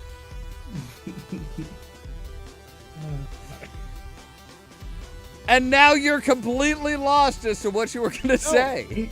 I'm not, actually. Either that or you're so pissed off that you don't know if you want to continue. No, I'm not mad by any means. Damn it, I'll have to try harder. If you're going to call me bitch, you better call me Mr. Bitch. Oh, fuck that. I don't call anybody Mr. Bitch. That's a contradiction of terms. That's showing respect. I understand. I understand it's it's a contradiction of terms. And who better to say something that's a contradiction of terms than me? I am a contradiction. Yeah, but I'm not going to show you respect while disrespecting you. We're friends, aren't we? If No. I'm going to disrespect you, I'm just going to straight up disrespect. I'm going to respect you enough to just straight up disrespect you. So the point I was getting at by saying the whole American character thing is because he's a Marvel character, American company. But what I was going to say was, why does Canada always get all the cool characters? Because That's we're where Canadian. I was all going with this. Because we're cool. Fuck. Don't you get it? I don't know. Just remember, you still have Guardian and half of Alpha Flight, which actually sucks. I was So gonna you say I don't shut know up. if they get all the cool characters. I mean, they Wolverine? have to deal with Puck. Well, They get Puck's not they get that bad. Wolverine. They also get Puck. Get Box too. We also have Captain Canuck, so shut up. he's the worst of them all. I can't believe You that was guys, ever a but character. Canadians get Box. Box was awesome. Box is one of the coolest members of Alpha Flight. His mutant ability was to merge with his basically his battle suit. So he's not dumbass Tony Stark. I gotta put this shit on. I gotta carry a briefcase. It's He you know just what? whoop, writes in and joins it. The reason we have so much cool shit is because of Tim Hortons. Let's just say Tim Hortons is the cause of everything. Everything Canadian. All right, It's in the coffee. You can choke on a donut, sir. So yeah, if you're not familiar, Gamers Grotto, Puck is Never heard of that character. Puck Really? was a member of Alpha No. Flight. He Okay. is Part of about your goddamn half the team. height. He is half the height of Wolverine.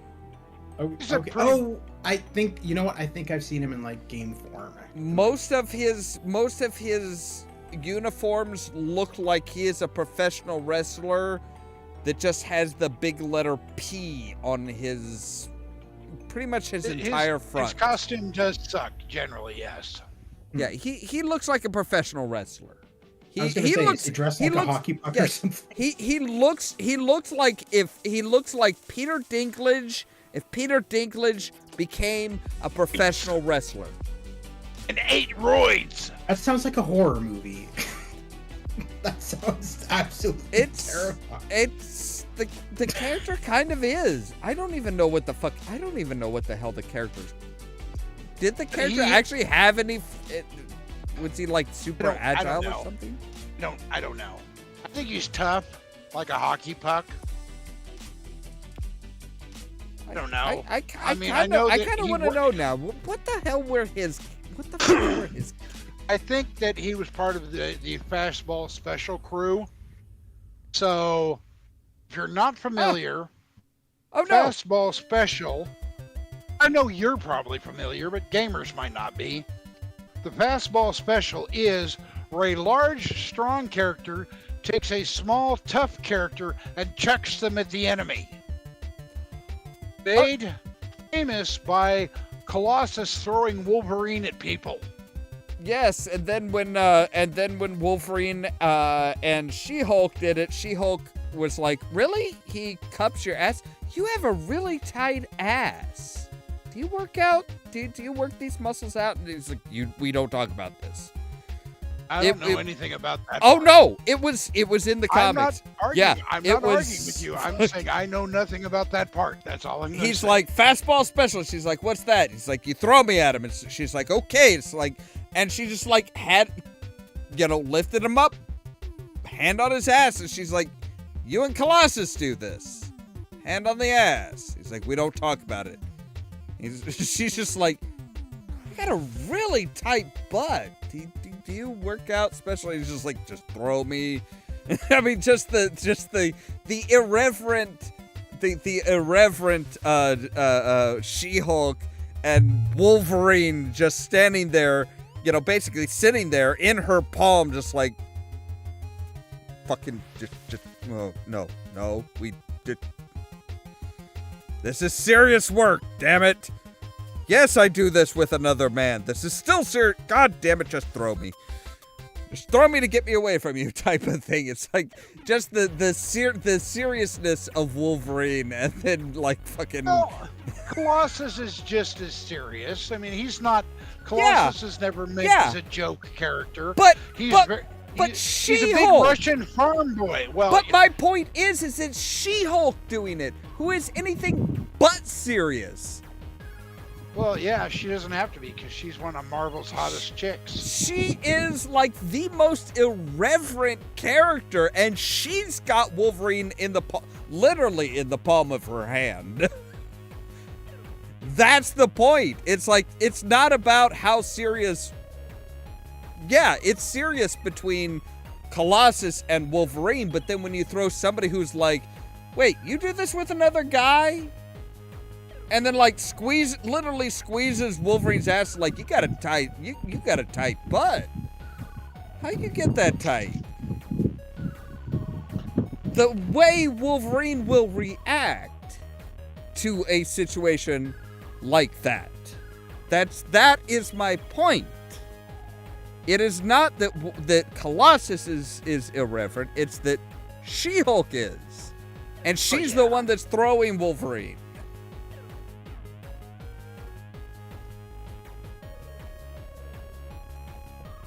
I always like Colossus. He was always one of my next to Wolverine. He was always my favorite X-Men.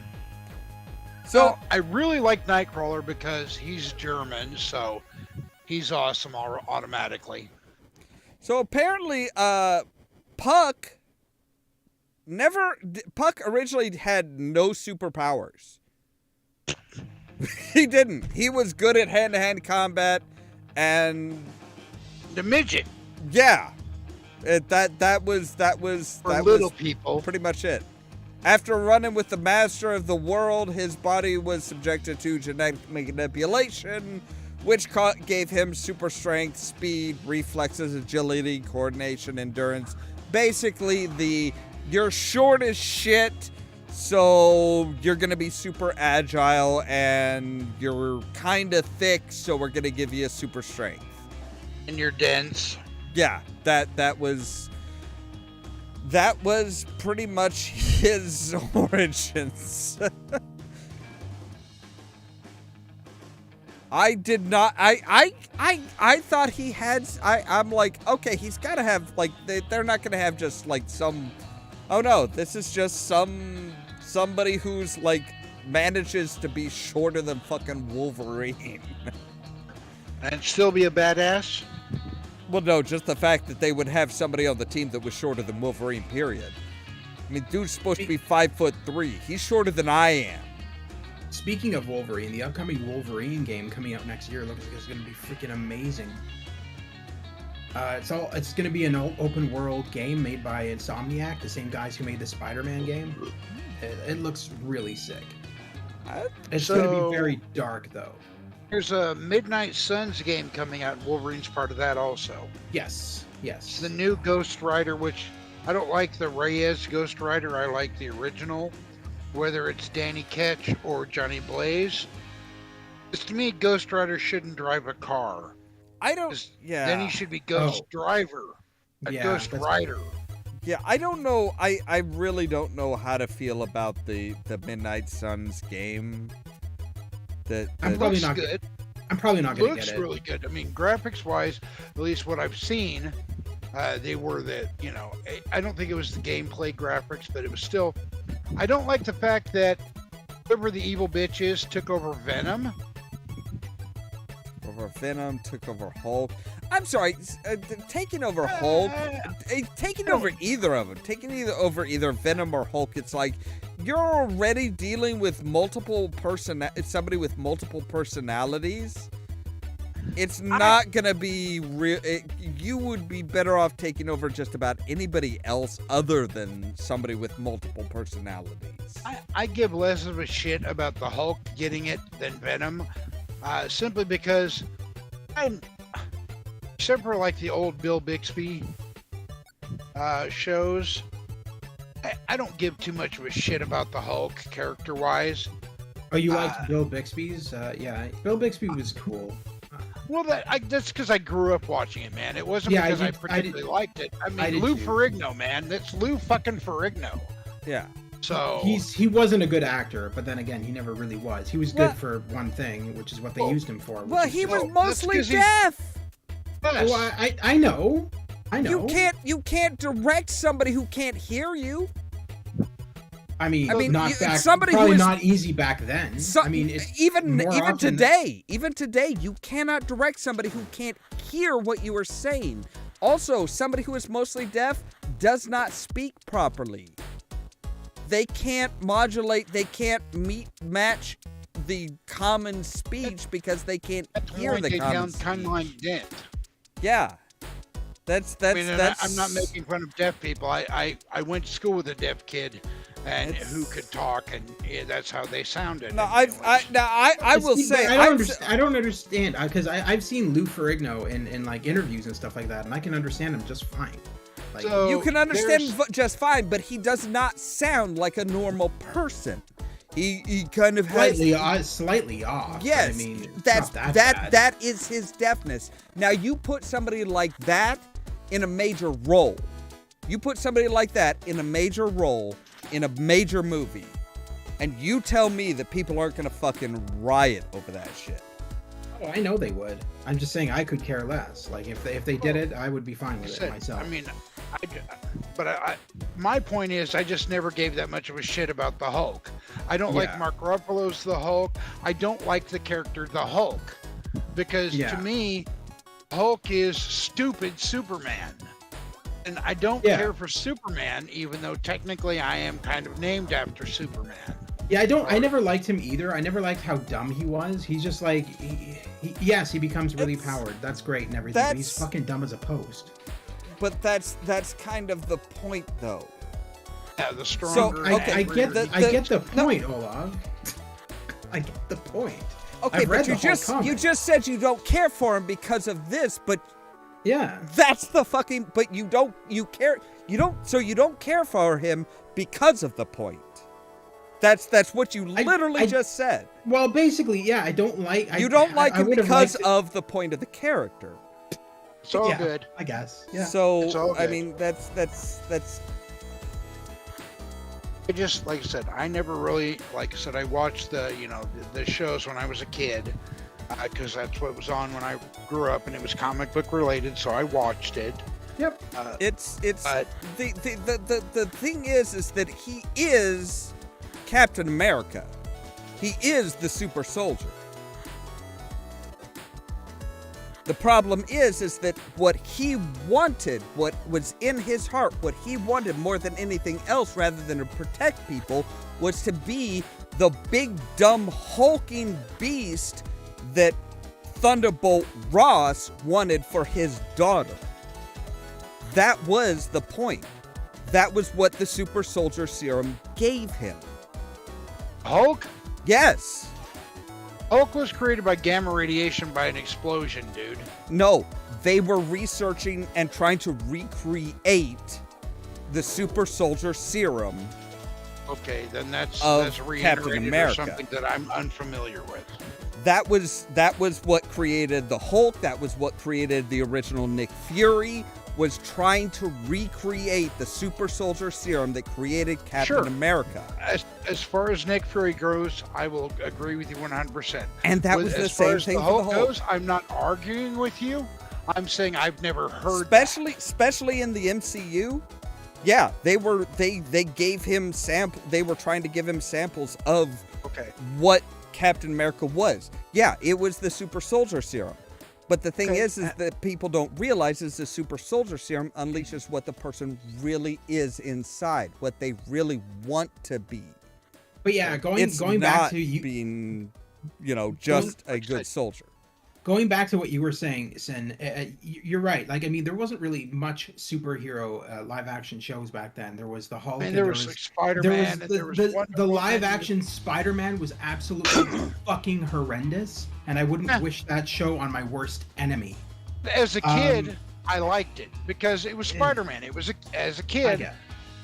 Because when you're a little kid, you don't look at like, one, I didn't have all the years of knowledge that I built up. No, about stupid shit. To me, as a kid, when I watched that, I was like, okay, you know what? This is really bad. Even back then, I acknowledged that it was really bad. Then and hold on, let me finish. Dude. Let me finish. I preferred the cartoon Spider-Man from the 60s, not the live action. I don't like 60s cartoons, but whatever. So, all I was saying was, if you had to suspend belief, that's not the word I'm looking for, but I can't think of the word I'm looking for. I think suspend belief's the right word. So, like, as a kid, I didn't give a shit how harebrained or goofy it was because I was a kid. I just didn't care. The stories annoyed me when I was a kid. It was less so the acting or anything. I mean, going back to it now, the acting is serial box acting, but I mean... Well, but okay. You have to look at it what it was. So, like I said, I'm not a fan of it. Mm-hmm. I did watch it as a kid. I don't hate it because that's part of that's part of my childhood. I don't hate my childhood. It wasn't. I mean, by no means was it Star Wars, or was it even one of the good episodes of Star Trek? Yeah. But it wasn't terrible as a kid to watch that. I don't. My whole point was I just never gave that much of a shit about the Hulk because to me the character's not interesting. Yeah. Here's the thing. When I watched the Bill Bixby Hulk, the only thing I really cared about it when I watched it was less so the Hulk and more Bill Bixby's side of things they called him, what was his name then? Because they changed his name. It was David. It was either David Banner or Bruce Banner. I think it was Bruce Banner, wasn't it? No, it was David. It was David Banner. Okay. Because it was David Banner because it was originally Bruce Banner was the character's name. That was what it was in the comic books. Right, but for TV, they said that Bruce was too gay. What? Because Bruce is a name for gay people in Australia.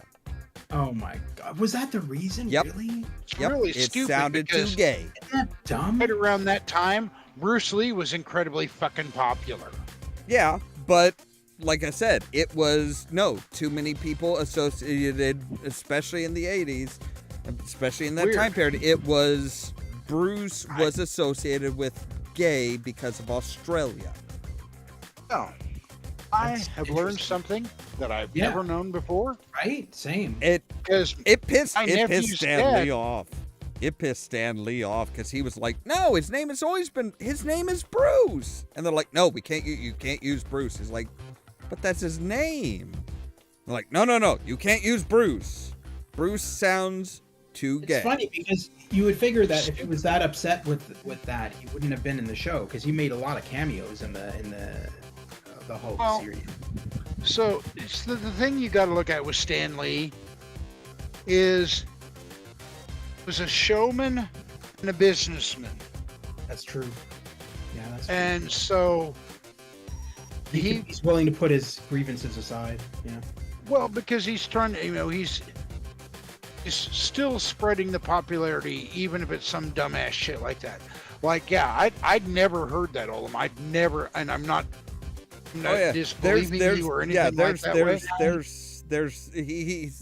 You can actually look up interviews with him as far as that goes. I believe He's just like, It's just weird. It was. It Like- sounds right. It sounds right to me. It sounds Well, like that. So- I mean, it was the 70s. It was you.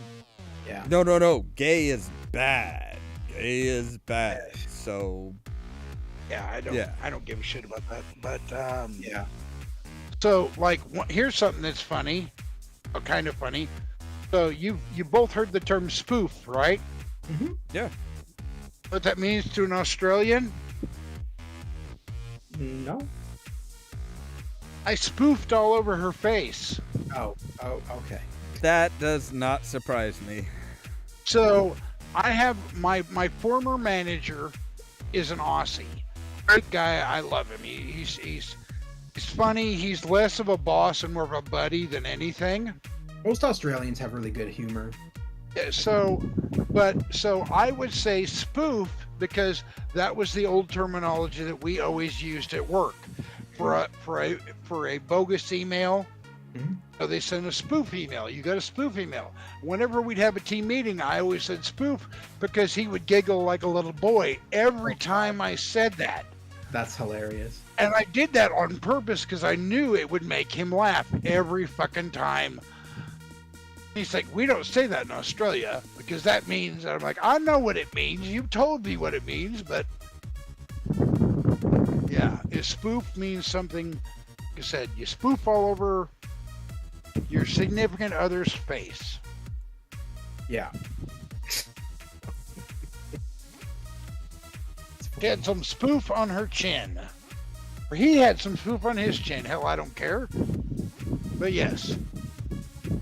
Yeah. So going back to what I was saying, so the Hulk series. So that's what I preferred about when I watched that, even as a kid. I preferred seeing David Banner's side of things. I preferred seeing how he interacted with everyone, and he was always kind of like the detective, and Hulk was the brute force. You know what I mean? I always liked that. That's one of the reasons why, though, I think you guys are a little. I mean, discounting the MCU Hulk in particular is. I don't think you're looking at it quite right.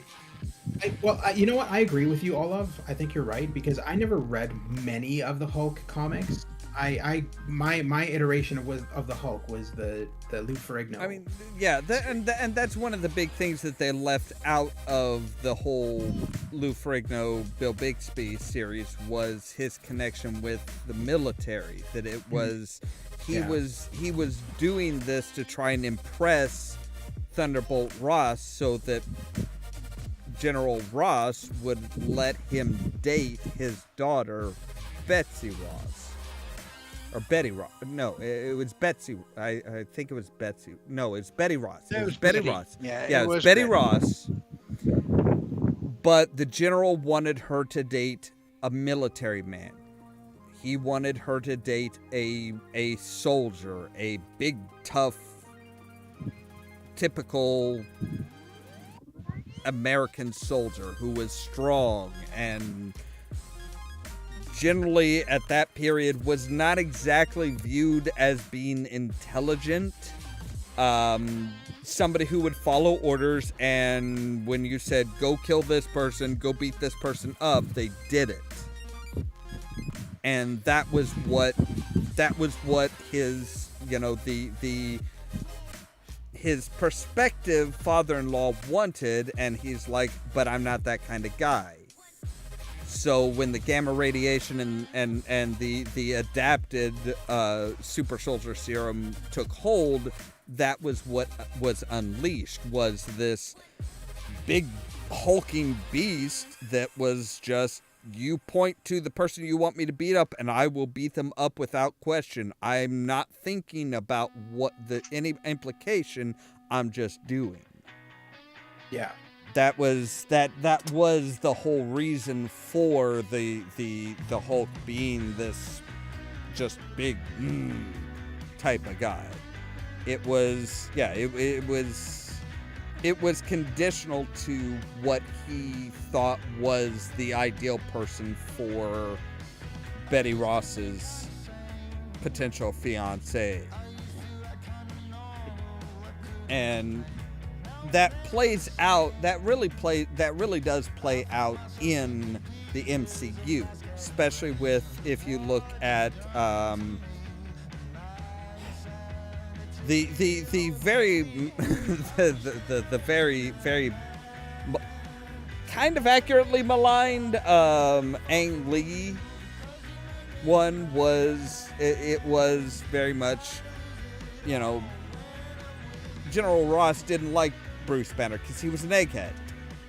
He was not the man. He wasn't a manly man. Yeah, he was a scientist. Yeah, that did not sit well with General Ross, who was, you know, Military man. he was lifetime military man in you know 80s or 90s by that point. It's like, yeah, he probably did serve in, you know, at least one of the major wars, if not Vietnam, Korea, or somewhere in that range. Right, and he wanted his daughter to date someone kind of like him, a mirror image, essentially. Exactly. It was you date a manly man. That's the type of man you're supposed to go for. Gotcha. And that's why, you know, like I said, that's why the Hulk, you know, that's why the Jekyll and Hyde type of ideal. And I think that's one of the things that a lot of people don't realize also is that it really was a Jekyll and Hyde story. It wasn't. Oh yeah. It felt like that even with the Lou Ferrigno version. Like, yeah. I mean, it did feel like that anyway, all along. The only other iteration of the Hulk that I know is the one from the Avengers game version, which is actually pretty cool. Yeah, I like the backstory of the Hulk in the single player story. Yeah, and like I said, it's just one of those things where, yeah, it's a lot of people discount the Hulk as just being like, oh, he's just this big angry guy, and it's like there's a lot more to it. It's like again, going back to a Geek Trivia episode that I did about the secrets about the super soldier serum. It was, at least in the MCU, again with the Ang Lee and even then the oh god, what's his name? Norton.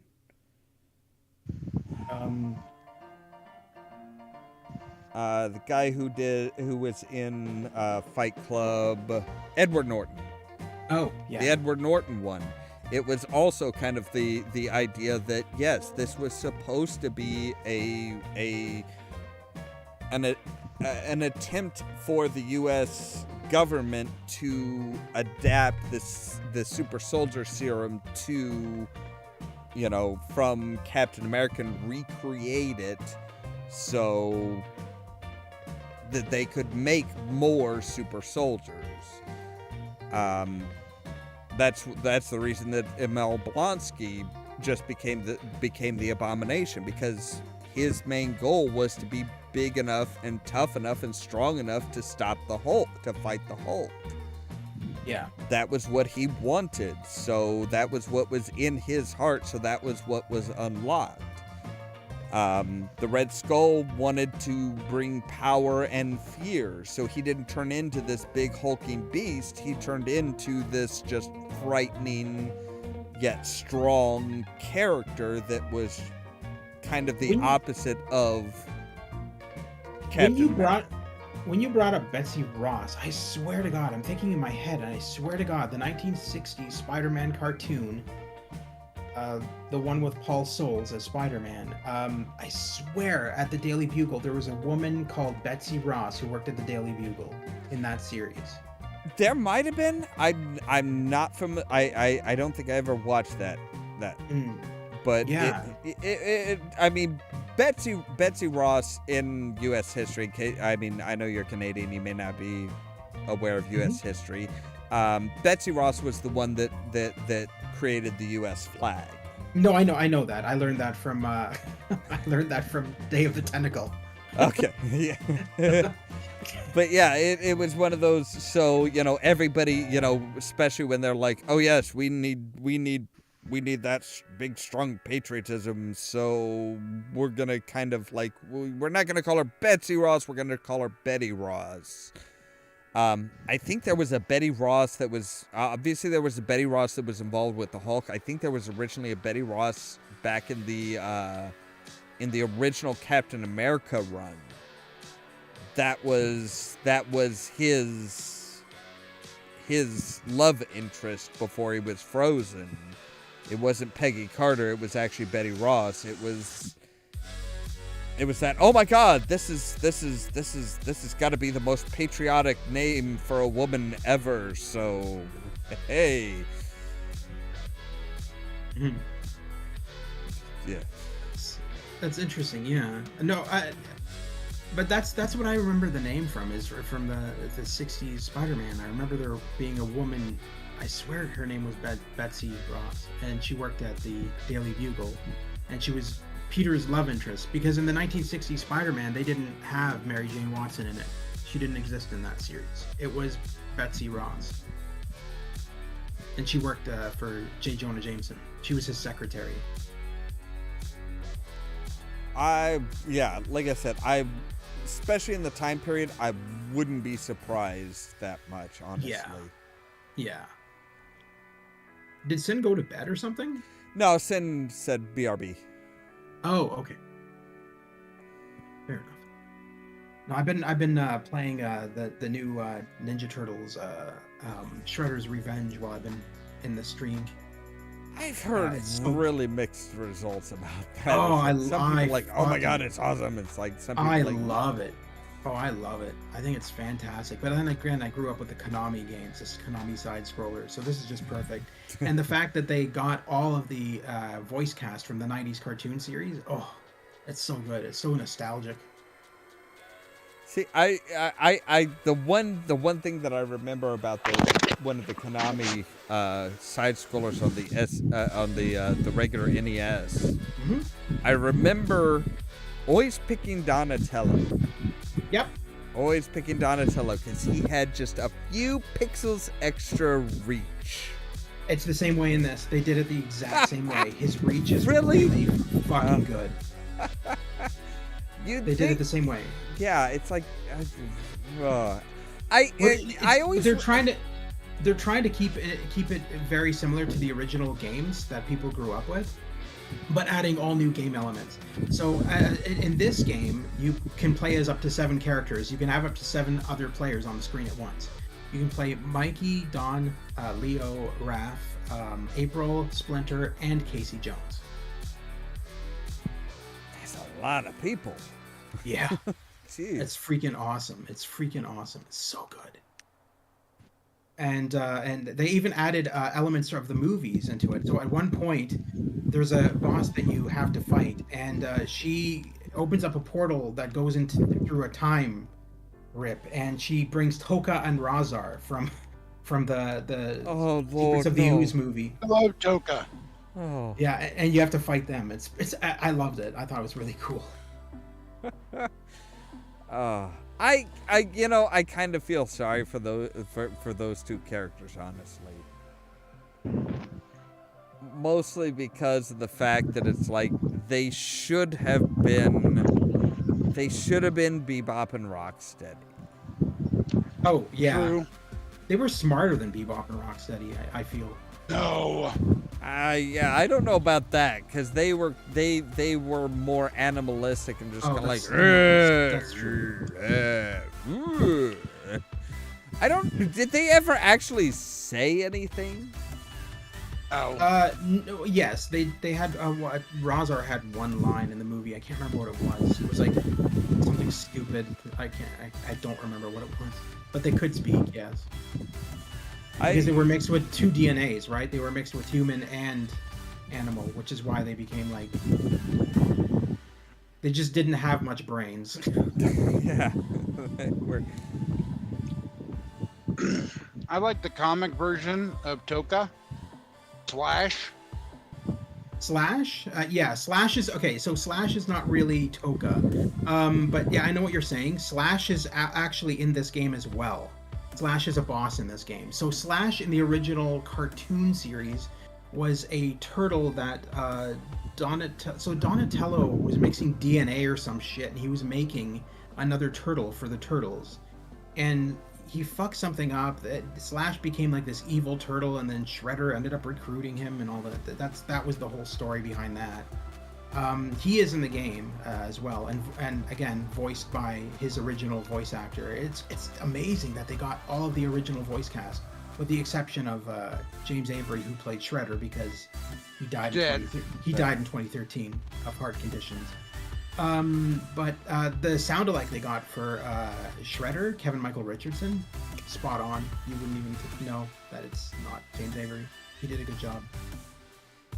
So, everybody else is in the game, though. Peter Renaday is voicing Splinter. Townsend Pullman is Michelangelo. Cam Clark is Leo. Barry Gordon is Donatello. And Rob Paulson is Raph. I gotta say, going back to our original topic and the original source of the topic, I'm kind of surprised how many people think that, how many people on Twitter thought that Uncle Phil was somehow an underrated father figure. Oh God, no! It's like, are you kidding me? It's like, he was the star of the show. Yeah, it's much. like, dude took Will under his wing and was like, look, yeah, you're gonna fuck up sometimes, but when it's serious. I still never forget that episode where Will is borrowing a guy's car, and then the police pull him over because he's a black guy in a really expensive car, and they arrest him. And then Uncle Phil just marches right to that jail, and he just fucking laces into the cop. He says, you release him right now. And the guy is like, who the hell do you think you're talking to? And Uncle Phil's like, who the hell do you think you're talking to? And just like laces into this cop. Yeah. And says he's gonna fill this place so full of litigation that the cop's grandchildren are gonna need lawyers. Yeah, and then best. it was and then at the end of towards the end of the like right at the end of the episode, Will's just kind of like, I don't understand. What the hell happened? Why did I get pulled over? And Uncle Phil's like, look, shit's fucked up. It's there is no excuse for this, but yeah, the exact line the exact line was, unfortunately, you're gonna have to deal with this all your life, and it sucks. Yeah, it was so just kind of like, it's like, yeah, this shouldn't have happened. This should never happen. But this is unfortunately our reality right now. Yep. It kind of still is. It hasn't really changed all that much. I mean, we're kind of I don't know. I like to think that we're trying to get that we are working towards a better future. I used to think so until the George Floyd thing happened, and then I'm like, oh, we're back to square one again. That's one of the big things. That's one of the things, though, is it's like there's always unfortunately, yes, there are going to be people that are stuck in the past, far in the past, where it's like, look, no, I'm the man, you respect me, I'm the man type of thing. And my thoughts and feelings on it are, we need to weed those people out. We need to weed the people out that are just like, nope, sorry, you don't have the same skin tone as me, therefore I get what I say goes, and you just fucking accept it. So after that whole incident happened and everything, so the Miles Morales video game came out from Insomniac, and it featured a strong black boy in a role of Spider-Man, whatever, and so they added in the game they put in this giant Black Lives Matters mural, which I kind of agree with, obviously, but a lot of people hated it. They were like, take that out of the game, that's not right. And I'm just like thinking, like, you're playing a game as a black kid with a black family, who's a superhero, and I'm just like, what does it matter? BLM is not a good organization, though. I mean, if you look down to it, and I'm not saying Black Lives don't matter. I'm not saying that at all. I wouldn't have thought that anyway. Well, no, but I'm clarifying because, it's not just you guys here. I'm clarifying Yeah. for the people who listen later. So the leaders of the organization have run into all kinds of legal problems in regards to embezzling money and things of that nature. And so before somebody says something like, "Blah," I watch a lot of black YouTubers lean the same way I do politically, or even just lean more to the center than opposed to left or right. Yeah, Black Lives Matter is not a good group. And so when you were mentioning the whole George Floyd thing, I 100% agree that shouldn't have happened. But both of those individuals, so Mark Chauvin, I think was the cop's name. I could be wrong. I don't. He wasn't necessarily. Yeah, so I'm not saying he was a good cop. That's not what I'm saying at all. But I'm saying both individuals, kind of, in that whole circumstances, were bad people. I mean, there's... Hold on. You think George Floyd was a bad person? Have you looked up his criminal record? Okay, Sin, I'm gonna stop this. I'm just gonna stop this conversation right here, right now. Mostly because of the fact that one person thought that he was completely justified to kneel on somebody's neck until the other person I'm not saying died. that was. No, Sin. Somebody thought that they were right because they were in a position of power to kill another man. Yeah. Oh, That right. is no, Gamer Scrotto. This is not a discussion. This is a statement of fact. Yeah, I know. Gamer Scrotto, please stop. I'm not taking discussions on this. One person died because another person thought that it was their right and argued against that in court that said that, hey, they didn't do anything wrong. This person deserved to die. There is no both were wrong. One person killed somebody. The other person never murdered a person in their life. There's a huge difference, and we are stopping this conversation right here and there. That is where we're going to end it, and we're Fine done. by me.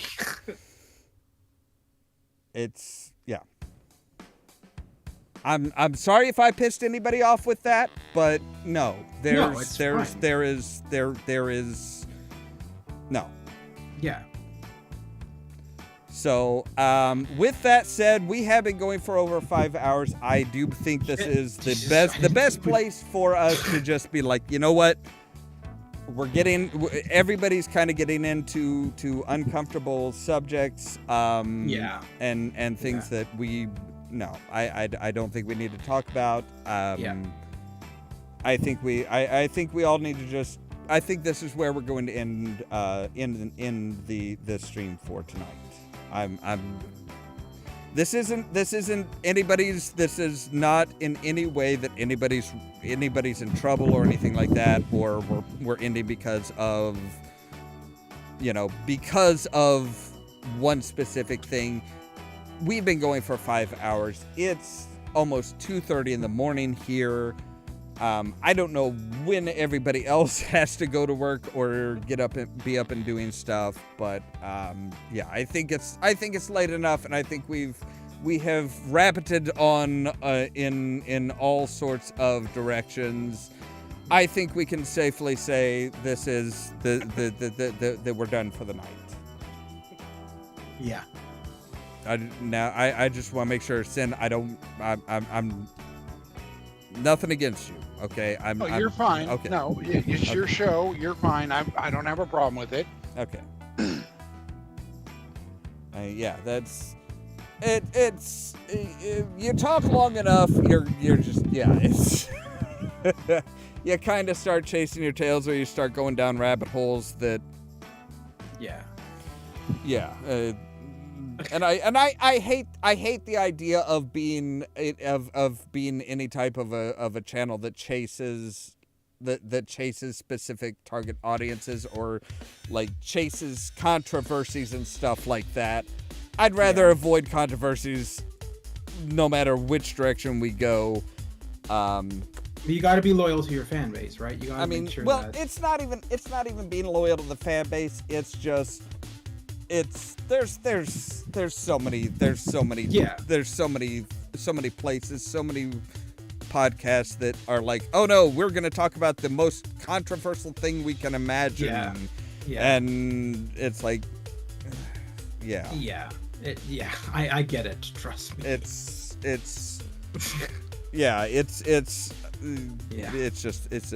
tends to be a shit show more than anything else. Anyway, I'm going to go ahead and do my outro. So, all right. As always, thank you guys very much for watching.